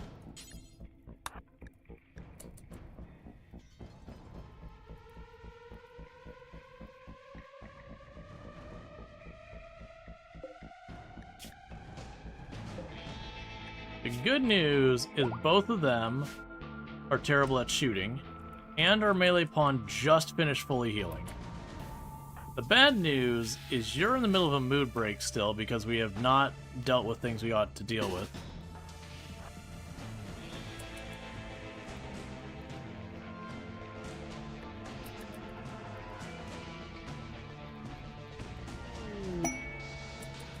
Oh, this might be a self-solving problem. Where's the War Merchant? The War Merchant's right behind them. Oh, White Jaguar. No, buddy. We could have waited.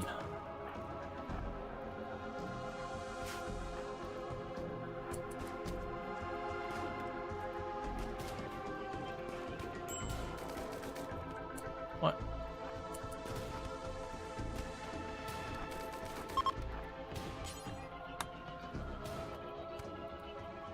Well, they have officially broken both of my tables. Because they're all a bunch of jerks.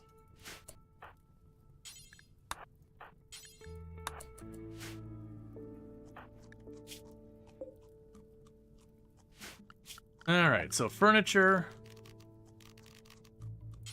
Table. Actually, what do we have? We got a sandstone.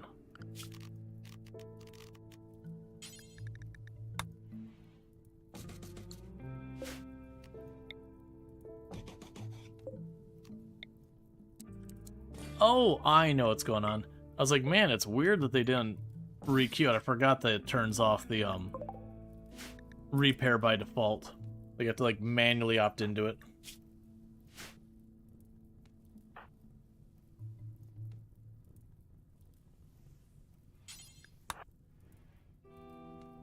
Okay.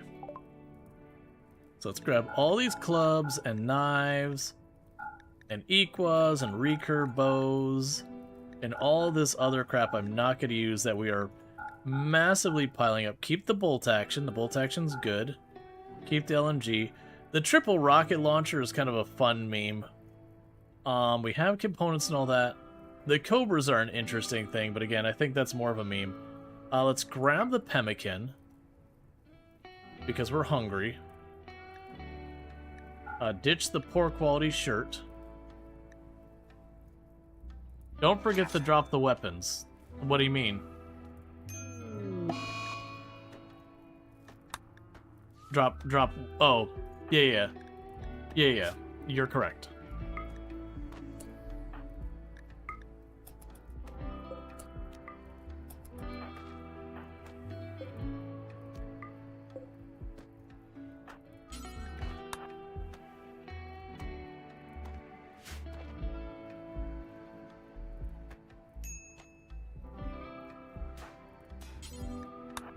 Would you stop hitting things? Meanwhile, take the revolver too.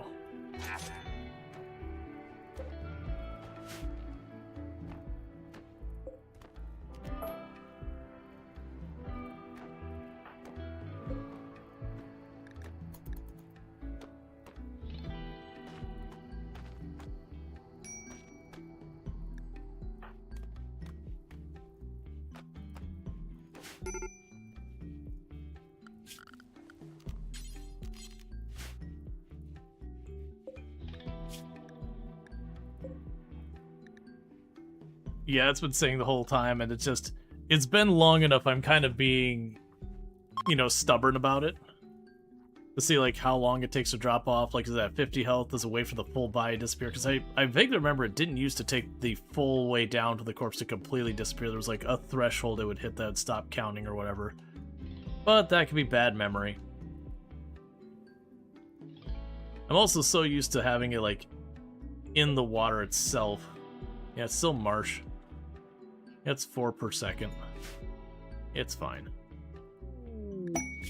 Furious raccoons, and you're willing to give me a circadian influence blueprint for 3 manhunting raccoons. Let's leave that alone for right now until at least 2 seconds where not half of our people are injured. So we got Psychoid Brewing, but I can't get a Psyleaf here on a meaningful capacity. Okay, so you're all healed up. How long did the, you want to be here for 3 more days.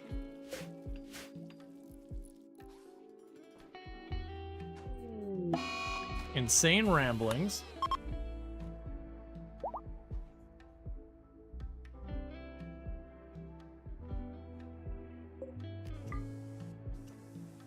I apparently tended to one of their people? I don't recall doing that, but okay.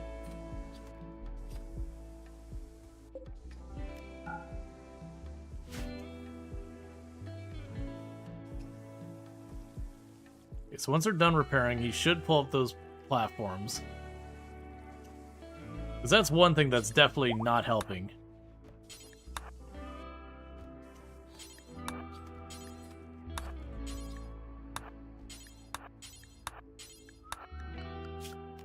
Is the fact that this whole time we're not getting the bedroom, the bonuses for the rooms, or the other place over here. So we're not getting all those mood bonuses, which is probably like a cumulative like 25, 30 mood bonus, which is probably half of why we're just melting down endlessly. I would like this. Because then when I grab it, we don't keep the wealth, so we get a reward.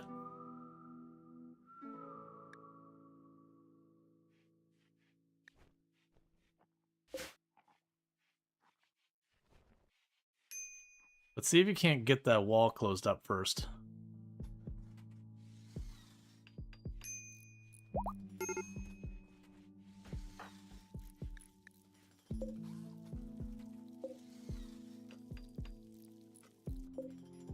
Oh, at this point,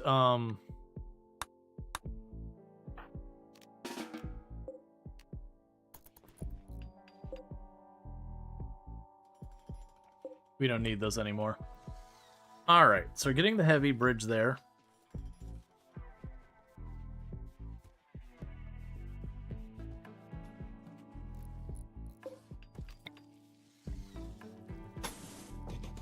Cool. I'm gonna try and accept that, like, right towards the end.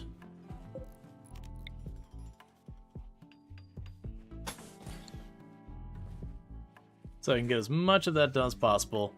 Looks like you're getting all your stuff planted again, so that's good news.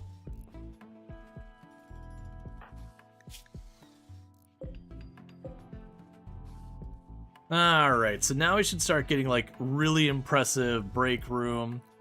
And then this will give us, like, you know, impressive barracks the next time they sleep. So that should really take the edge off the mood breaks. Once they've had a sleep. Yeah, so now when we go here, it hasn't gone in there yet, but it'll get there.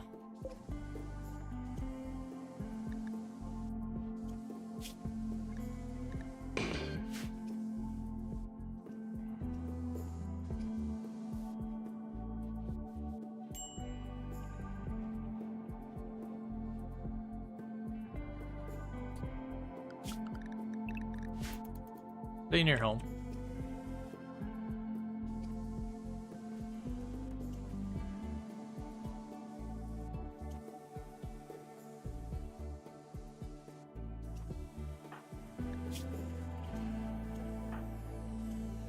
Yeah, so recreation, yeah, spacious interior, very impressive rec room and barracks and all that. So instead of being a negative, it's a positive. Not as much as I thought it was, but it's probably dirty and all that.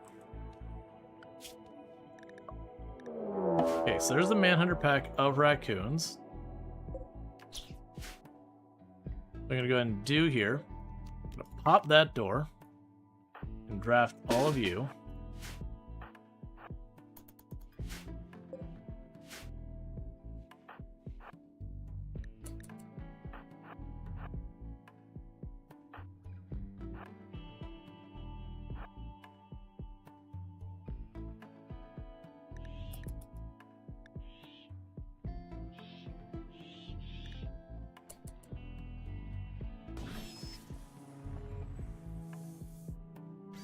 Okay.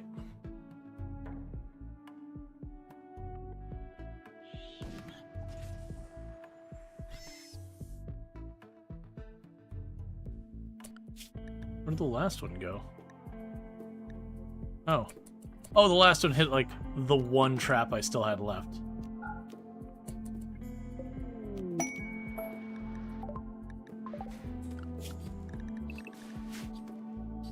Okay, and you go ahead and apply your tech print.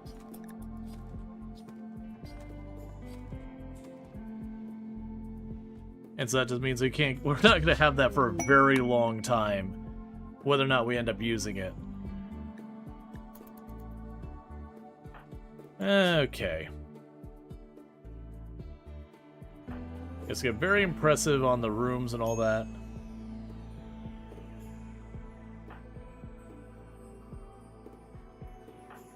Recreation fully satisfied, comfortable. Rot, stink, linger. Oh, it's because of this. Get the raccoon corpse out of here.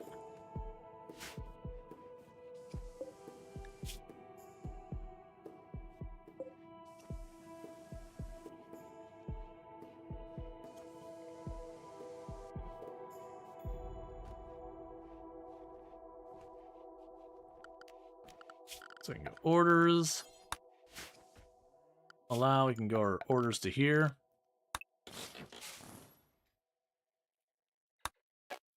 Go back to ripping that up again.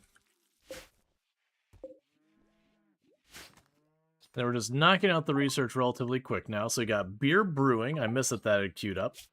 So next I got tree sowing, which I also can't do here. So let's review. So beer brewing I can't do here. Psychoid brewing I can't do here. The heavy bridges is kind of useful. The pemmican is a little tricky to do because it does require meat and vegetable, but we can make that work. Because the mushrooms, I believe, do count as a vegetable for the purposes of that. And as far as meat goes, you know, we can hunt if we really want to. A lot of critters get killed on this map.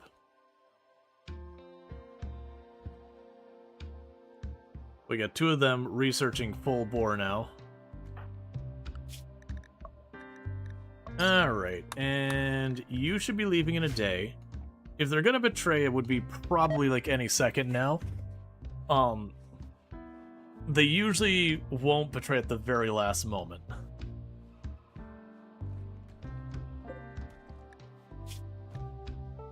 Not that there's a strict rule against or anything, but generally speaking, that's not how it tends to happen.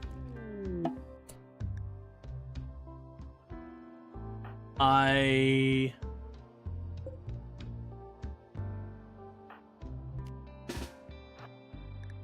can't let you do that, man.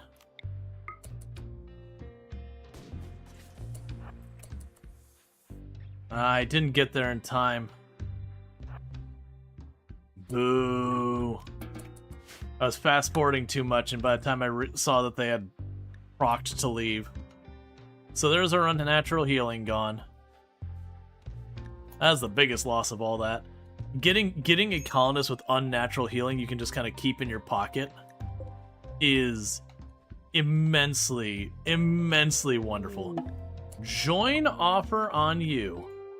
Alright, real question, Osnus. Why? Why would you want to join? Everything you've been through here. Why would you want to join? And also you're a cannibal, so... Sorry. We're just not going to deal with that right now.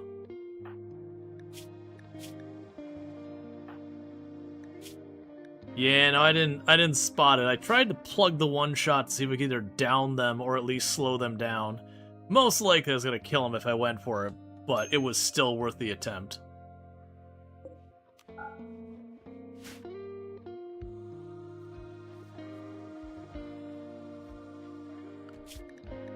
Alright, so I'll leave here in a minute. Because I don't think any of these ones, like... The Great Memory is okay. Like, Great Memory is a good trait. But yeah.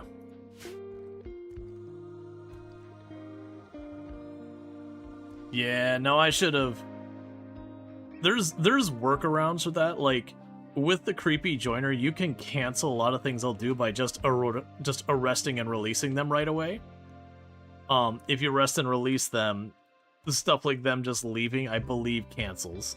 I could be wrong about that, but I remember there was ways to cancel some of the negative things they could do through player action. Definitely don't want that bio-coded, but that's okay.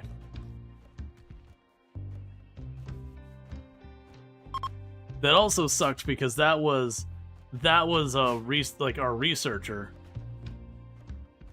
I definitely have been flubbing a lot of things in this run from just being rusty.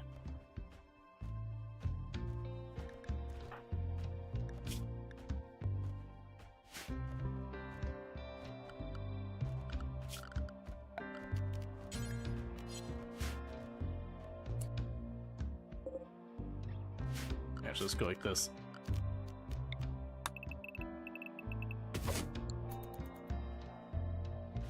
Just start harvesting it all for mushrooms and drugs and all that stuff.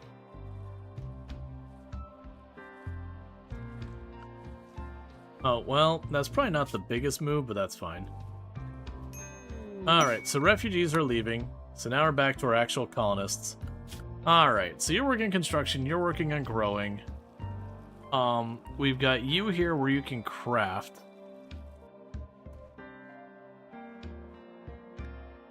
I guess you're just gonna do the best you can. Alright.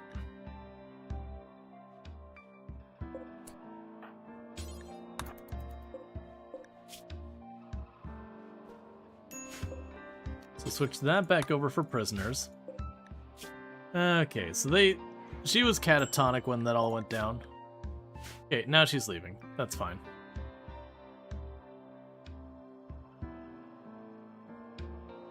Little salty at myself for not having, like, the kid dying sucked. That was just, you know, I misread who had gone down, and I thought we had downed the Yatkin, and it was the other way around.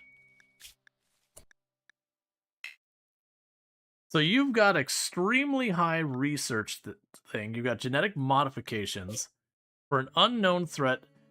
That is a hike. That is a hike. Because it'd be about 3 days there, 3 days back. Actually, that's not accurate. So need to do that. So it would be about 2 days along there. Do I have the food to do it? I have 3 days worth of food. Do we... Let's go for broke. We're going to take a little bit of a risk here. We're grabbing all of our food. And we're just going to run to try and rescue, because that person had 11 research skill. They could be outright terrible. I misread that. I thought when it said the 2 days to destination that it was each way. Or sorry, that was the whole trip.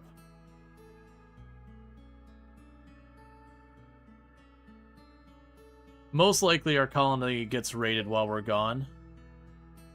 And just destroyed. If we're lucky, they'll take 1 or 2 things and leave.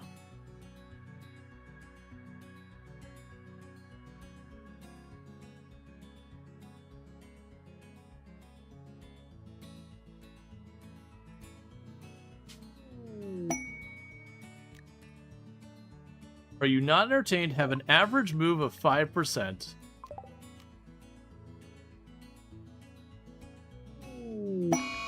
Cold snap. Burr, have a cold snap happen in winter.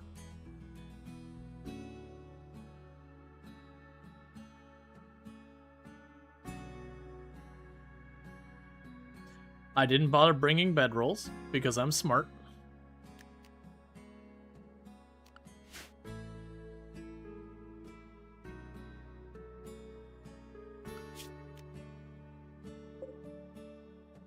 There is an unknown threat here. We are bringing only 2 people.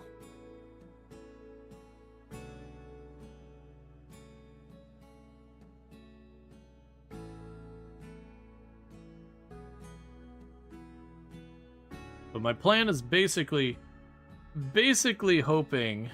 SMRT. I'm basically hoping we'll be able to run over here. This person will be at least an okay researcher. And then we can retreat back.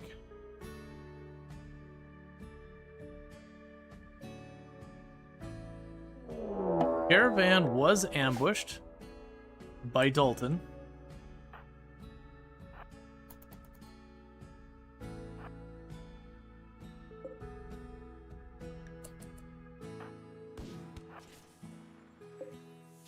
Immediately got shot and had their stomach exploded out of their body. Reform the caravan, keep going, accept. Grab the medicine.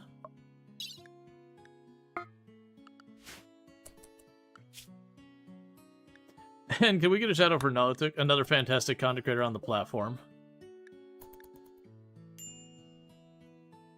That is one nice thing we got out of the Creepy Joiner. I still did get a very, very early charge rifle. We don't have electricity, but if you need to pump a mass accelerated shot through a target, we can do it. But for those who don't know Nanotech, absolutely a fantastic content creator. Recently got back onto streaming. Has done historically a lot of Project Zomboid and games of that nature. Definitely someone I recommend checking out, and very good times over there. Highly, highly, highly recommend. It's good to have you back, Nalu.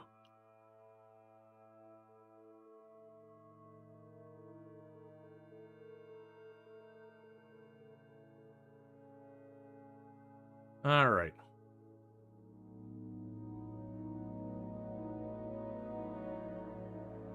And now we gotta manage to get our way back.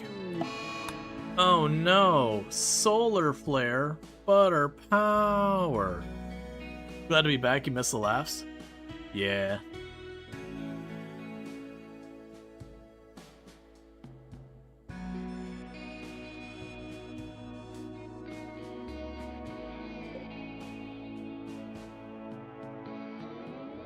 There is ruins here. That's a real dangerous prospect with 2 people. Because ruins can have some pretty nasty stuff in them.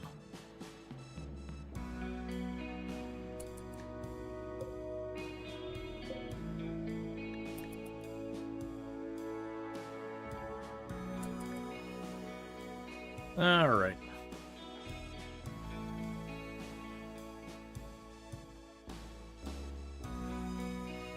We've got the map encounter. So here's hoping for a fairly tame threat. Any day now. You can do it.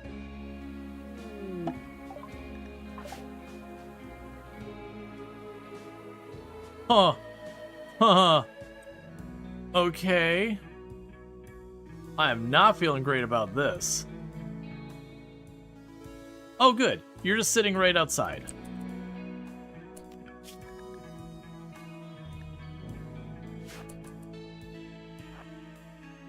Because, we probably don't want to be messing with much in here. The temptation is definitely there.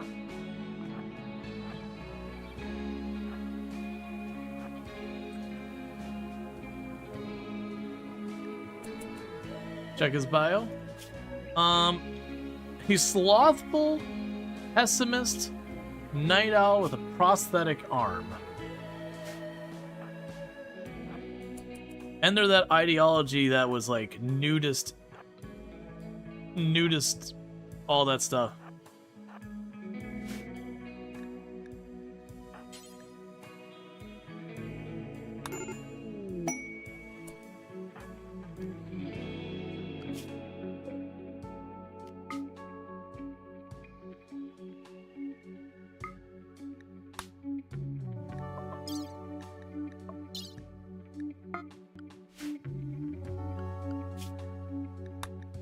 Yeah, that one's pretty rough.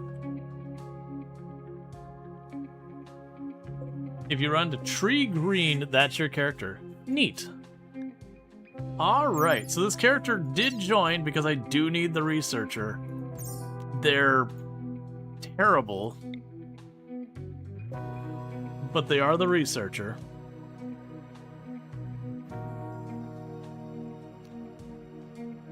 Alright, so we're gonna need to camp here for a minute to quickly grab some berries.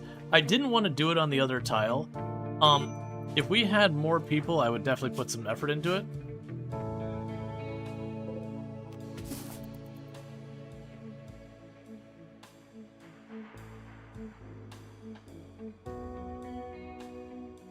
How hurt are they? Not too bad. Mostly just bruises and all that.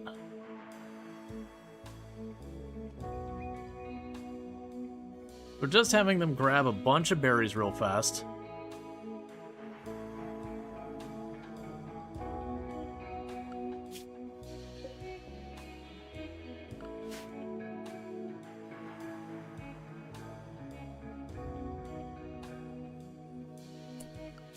All right.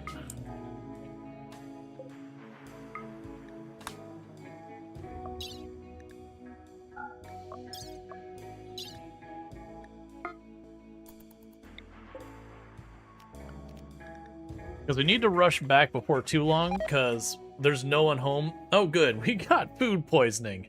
Excellent.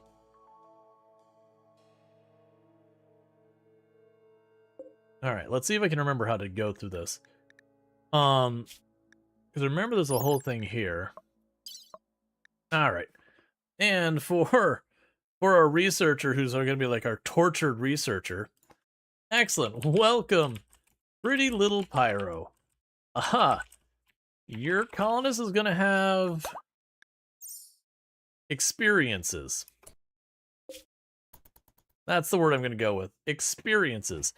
I won't deliberately kill them or anything like that, just to be clear. I might eventually try to genetically alter them to be happier. But, you know. I also didn't check. What was your You got okay shooting. Yeah, so that's gonna be someone who's shackled to a research bench.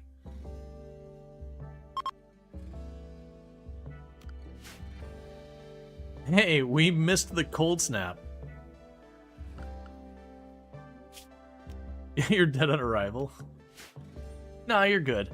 Like, your colonists, like, so far as staying alive is fine. They're just a whole mood within themselves. Yeah, so you also see where it's no longer got the colonist left unburied penalty, despite that body still being there. I just couldn't remember where the cutoff was. It's much longer than I remember it. Like I said, though, I think it was a matter of chucking it in, like, proper water versus marsh. I want to say it's 8 or 16. I think if it's a flowing river, it's like 16 decay per day, and it's just sitting like proper water's like 8. Then in marsh is like 4. I'm trying to remember what just laying out. Yeah, just laying out's like half or 1 or something like that per day. Alright. Just got the last day to go.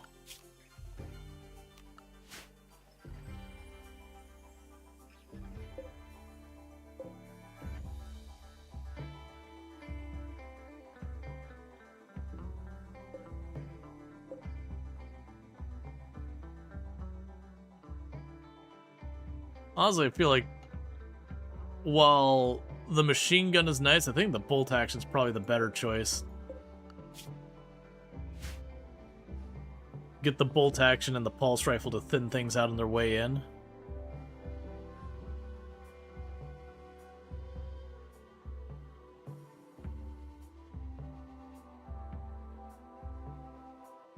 Yep, no, and last I checked, we've been doing really well with the Plus program. It's been very nice. I have the 60-40 split.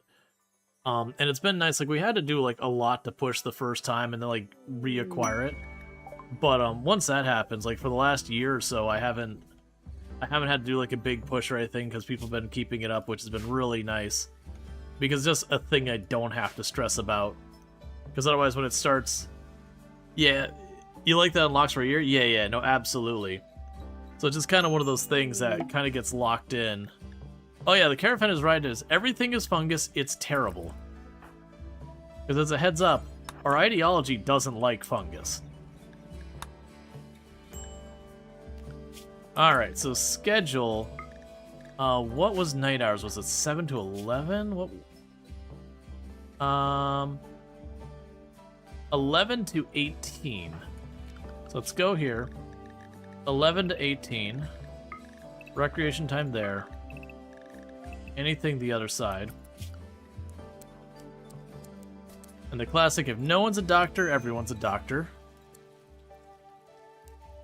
And you research. You know what else you do? Nothing. You research. Oh, the colonists left them buried came back. Well, that sucks. That's fine. That body's about to disappear anyways.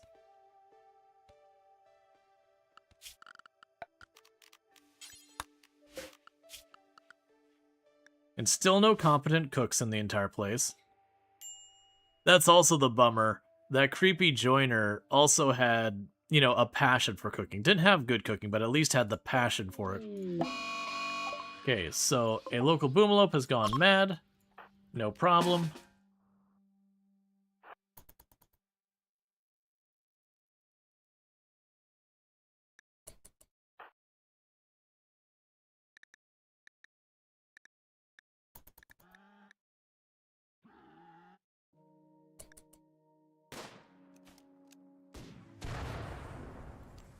Nicely done. Sadly, that's all mud, so it's not gonna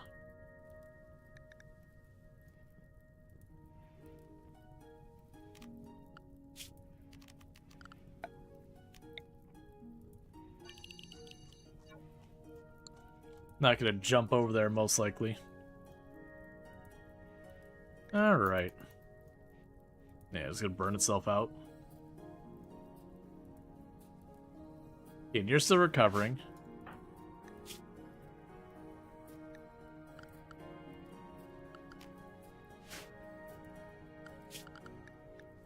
Yeah, it's not too terrible. So pessimism is like, what, that's -8 if I remember correctly? Oh, -6. Okay. Yeah, the big problem we're going to run into is the ideology. Because all of that crap there, where it's basically like minus, what, 15, almost 20 from the ideology, that's going to be hard to juggle. And unfortunately, I don't believe we can assign a role until we have 3 people with the same ideology. And these 2 are the same. But Pretty Little Pyro's their own one. And I could arrest this person and slowly work at converting them over.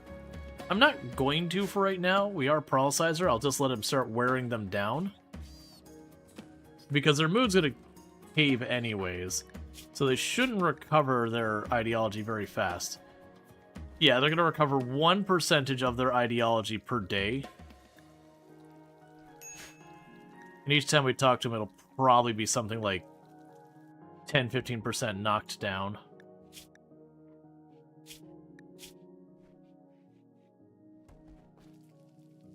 Ah, Slothful's rough.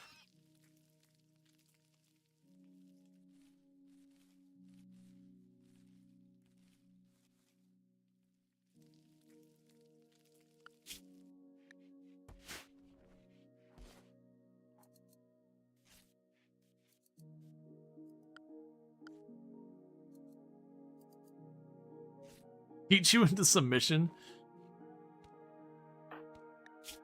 I am genuinely tempted to just do the arrest and the conversion just because I know this is going to take a while. Let's just do it. Okay, so you got a 79% chance. 83. Do your best. Please don't fight back.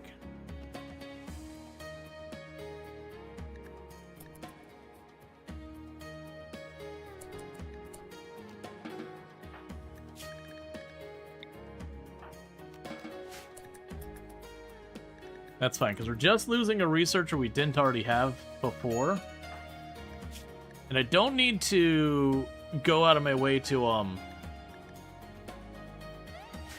like get you to join or anything. Like, you've already joined. I just need to convert you, which shouldn't take too long. But with all those mood penalties from your ideology, you're just gonna keep, like, you have cannibalism, you've got nudity, you've got blood feeder, you got a whole lot. Oh man, it's 5 at a time. It is gonna be one that's rough. And if I do convert you, then that'll be a pretty big bonus, because then I will be able to start giving myself the roles to being able to, like, manually do the conversion and all that stuff.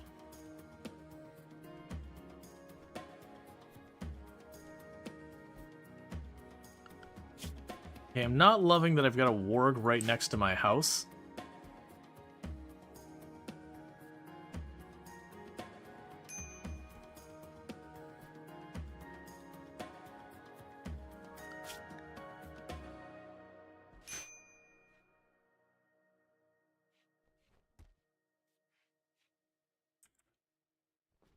Here, grabbing all the mushrooms that we harvested. Alright, what I think I'm going to probably need to do with this warg. I don't want to do this.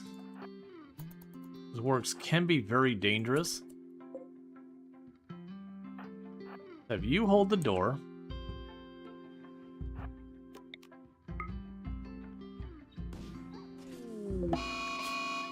Solid body hit.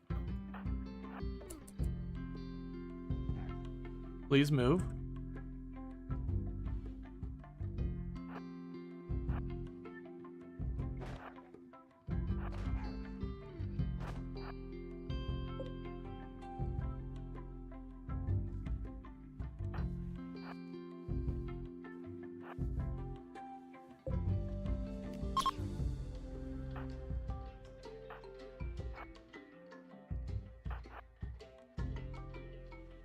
Okay, and we'll see if we can't get another tag on there.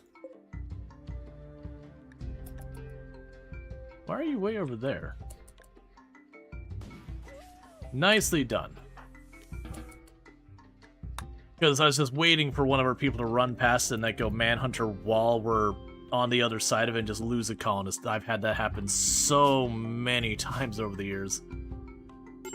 Versus, now I got some more meat. You still have insulted on you. When did you get insulted? Slept in the cold, decent barracks.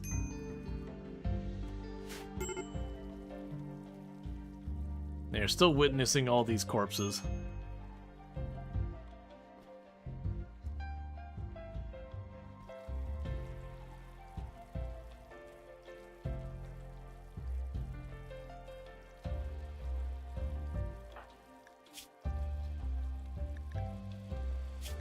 Okay, you're about to be all better.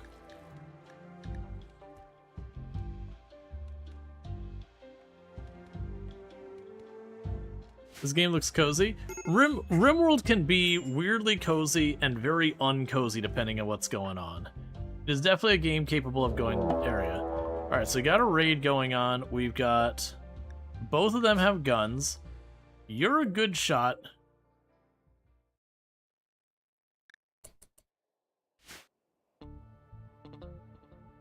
Okay. What weapons are you bringing to bear? So you both got revolvers. Or not revolvers, auto pistols. So let's rush over here. If we do the initiative, I should have much better range with my pulse rifle.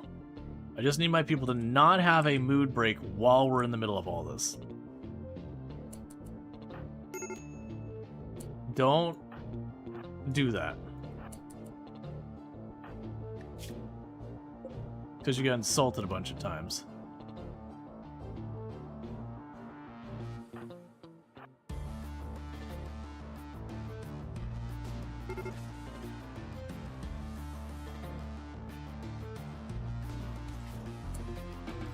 Well, that was easy enough.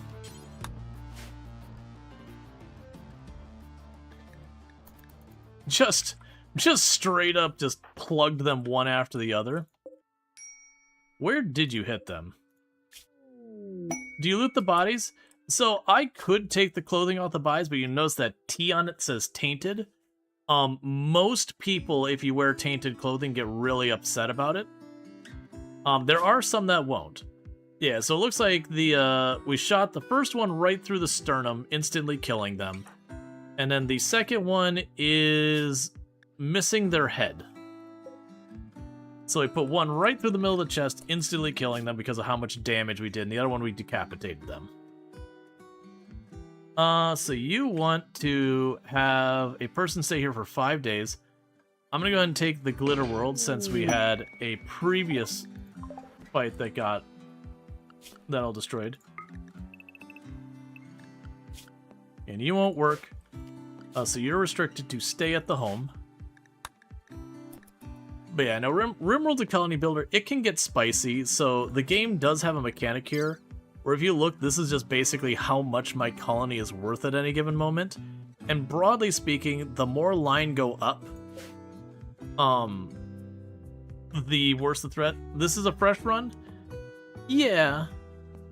So, the game has a lot of systems, and to be clear, like, there's a lot of stuff like this whole thing about the freeloader and all that, or freeholder, that's a DLC. The thing about, like, the different, like, groups is a DLC.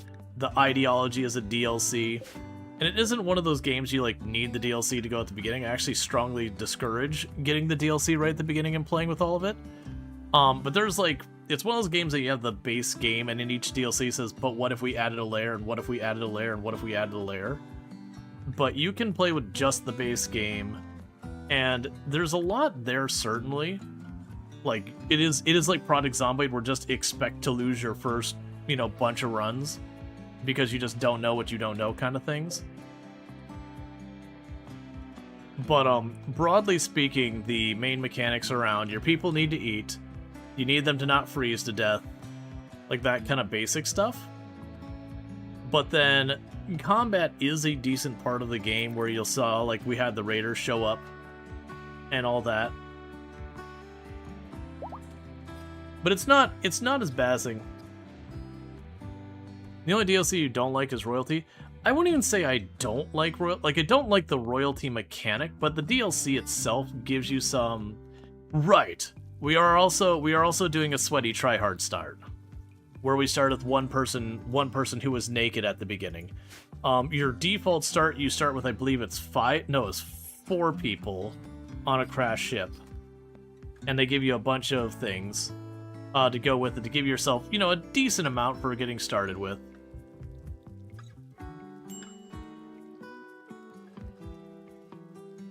It's normally 3 or tribal. Is it 3 for Crash Land? Yeah, 5 was tribal. It's been so long since I've done a Crash Landed run. Because I thought it was 3 with the Anomaly, 4 for Crash Landed, 5 for tribal, and then 2 for the Sanguiphage, and then 1 for Naked Brutality. It is 3, okay. Yeah, it's been so long since I've done a Crash Landed, which again is your default. Okay. But yeah, broadly speaking, all your stuff will appear over here. That's like, here's things to worry about. Then you can look at your characters, and it'll basically, here's like the things, like these are the things making them happy, these are the things making them sad. If they get too sad, they start throwing a fit and breaking stuff and setting things on fire and just generally being awful. Weirdly insulting others being one of the worst things they can do. And it's just because it kind of has a tack-on effect where, sure, directly the insulting doesn't hurt anything, but then it upsets everyone else, so as a tendency you have one person get upset who then upsets everybody else, and then it kind of becomes, not a feedback loop like it'll endlessly escalate, but it has a tendency where you would have one mood break become several mood breaks because of it.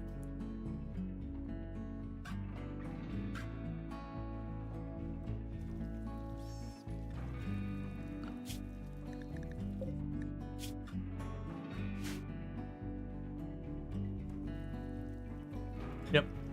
It could be worse. It could be Murderous Rage. Murderous Rage can be pretty rough. I like when you have someone like we have, we're bringing this person on who's slothful, or sorry, not slothful, that's not the one. There's a slowpoke. You'll have someone with a slowpoke which makes they walk slower, and then they go Murderous Rage and you just kind of walk them around town. And you're just like, alright, you can chase, it's fine. Let's go for a stroll.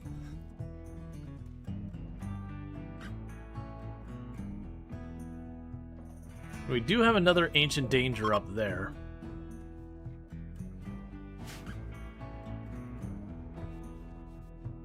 Oh, I forgot I have a triple rocket launcher in here. That's what we pulled from our Ancient Danger. Binge eating is great. The worst one is you can have stuff like binge eating that usually ends up being more annoying than actually that bad. But a bad timed binge eat can actually really hurt you. Like, you get a binge eat going into like a toxic fallout or a cold snap, so they wipe out all your food, and then suddenly you're not getting a new wave of food, and you're just like, oh, okay, I see how it is.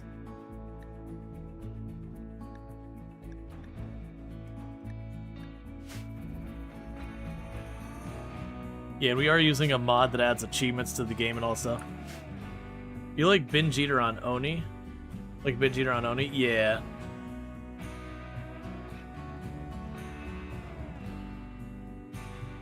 But yeah, broadly speaking, for those who haven't played RimWorld before, you are doing a colony survival game. There's one of the things, they've got lots of difficulty settings you can change a lot. So I can actually go into here and go to the storyteller. And basically this kind of dictates the way your game flow is. Because this is kind of one of the things that makes RimWorld special. It's kind of got almost effectively a dungeon master that's sitting in the background, throwing wrenches at you depending on how it goes. Alright, Luxray, you take it easy. So you got like Cassandra, who just has like a very predictable cadence. And you can change the difficulty anytime you like during the game. So you can make it so barely anything attacks you, and when they do, it's very small numbers, and you can gotta go from there. But you got Cassandra, who's kind of the default. You've got Phoebe, who in paper is supposed to be the more chill of the two of these two, where she gives you a lot more time in between, but when she attacks, she hits you harder, and sometimes it can be pretty over the top. And then you got Randy Random, who is kind of the meme one, who doesn't have that cadence. It's literally it's just like random nonsense where he'll just throw monkey wrenches. He still has a bunch of systems behind it, but like where there's supposed to be a bit more of a balance, he'll sometimes just completely deflect from that and just do his own thing. But yeah, that's the thing. Phoebe is like Cassie, but she gives you more time between raids, but she's supposed to have harder raids. So the idea is fewer tougher fights versus more weaker fights. I generally found Phoebe to be broadly more challenging than Cassandra, whereas I found Randy can be one of those ones that he can be a complete and utter snooze fest, or he can just be absolutely a troll. But I would say on the average, I find Randy easier than Cassandra. Because most of the time Randy does stuff that just doesn't coordinate with his own things. She also gives long-term weather more often, which you found you've had 5 years with no crop growth because back-to-back long events. Yep. Yeah, no, Randy Random is random. But yeah, the number of times I've had Randy Random where like I go like a year or two in game and nothing happens that's worth mentioning. And you're just like, oh my god, Randy, do something. Like, I appreciate that you're kind of taking the day off, but like, no, seriously, do something. So these days I play almost exclusively Cassandra because I just like the cadence. You know you're going to have action at least relatively often. It's usually not one of those things you're just going to get slammed like a brick house too often. Once in a while it happens. Alright, and it looks like the corpse finally decayed. So yeah, that's a lesson learned. Let's not do that again. I think I'm used to having, instead of just the marsh, like proper water, and I think that makes it go twice as fast. So instead of taking like 30 days for the corpse to go, something like 15. Oh yeah, no, we've had that with Randy before, that it was something like I was managing to survive with like no reliable food on the tile for like 3 years between animals or crop because of just cold snap and toxic fallout and blight and all sorts of stuff, just like back to back. Like that was all he was doing. No raids that worth mentioning, but it's just like kept killing my food and destroying my food again and again. And then it was like I was limping along doing the juggle where like you're bordering malnutrition on everyone for an extended period of time, just barely limping along, and then followed it up with malaria, and it's just like, you're kind of like, dude, what'd you want me to do? Now again, if we're talking like you're not doing any type of challenges or, you know, mods or whatever, you get hydroponics and you just use hydroponics. Survive a year. It's all downhill from here. And that's a mod that's adding those achievements.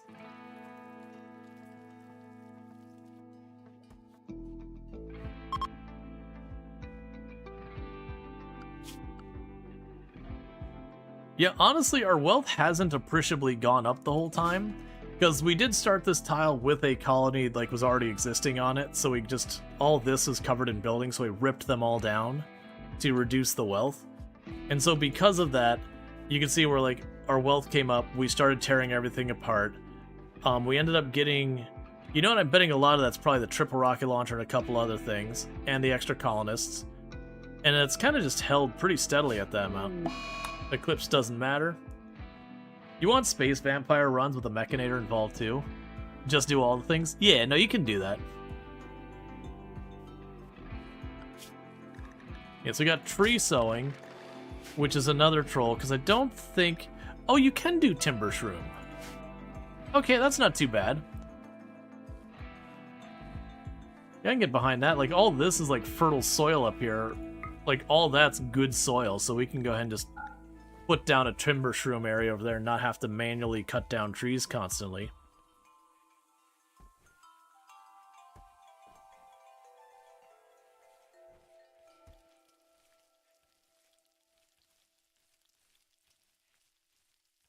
Oh yeah, that's the one nice thing about both swamp and the mushroom biome is there is a lot of fertile soil on these tiles. Like, they're very generous there. The Revered Truth Greatbow Relic.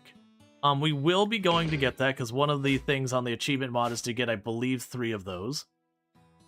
That's ideology things.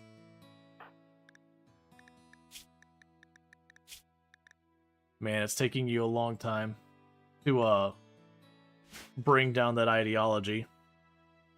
My luck is you're going to prison break before we get there, and then we'll end up killing you.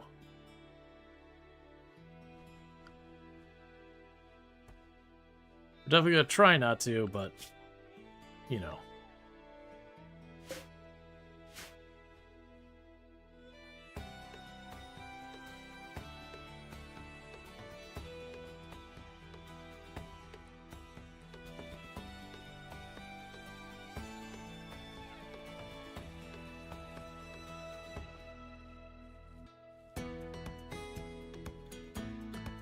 And we're at least getting some research done in between here. That's a Pretty Little Pyro's entire job is going to be, is just stand at a research bench, even if they have the penalty. Because that's actually, now that I think about it, we're just doing a regular old tribal start when it comes to, we are a Naked Brutality, but it is a custom one where we start as a tribal as well. So we have a penalty to our research speed. Normally, I'll do stuff like do Ritualist with Tribal Start and the harder penalty to research speed. So you know, wealth management becomes a big issue to the hard settings you have. Yeah, that's one of the reasons I used to do a lot of like 500% Naked Brutality kind of thing, but I found it very obnoxious that like you never wanted to put down nice floors in your plays. The moment like a room like this where I have all this fabric and stuff that I'm not using, you'd want to just torch that or rot it or get rid of it. I just really didn't care for that. It really encouraged you to build really small and all that kind of stuff. And it's just one of those things that I found doing those difficulty settings, I would end up making my bases very similar, because it is just a thing when you're playing games, broadly speaking, that the higher the difficulty settings you go for, the less viable forms of gameplay you have to do it. So it is those things that you can't do like weird and all sorts of stuff runs.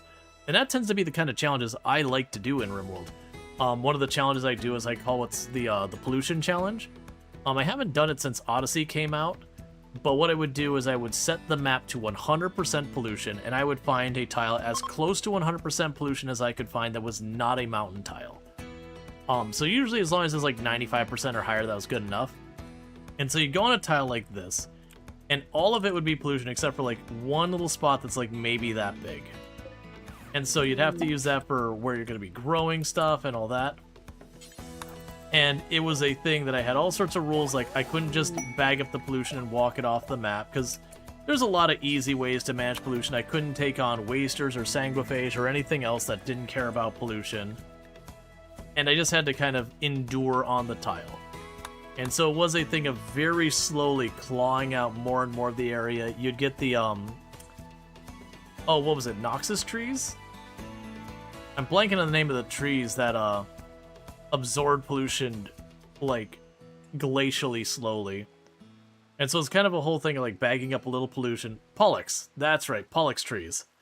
So you bag up your pollution, you'd drop it at the base of the tree, let it go and dump down there. The tree would slowly absorb it, and when enough got absorbed, you grab the next bag and you drop it at the base of the tree, and you'd slowly carve it out. And so it's this like really slow burn, and you'd still have all your regular like RimWorld raids and all that kind of stuff happening, but you couldn't make these big elaborate kill boxes or defenses or anything like that, because it's all pollution. But runs like that, doing that like 500% Naked Brutality kind of thing, like, your challenge you end up fighting is still just the raids, not the environment.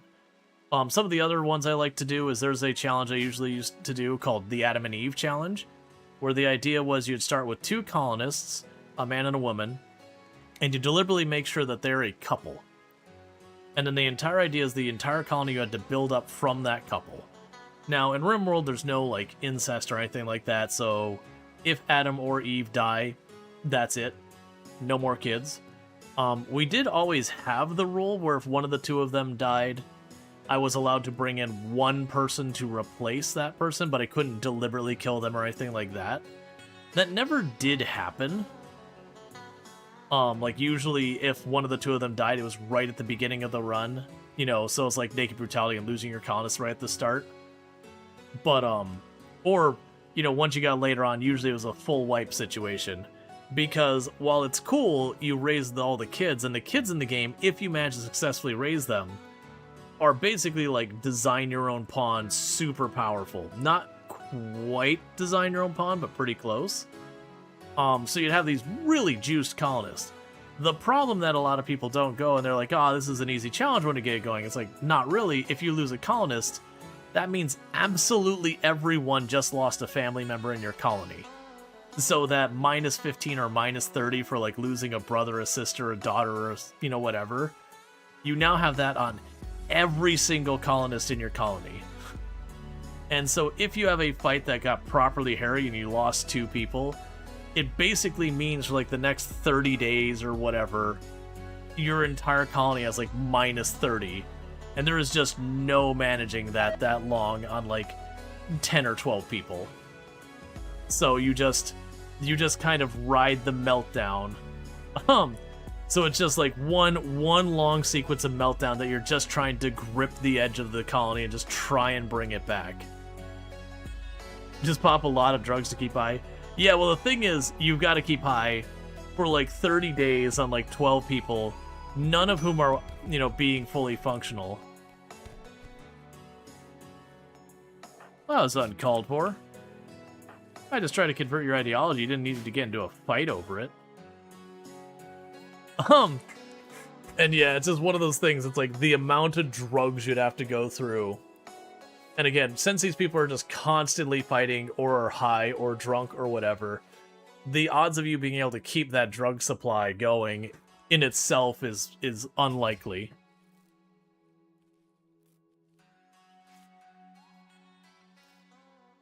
And that's not even getting into your normal, you know, a colonist has died, you know, my friend has died, and all those kind of like penalties you can get on top of it.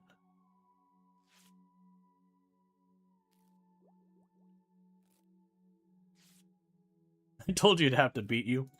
Yeah, it happens. You're getting pretty close to getting converted, which will be good because our research is not going very fast. And this is a thing that does happen in a lot of your naked brutality runs. Like that's to give you an idea, if you're doing like an ice sheet naked brutality, let's just pretend, you know, let's pretend that's a geyser. So you might have something like this, where you've got that, and you've got like a little door here, and then you might have where you are sleeping. And so you have the doors where you can open and close to like adjust your temperature. And then you might have like the tiniest little field here. You might have something like this. So you'd have your tiny little field here. You sleep in here. And then this is to keep you from dying of cold. And this would be like an ice sheet one. If you're not doing ice sheet, you just get rid of that. So you'd work at a little teeny tiny area like that. That might be your entire colony. Just a tiny little bit of food, enough to keep you covered. You'd have like your research bench, a bed, you know, a little fire to cook on, and that's like it. And what you would do in there is you'd keep your wealth for the entire colony at like 2, 3, 4, 5,000 or something like that. Very, very low. Because there are thresholds in the game that if you have below a certain amount of wealth, then certain types of engagements aren't possible, such as like sieges and breach raids. That if your wealth is low enough, they just don't spawn. And so you'd take the naked brutality, and this is like 500%, and you'd go through there, and you'd just research all the stuff you need to get yourself situated for being able to like get really good tech and all that. And you just grind out the beginning, just trying to survive those early fights. You'd usually have a bunch of traps, or some other way that you're going to be cheesing a lot of your engagements. And because you're talking about such low-level threats because of the wealth being that low, your big concern is the raids. Because those raids can get dangerous. Meanwhile, Manhunter Pack, you just close the door and you just let it happen. But your biggest concern is a raid showing up, because you're only going to have 1, 2, maybe 3 pawns at the top. Because once you start getting that high, you start having too much wealth, you start putting yourself eligible for bigger risk things. And the raids will scale based on the population. So having a bunch of traps and like 1 good weapon on a pawn is pretty okay. You are still playing a risk where it just takes one unlucky hit and you just get downed and that's it. But yeah, so you'd sit there and you'd like research that up until you can get like flak armor, whatever the threshold you're aiming for is. And that's when you'd be like, okay, and you'd keep researching until you can snag that 1 or 2 pawns to get yourself there, and then you'd build out your base. But yeah, no, that like the ice sheets start like that, where you put yourself in the tiny little box and you just fast forward, and like an animal comes by, you hit it once, maybe twice, get it to bleed, and then you just go in your house and just let it bleed out, and then you pick up the animal and eat it. Right, you get something like Jogger is usually a very popular one for those kind of runs. Jogger may be tough, because with Jogger you can kite most things. You just tag it once to get the slow and then you run.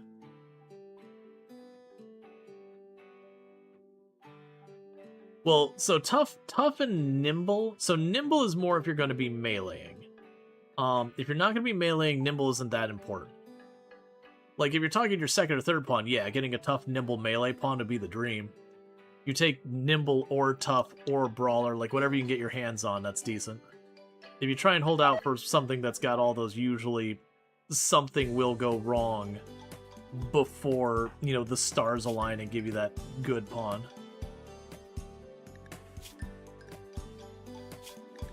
Alright, you're getting real close here.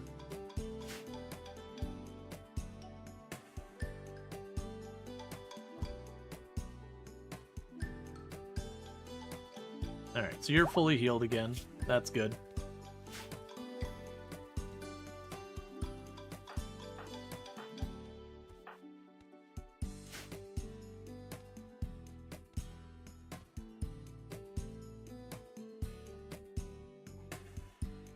Yeah, so we've got about 6 more times talking to them, and then you'll be back in here.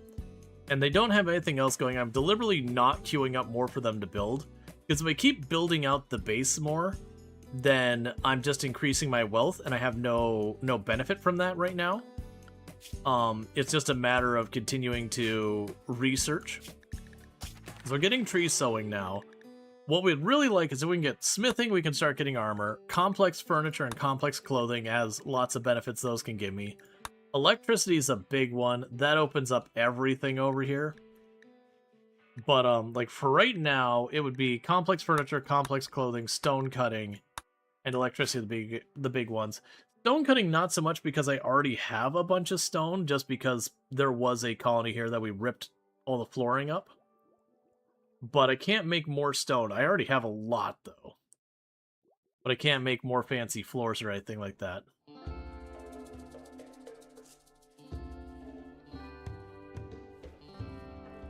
But yeah, we're not at the point where things are kind of balanced out. Keeping everything going, keeping our food going. This map has so many boomalope on it.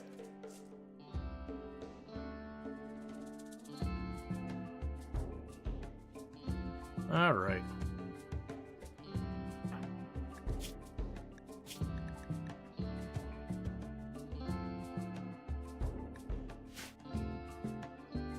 Alright, it says 3 conversation. I'm thinking about where you recruit someone, they have to have 1 more conversation at 0%. This one, we just gotta knock it down.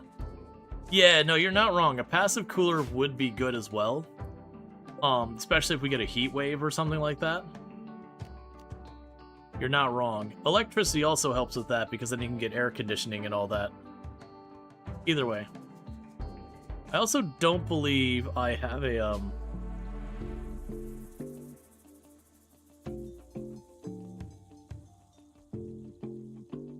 Oh, it was Steam, wasn't it?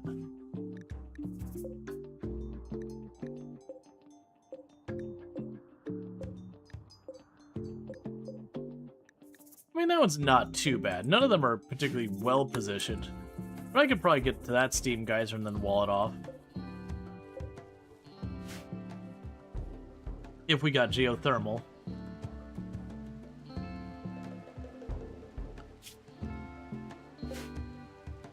Yeah, that was another big one, is when Odyssey came out, them giving us the heavy foundations. Because it used to be a mod that people would argue, like, whether or not that was cheese or whatever. because it in a lot of ways could trivialize some of the more challenging tiles, which are like tropical jungle and tropical swamp, because your ability to, you know, build something defensible is very, very rough until pretty late game.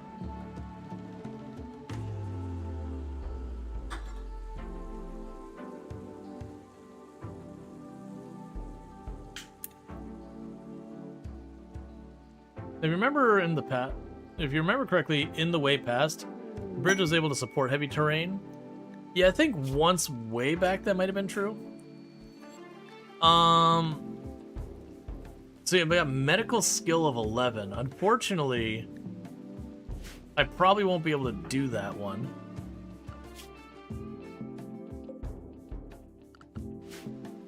That's how we got Pretty Little Pyro. That's always the danger one, and why I don't tend to do a lot of those ones where you go out and do the rescue. Is a lot of times those ones that you don't get to see, they'll have stats like this where it's like negative, negative, and that's kind of a neutral. And so it's a pawn that you go, and like RimWorld is a game, when you see a pawn that's like, oh, they're abrasive meanders, that is a pawn that actively having them in your group is a negative for your colony. They will do more harm than benefit to your colony. You are better off without them. About the only thing useful about them is, like, if you have your next raid, just throwing them in the way as the thing to protect your other colonists.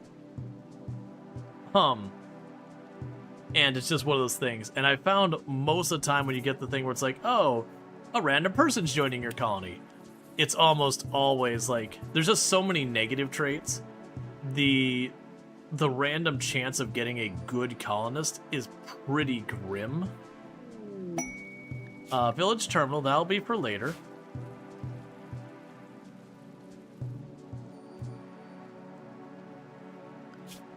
And it's good to see our cooking level is actually getting to be not horrendously bad. You are so close to converting.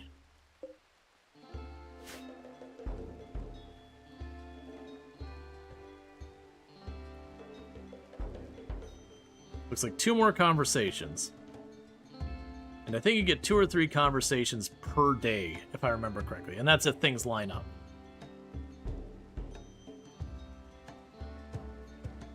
It has a little bit of variability depending on like when people sleep. Other stuff going on. Oh. That's gonna keep hurting our mood. You think there's a good number of good traits as well? Problem is we don't know what they are incapable of, how many. Yeah, there's just a whole bunch of like different combinations. Basically, the odds are you can get more this isn't good pawn versus this is a good pawn. Like there's just way more opportunity to get a pawn that you'd be like, yeah, this is not one I would keep.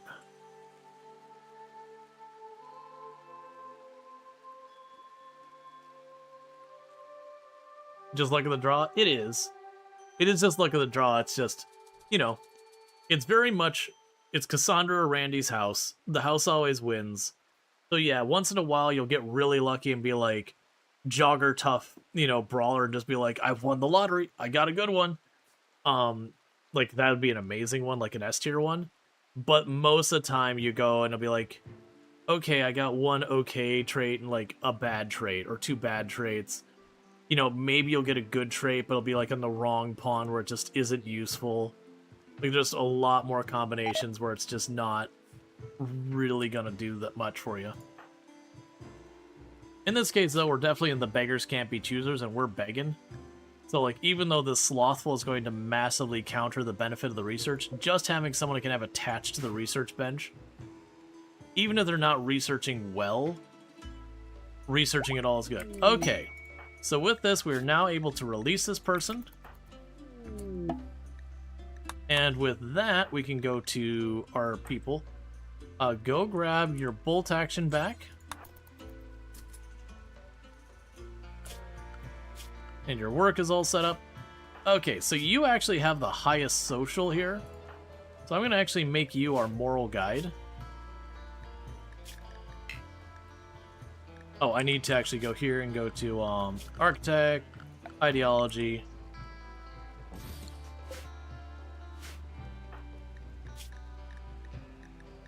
Assign role. So you're our moral guide now. So that way you can make it easier to convert people, and then when someone gets upset, you can try and calm them down and all that stuff.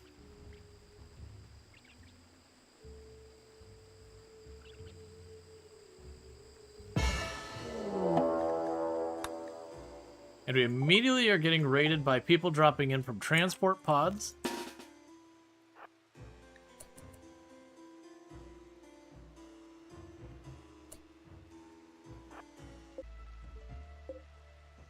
Okay, so you've got a bolt action.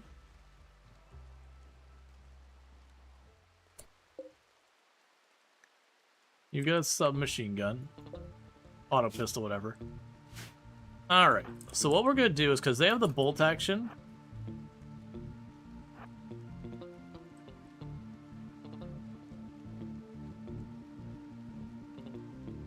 So the plan's straightforward here. We have Gorilla work their way down towards me. And then we want to do is collapse in real fast with our person with the spear. So Kyotsu is going to run up, stab them in their mouth with a spear.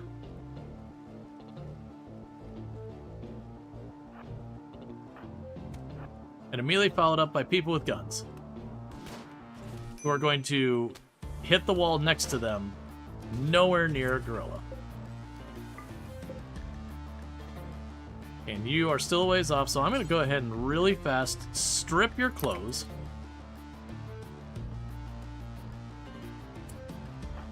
And we're going to get back behind cover. And the reason for that is a perfectly good flak jacket that I would like to wear. It's the same exact strategy. Hop on there. Get the R2 in position.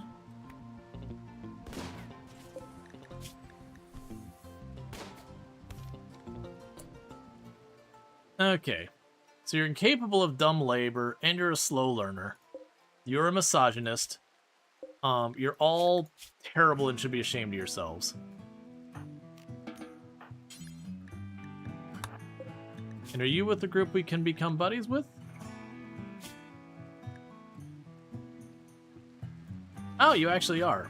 In this case, so we're gonna capture you.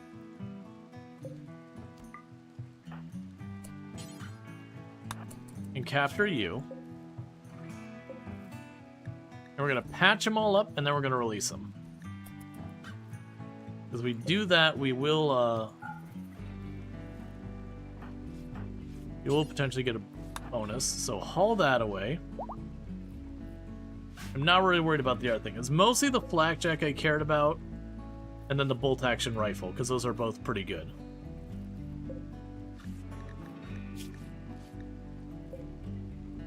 Yep, so if you look here, I'll gain relationship with the faction that just attacked me if I release this person. So I'm not going to bother doing anything else. I'm just going to send them on their way.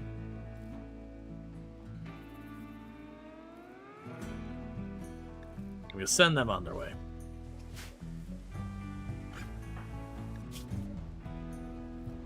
So that's 24 reputation I'm going to get with them immediately.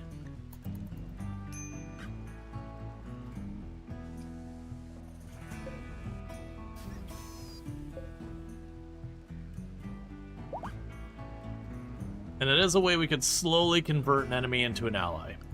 Now, to be clear, when we look at this, these factions I can befriend. These factions forever hate you. There's nothing you can do ever to make them not hostile. And it is one of those things, I don't like this mechanic where they can't ever be friends, but mechanically how the game works, if you don't have that, it ends up being a negative because you ally with everyone and it starts to just really break things up where you won't get much variety of content. All your raids will just be tons and tons of mechs and all that kind of stuff constantly. And it gets to be, yeah, it makes the game very stale very quickly. So that's their workaround. I do wish instead they would have like kind of neutral pirate factions that they're not associated with anyone a lot more as their workaround. At that point you just declare war on a faction. Yeah. Now with that said, chat, I've already gone a bit longer than I probably should have. I've had fun hopping into RimWorld. I think we'll do this again tomorrow.